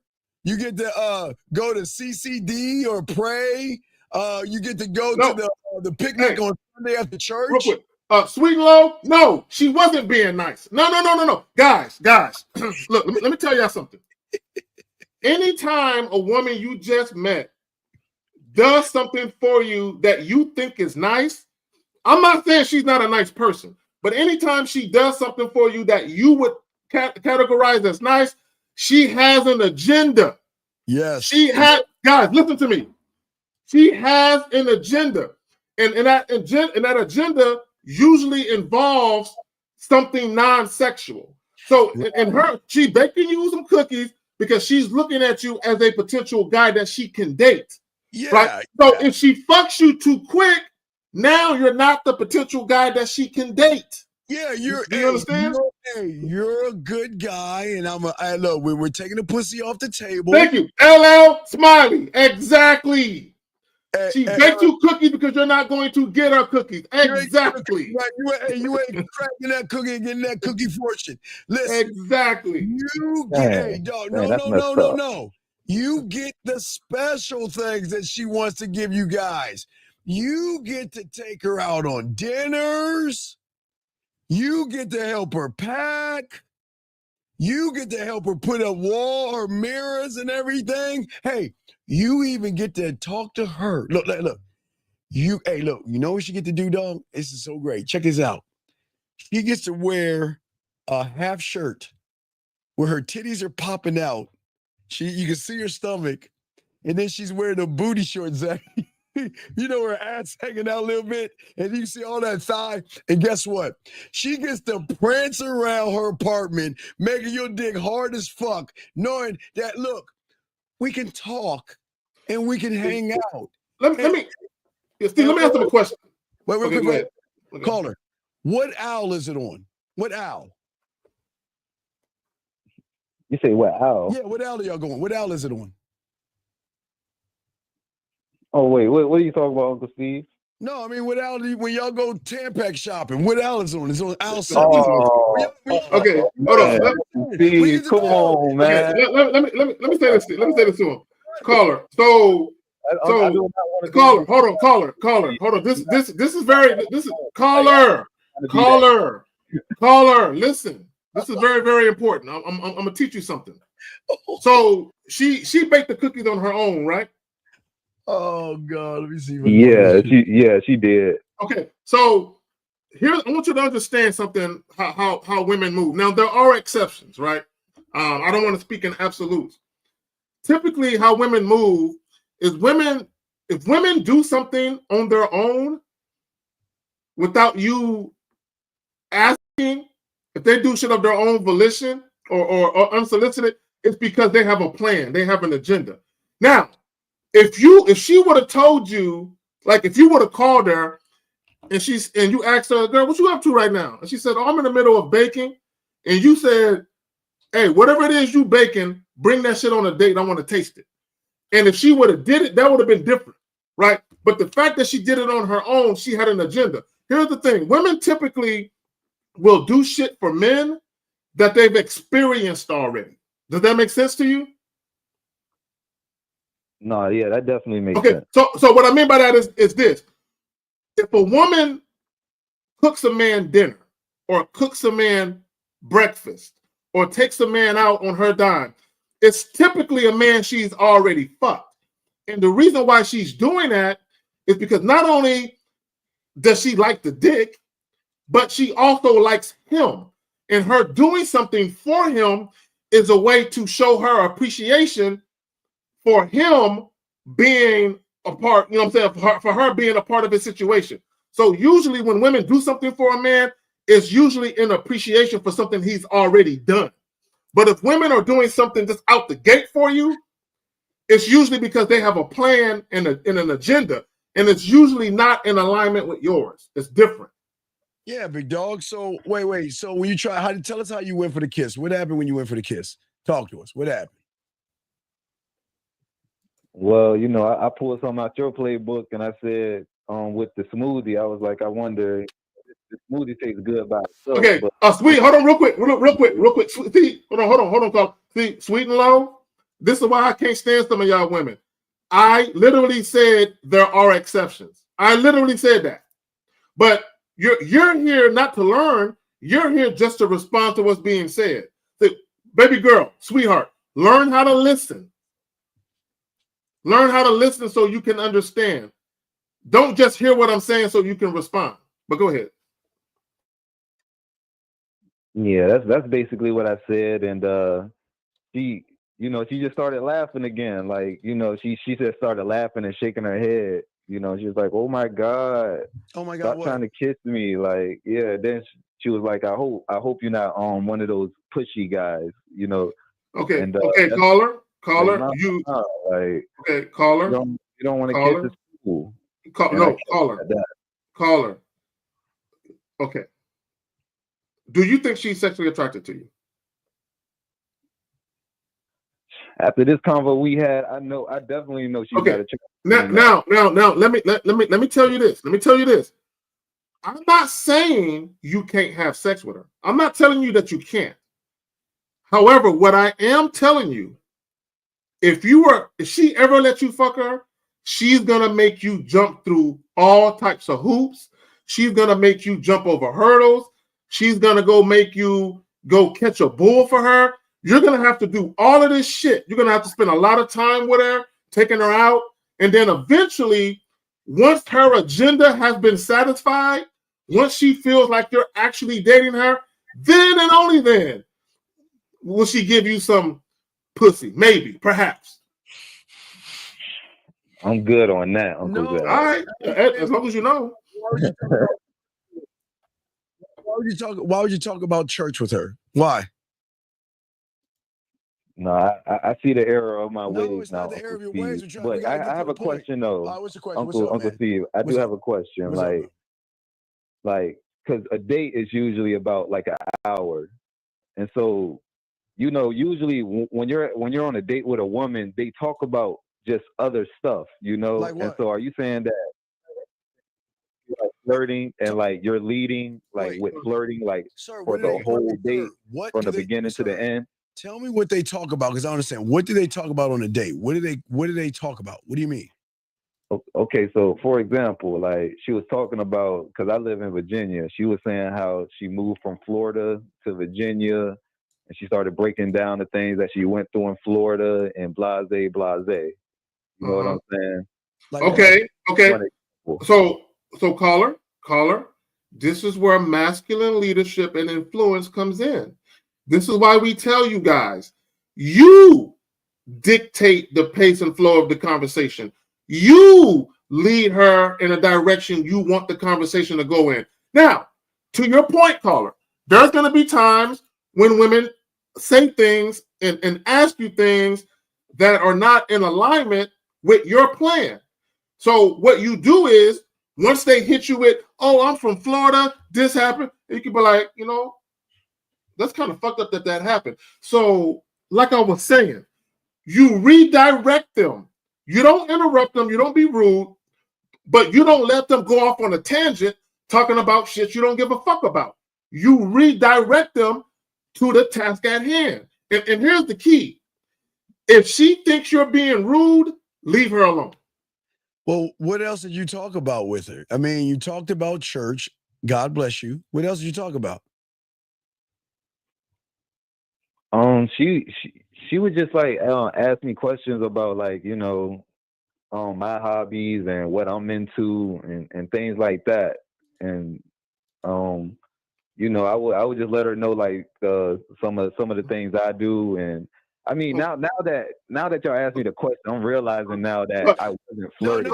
No. We were basically having a basic conversation, but was she actually was she actually realized with you the moment you went from church to letting her lead the conversation? Because she's asking you a bunch of questions, but you're not leading it in flirtatious banter. She automatically figured it out. You know what? This is the guy that I can go shopping. Now, the Tampaxes they have, did you know there are different types of Tampaxes and tampons? Did you know that? Did you know they have pearls and stuff? Did you know that? Come on, Uncle Steve. No. And also what I learned is that also they have mini ones that you can hold in your pocket in your purse. I had no idea. So hold on real quick. Hold on. Sweet and low, Steve says hobbies is a great topic. Guys, hold on. Guys, let me school y'all to something. This is how y'all get. This is how women fool y'all. Women will tell y'all, "Oh, we like when men do this. We like," and then y'all do this. Y'all do the same thing that women say they like, but you have to understand, she is not giving you the blueprint to her pussy. She is giving you the blueprint to be her next boyfriend, right? That's all she's getting you further away from the bedroom and a lot closer to Netflix and chilling without the sexual feeling. Don't listen to what these women are saying, because all of that, hobbies is a great topic. All she's getting is a lot of non-sexual banter. And if you want to fuck her, you're wasting your time. But go ahead. Yeah, I don't understand. Why would you have a conversation about nothing, buddy? For what? For what? Yeah, I mean, yeah, you're right. Like how I thought I was carrying it was, talk about regular things, and then I say something flirtatious in between. Talk about something regular, and then I add in the kiss, and that was kind of like how I went about it. Big dog. It's hard. I don't know how to flirt like straight up for like a whole hour. Okay, but okay, caller. You know what I'm saying? Here's the beautiful part about having game, right? Jesus Christ. This is why. Where did you meet this woman at? On Tinder. Okay, cool. Cool. You do understand that if you hold on real quick, if you come out the gate and you're sexual. Now, when I say sexual, you don't have to talk about fucking her. You don't have to mention the word sex. You don't have to be X-rated with your language. But you're very sexual in how you conduct yourself, right? What's going to happen is as you begin to talk to her and you start flirting with her verbally, what's going to happen is she is going to respond to what you're doing. Her response is telling you everything you need to know. So once she was telling you, oh, I don't want to kiss you, I don't want to do that, you had the option to end the date. You do understand that, right? What did you want from her? What did you want from her? Let's be honest. I guess I just wanted to position myself. You know what I'm saying? Like I wanted to. For what? Position yourself for what? Yeah, sexually attractive. Where did you position you know yourself what I'm when saying? you went to the church? When you talked about church, what position did you go in? Because you went out of the neighborhood of fucking. Right. Yeah, you're right. You're right. Talking about what's his name? What's his name? Yahweh. Yahweh, yeah. Buddha, Allah, Yahweh, our Lord and Savior Jesus Christ. Yo, man. Look, real quick, y'all, because in Venetia Star, when dating, we want someone to dominate us. We know that. I know that. Steve knows that. 50 knows that. Miles knows that. Lucario knows that. So when we deal with women, we will dominate you. That's exactly what we're trying to teach these guys. Yes. Caller, you wasn't being dominating. You wanted to pray with her. You wanted to eat some ice cream, hold her hand, close your eyes, and say a prayer before y'all have your ice cream. And hey, did you hear the noise when you talked about church? Did you hear the noise? Oh, I don't even want to fall for nothing you about to say, Uncle Steve. I fell for it too many times, man.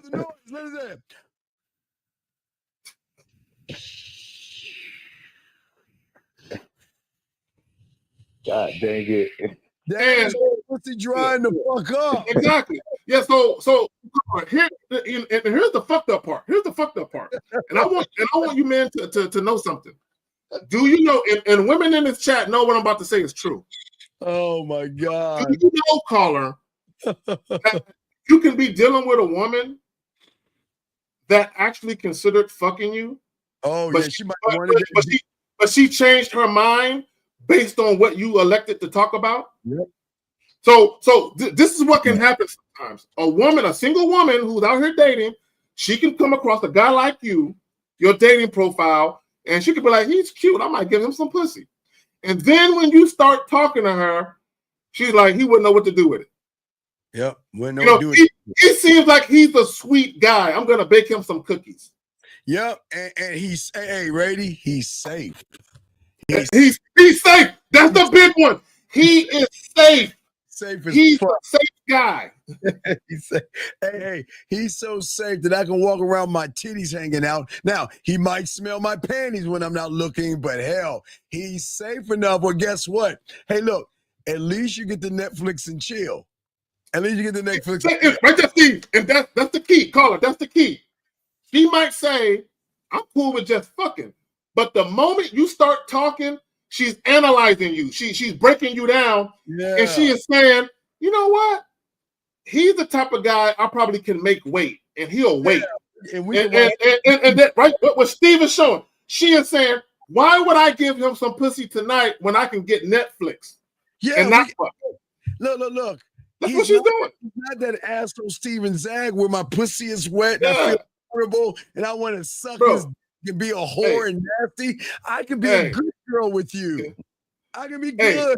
When you give women options, guys, listen to me. When you give women options, women are always going to choose the best option for them. And this is what I mean. This is what I mean. See, caller, the reason why she didn't choose your dick, because she can get dick. Dick is a dime a dozen for her, right? So when you gave her the option of Netflix and chilling without the sexual feeling, she gonna choose that. Oh my God. Yeah. Hey, brother. Hey, you know what's so great? Y'all get to eat ice cream together. Y'all can have and cookies. And cookies. Hey. And you get to take posters and put them on the wall. And y'all get to look right into each other's notebooks and say, you know what? We're gonna be friends forever. You know what she did, Steve? See, when hold on real quick. Hold on real quick. See, caller, let me tell you what happened. Caller. Let me tell you what happened. Let me tell you what happened.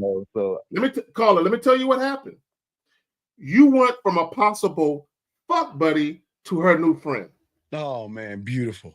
Because that's what women do. They bake cookies for family members, co-workers, and friends. Oh yeah, and dog, I'm telling you, they'll eat your rainbow sprinkles. It's nothing like the feel like. Hey, Zach. We usually get, hey, girl, what's going on? Exactly. We get the waterworks. You know what I'm saying? You can see.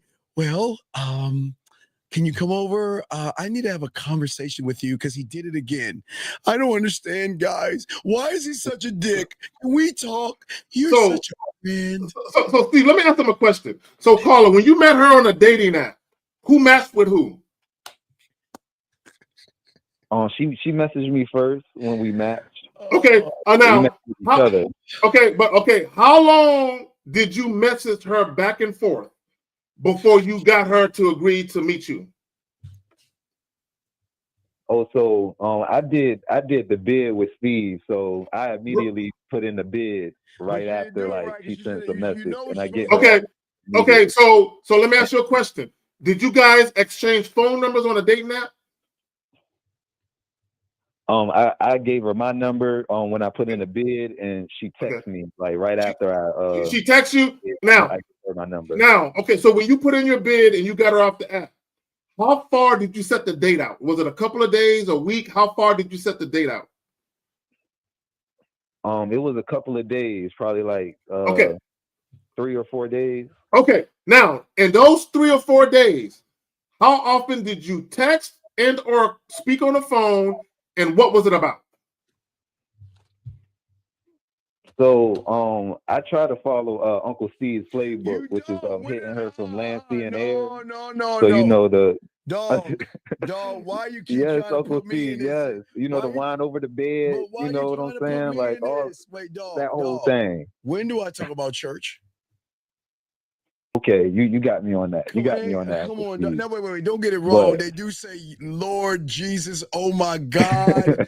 Hey, you know what, Steve? I think we need to make a fucking thesaurus, and we need to put sexual God and friend zone, and the things you should not say if you don't want to be in a friend zone. But if you want to be that guy that she look at and be like, I can't wait to have him inside me. The things you should stick to, because here's the problem with what you guys are doing. Your language, how you're talking to women, the topics of conversation, you're giving women the impression that you are a certain type of guy based on how you're talking. So if you want to be looked at as that guy that she can't wait to fuck, there's a certain way you should never speak. Yep.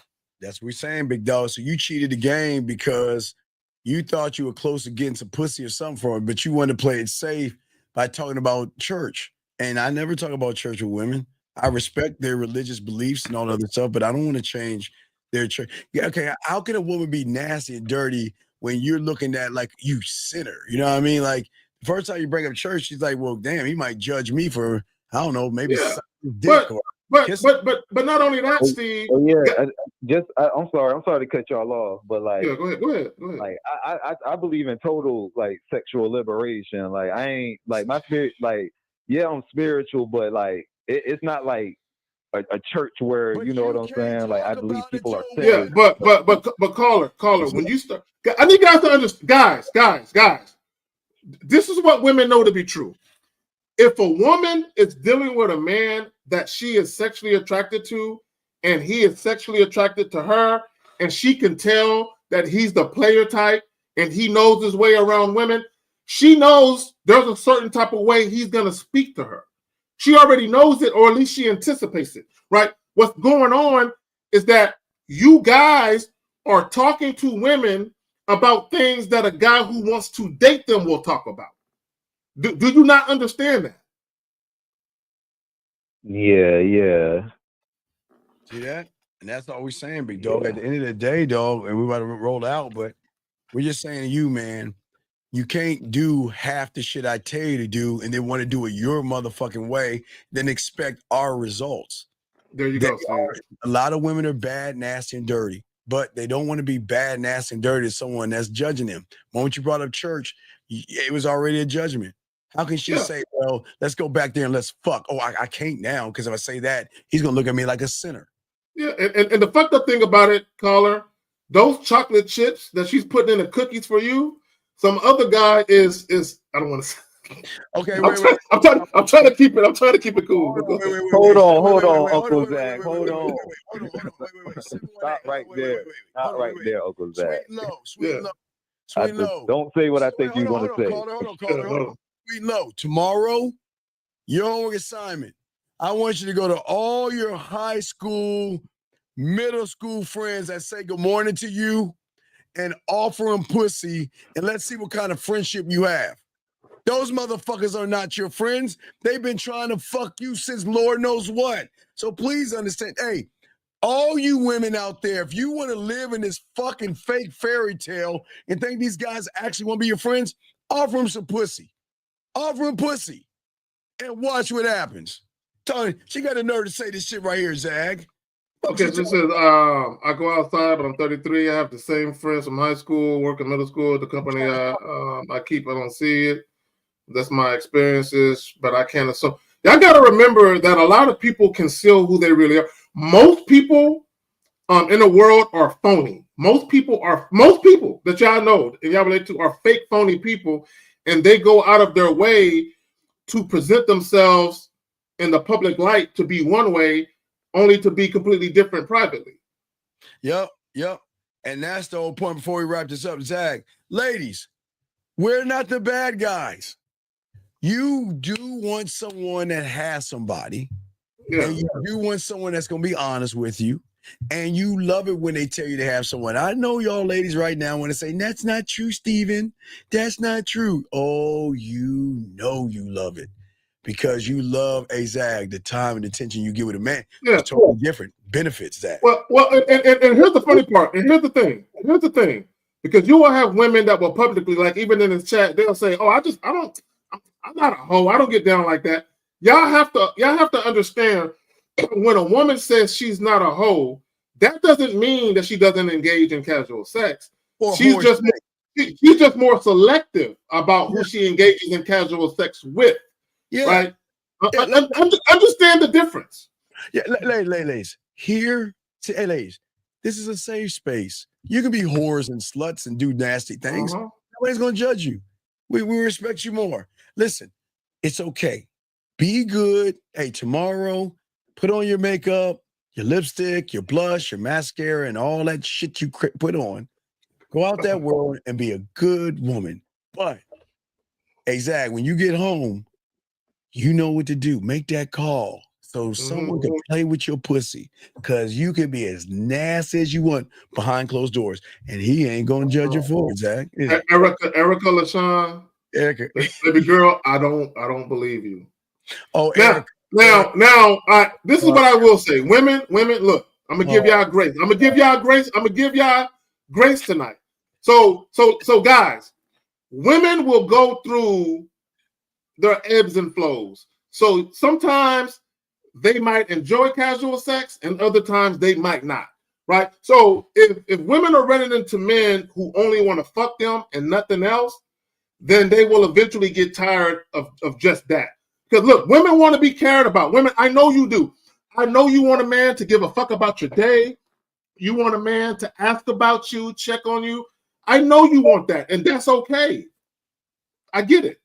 Well, you can get that from a man if you're worthy of it. You just There you go. Yeah, there are benefits with a man. You get all the things you've ever wanted. It's just where you stand. That's the only difference. That's it. So guys, if you catch a woman in one of her ebbs and flows where she ain't really feeling casual sex and she's looking for something more serious, you better be one hell of a sexy motherfucker to make her come off that mindset. You better be so fucking sexy to her. She is like, look, I know I said I wasn't going to do this, and I've been a good girl for like 6 months, but he got me dripping wet. I just got to have him. You better be one of them type of niggas. Hold on, wait. I'm sorry. Go ahead. What were you saying, Zach? There you go. There you go. Yeah. As you're saying, Zach. Yeah. Yeah. You better be one of them type of niggas. Yeah. And they want that, gentlemen. This is what they want. But you're not giving that to them. When they hear you talk, this should be the result mentally. Make them wet mentally, gentlemen. And if you can't, there you go. And then what she'll do, Steve, she'll be like, I know he just want to hit it, but I can change him. I can change his mind. I can change his mind. I'll be like, hey girl, hey, look, I'm gonna give you all the room in the world to try and change my mind. I'll make no promises. I'll make no promises. Hey Zach, when she talk about changing his mind, she got her clothes off, play with her pussy, talk about all the way. Yeah. I'm gonna put this pussy on him. I'm gonna do all the nasty, freaky shit he like. And then one day when I go to his house and I see he got a basket full of clothes, I'm gonna offer to fold them shits. I'm gonna try and change his mind. Yeah. Look at that. Hey, just tell us.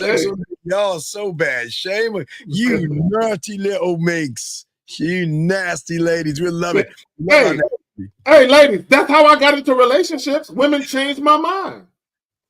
Steve, not one day in my life did I ever sit around and say, self, you need to go find a girlfriend, self. You need to go find a woman you can make a wife, self. Not one time. I'm just doing me, Steve. Yes. And I met a woman, Steve. We had great sex, and slowly but surely, I began to look at her differently. Right. You know what? Hey, she put that work in. And I said, you know what? I said, Steve, I like her. I'm gonna take her out tonight. And she changed my mind. Yeah. So hey, just go on the balcony. Hey, it's pretty cool.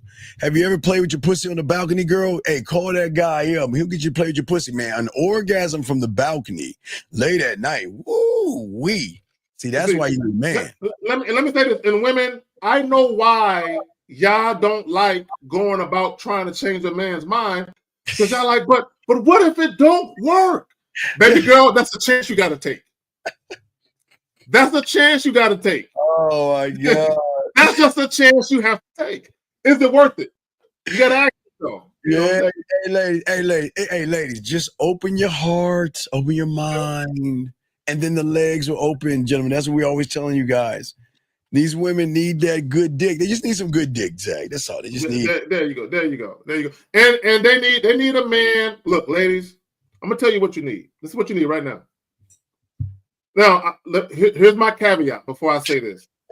You're gonna be sharing him though. Okay, I just want to get that out the way. Yes. Okay, what you really need, you need a man that's gonna give you free will. You need a man that's not gonna lie to you. You need a man that's he's not malicious. He's not trying to con you, deceive you, or manipulate you in any way. He's gonna tell you the truth about how he's moving, and he's gonna give you a choice as to whether or not you want to get on that train or not. That's what you need. And whatever happens after that is whatever happens. But that's what you need. Yeah. Ride that pony. Ride. Yeah. There you go. Zach, how can I get in touch with you, dog? Wait, do you want me to put it? Hey, guys, wait, ladies, ladies. All you ladies out there, listen. Let's put this information up. Ladies, if you want to, privately, you want to give my dog, Carrie K. Zaggett. Yeah. And sweet and low has saccharin in it. It's not good for you. So right here, boom. That's the IG is just K Zaggett 20 by itself. I see that, ladies. K Zaggett 20. Privately reach out to that man. Privately. Say hello. There's nothing wrong with going on his IG and saying hello. Ladies, if you want to have fun, okay? I we're always right, baby girl. Hey, 718, look. all you ladies, hey, here's your chance. Nobody's gonna know. K-Zagging 20. That's all you gotta do. K-Zagging 20. Reach out to him on IG. Just say hello. Hey, Steve. They ain't ready, Steve. It's too much for them. They ain't ready. Hey, you can't. The lady can't say we're not looking out for them. Ladies, reach out. It's too much honesty. It's too much honesty for them. They can't handle it. Oh, no, they can't handle it. They love pussy play. I'm telling y'all, ladies, it's a chance. All right, it's your chance. Ladies, y'all got a chance, man. It's too much. Yeah, it might be too much, but hey, ladies, y'all always say they want mental stimulation, though. They say. They'll get that though. Yeah, but it's still too much for them. Hey, as long as you do that, just reach out, say what's up, just have a little chatter, and nobody's gonna know. Because hey, Zag, all business is behind what? Behind closed doors, baby. Y'all see that? See how he finished my sentence? Behind closed doors. So, ladies, if you want to get that itch scratch, you know how to get in touch with them, and we will keep pushing that. Okay, we got y'all, ladies. All right. So, Zag, tomorrow, our beginning of a new show for us. Myself, Zag, OG Reacts show. OG React show, guys. So we're gonna start reacting to shows and all that stuff. Okay. All right. You say I'm a hoe on YouTube streets streaming all day and night. Hey, y'all not a hoe. Hey, stop putting yourself down. There's nothing wrong with being a hoe for a man. Hey, you know what, Liz Delgado, real quick, Steve, let me say this. Liz Delgado, I'm gonna share something with the ladies. Back in the day, right, when I would meet women at a club or a bar, and once I realized there was mutual sexual interest, I'll be like, hey, let's get up out of here and go back to my spot. So ladies, every now and again, I would run into a woman who would say this to me. She would say, I would love to leave with you, but I don't want you to think bad of me. And I'm like, girl, think bad of you? She was like, yeah, I don't want you to think I'm a hoe. So ladies, I would say to these women, I would get real close to them.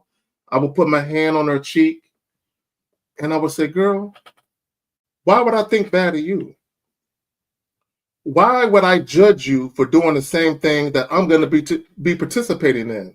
So if I think you're a hoe, that means I'm a hoe. Let's be hoes together. Let's be hoes together. See, hey, Sweet and Low, that's where it starts. See, Sweet and Low, you love this yak. There's something inside of you tingling and everything. You're like, damn, man, them motherfuckers is talking that shit. It's been a while since I heard that. All you got to do is open your mind for some new information. Open your mind, and then let your libido just, get involved. Let it get involved. Don't fight the feeling. Yeah. And see, guys, y'all see how we talk to these ladies? They love hearing us talk like that, gentlemen. They love that shit. Hey, Renee, how you doing, baby girl? How you doing? Yeah. The ladies love talking nasty and dirty. It doesn't mean they're dirty and nasty. They just like that silver tongue. That's all we're saying. So you see a lot of times, Sweet and Low, when you come in and you hear us talking all aggressive and assertive, like men do. You hear us talking like men do, right? It's new to you because you ain't been around one of those. You know what I'm saying? So a lot of times, how we're speaking can be misconstrued as those other guys that complain and bitch about women. But no, baby girl, we're quite the opposite. Quite the opposite. So we have OG React. Steve. Oh, shit. Steve, what happened to Steve? Steve, you entered the show. Come back. Was that map? They got my face all covered up. Oh, there you go. There you go. I fell off. There you go. The lady like, where's Steve go? I'm here. Don't run. Yeah. OG's. So yeah, go ahead, like the stream, share and subscribe. If you're not subscribed yet, go ahead and do that. For all the ladies, look, ladies, I need y'all to understand. We appreciate the hell out of y'all. Y'all engage in the chat. Y'all keep it live. We love that shit. We just want y'all to know, from us to you, we love that shit. And for all you guys that got problems with women, I'm gonna tell you something. the energy of a feminine woman is lovely. I'm telling you that right now. Oh yeah, Okay. and real quick, and real quick for all you guys out here, gentlemen, it's not about making them, dogging them out. It's fun. Okay, if y'all notice the last few seconds, for all you guys, not the women, we were fun, we were flirty. Let's see. Here's the conversation for the call today. Pay to play, even though you barely let me talk, Steve. Sir, it wasn't talking. What we're trying to get you to understand, sir, is that. All right. So real quick, Zach, can we talk to him real quick? Is that okay? Real quick, Zach? Yeah. Let's go ahead and holler at him. All right. Okay, sir. Let me explain something. Okay. We are great lovers. And as a man that knows how to make her put now, wait, Zach. I think we need a chocolate cake moment. Ladies, you good news. Carrie and I got a surprise for you in your kitchen. Zach, is it a slice of chocolate cake with some strawberries? Or the chocolate cookies? What do we have in the kitchen? Freshly cut strawberries. Hey, ladies, there are some freshly cut strawberries with a little bit of chocolate on them that should be either at your door or in your kitchen from us. Okay. Now, what you do with them and how you put them on your body is none of our business. But ladies, just take a second and go check in your kitchens and see what you got a gift. And I just want to say, ladies, it's sugar-free chocolate because we know you have to watch your girlish figure and you want to look good in those thongs you put on. You know what I'm saying? So go ahead and indulge yourself. All right. So, hey, big dog, check it out. Check it out, D. I appreciate the thing. Look, dog, listen. This you understand. Zag and I don't have to pay for a motherfucking thing because we got to hurry up because the lady's going to come back. But listen, if I know how to make her pussy wet with my words, I know how to make her come with my words. I know how to make her feel sexually safe with my words. I know how to open her up with my words. I know how to make her wet with my words and make her submit the pussy. And Zach can do the same thing. Why would I pay a woman for something she wants to give me for free? You understand women love fucking with people like us because we can make them play with their pussy anytime. Zach, it could be in the shower. It could be in the work. It could be taking a shower. It could be, hey, Zach, like we said. It could be in traffic. It could be in traffic, right? If it's bumper to bumper, standstill traffic, and she got tinted windows, you can have her playing with her pussy in the car. Hey, Zach, you don't even need bumper to bumper. Hey, Zach, there's two things I want to make sure I know about her highway. Do they have those divots on the side where she go that? Or she can, hey, gentlemen, that caller, I don't even understand this. She can slide her pants down and shit in that car, and she can rub one out, and you don't even know. She can be like this on the side, just like this. And you don't even know she's playing with a pussy. You don't even know that. So what I'm saying is, young man, when you learn this game, the sex is not about the pussy. It's the diamond dick. It is the man that can seduce a woman freely to make her want to fuck with him because she knows there's benefits. And this is what we're trying to teach you real quick, Zag. If you can't fuck and you don't know how to make her pussy wet and you don't know how to flirt, you don't know how to romance her, Zag. You don't know how to seduce her. You don't know how to get sexual with her. See, all y'all think is the kinky, dirty, and nasty, and naughty, and all that other shit. You got to look at the other side of the street. If you don't have that mouthpiece to make her feel like, you know what? Instead of playing with my pussy, Zag, with my fingers and my Willie Mammoth 3000, I can call Carrie up. I can call Steve up. And hey, just tell me the fantasy, Zag. We'll set the tone. Hey, Zach, what is it? Between 11? Hey, guys, playing with your pussy starts between, what's it, 11:30 and 2:30, Zach? About 11:30. We call those fucking hours. Fucking hours. There's a certain hours of the day that are known as fucking hours. Yeah. Oh, yes. Wait. The ladies are coming back. All right, Carl, we had to hurry up. The ladies are coming back. Hey, ladies, I'm sorry. There was no chocolate in the bonbons, ladies. Oh, my God. Damn, there was one said apple pie. There was apple pie? Oh, man. Cupcakes? No, it was supposed to be a sliced up strawberries with some chocolate. Do we got a caller on the line? Because you said caller. Oh no, it wasn't call online. No, I shut the line. I shut the line. Down. Yeah.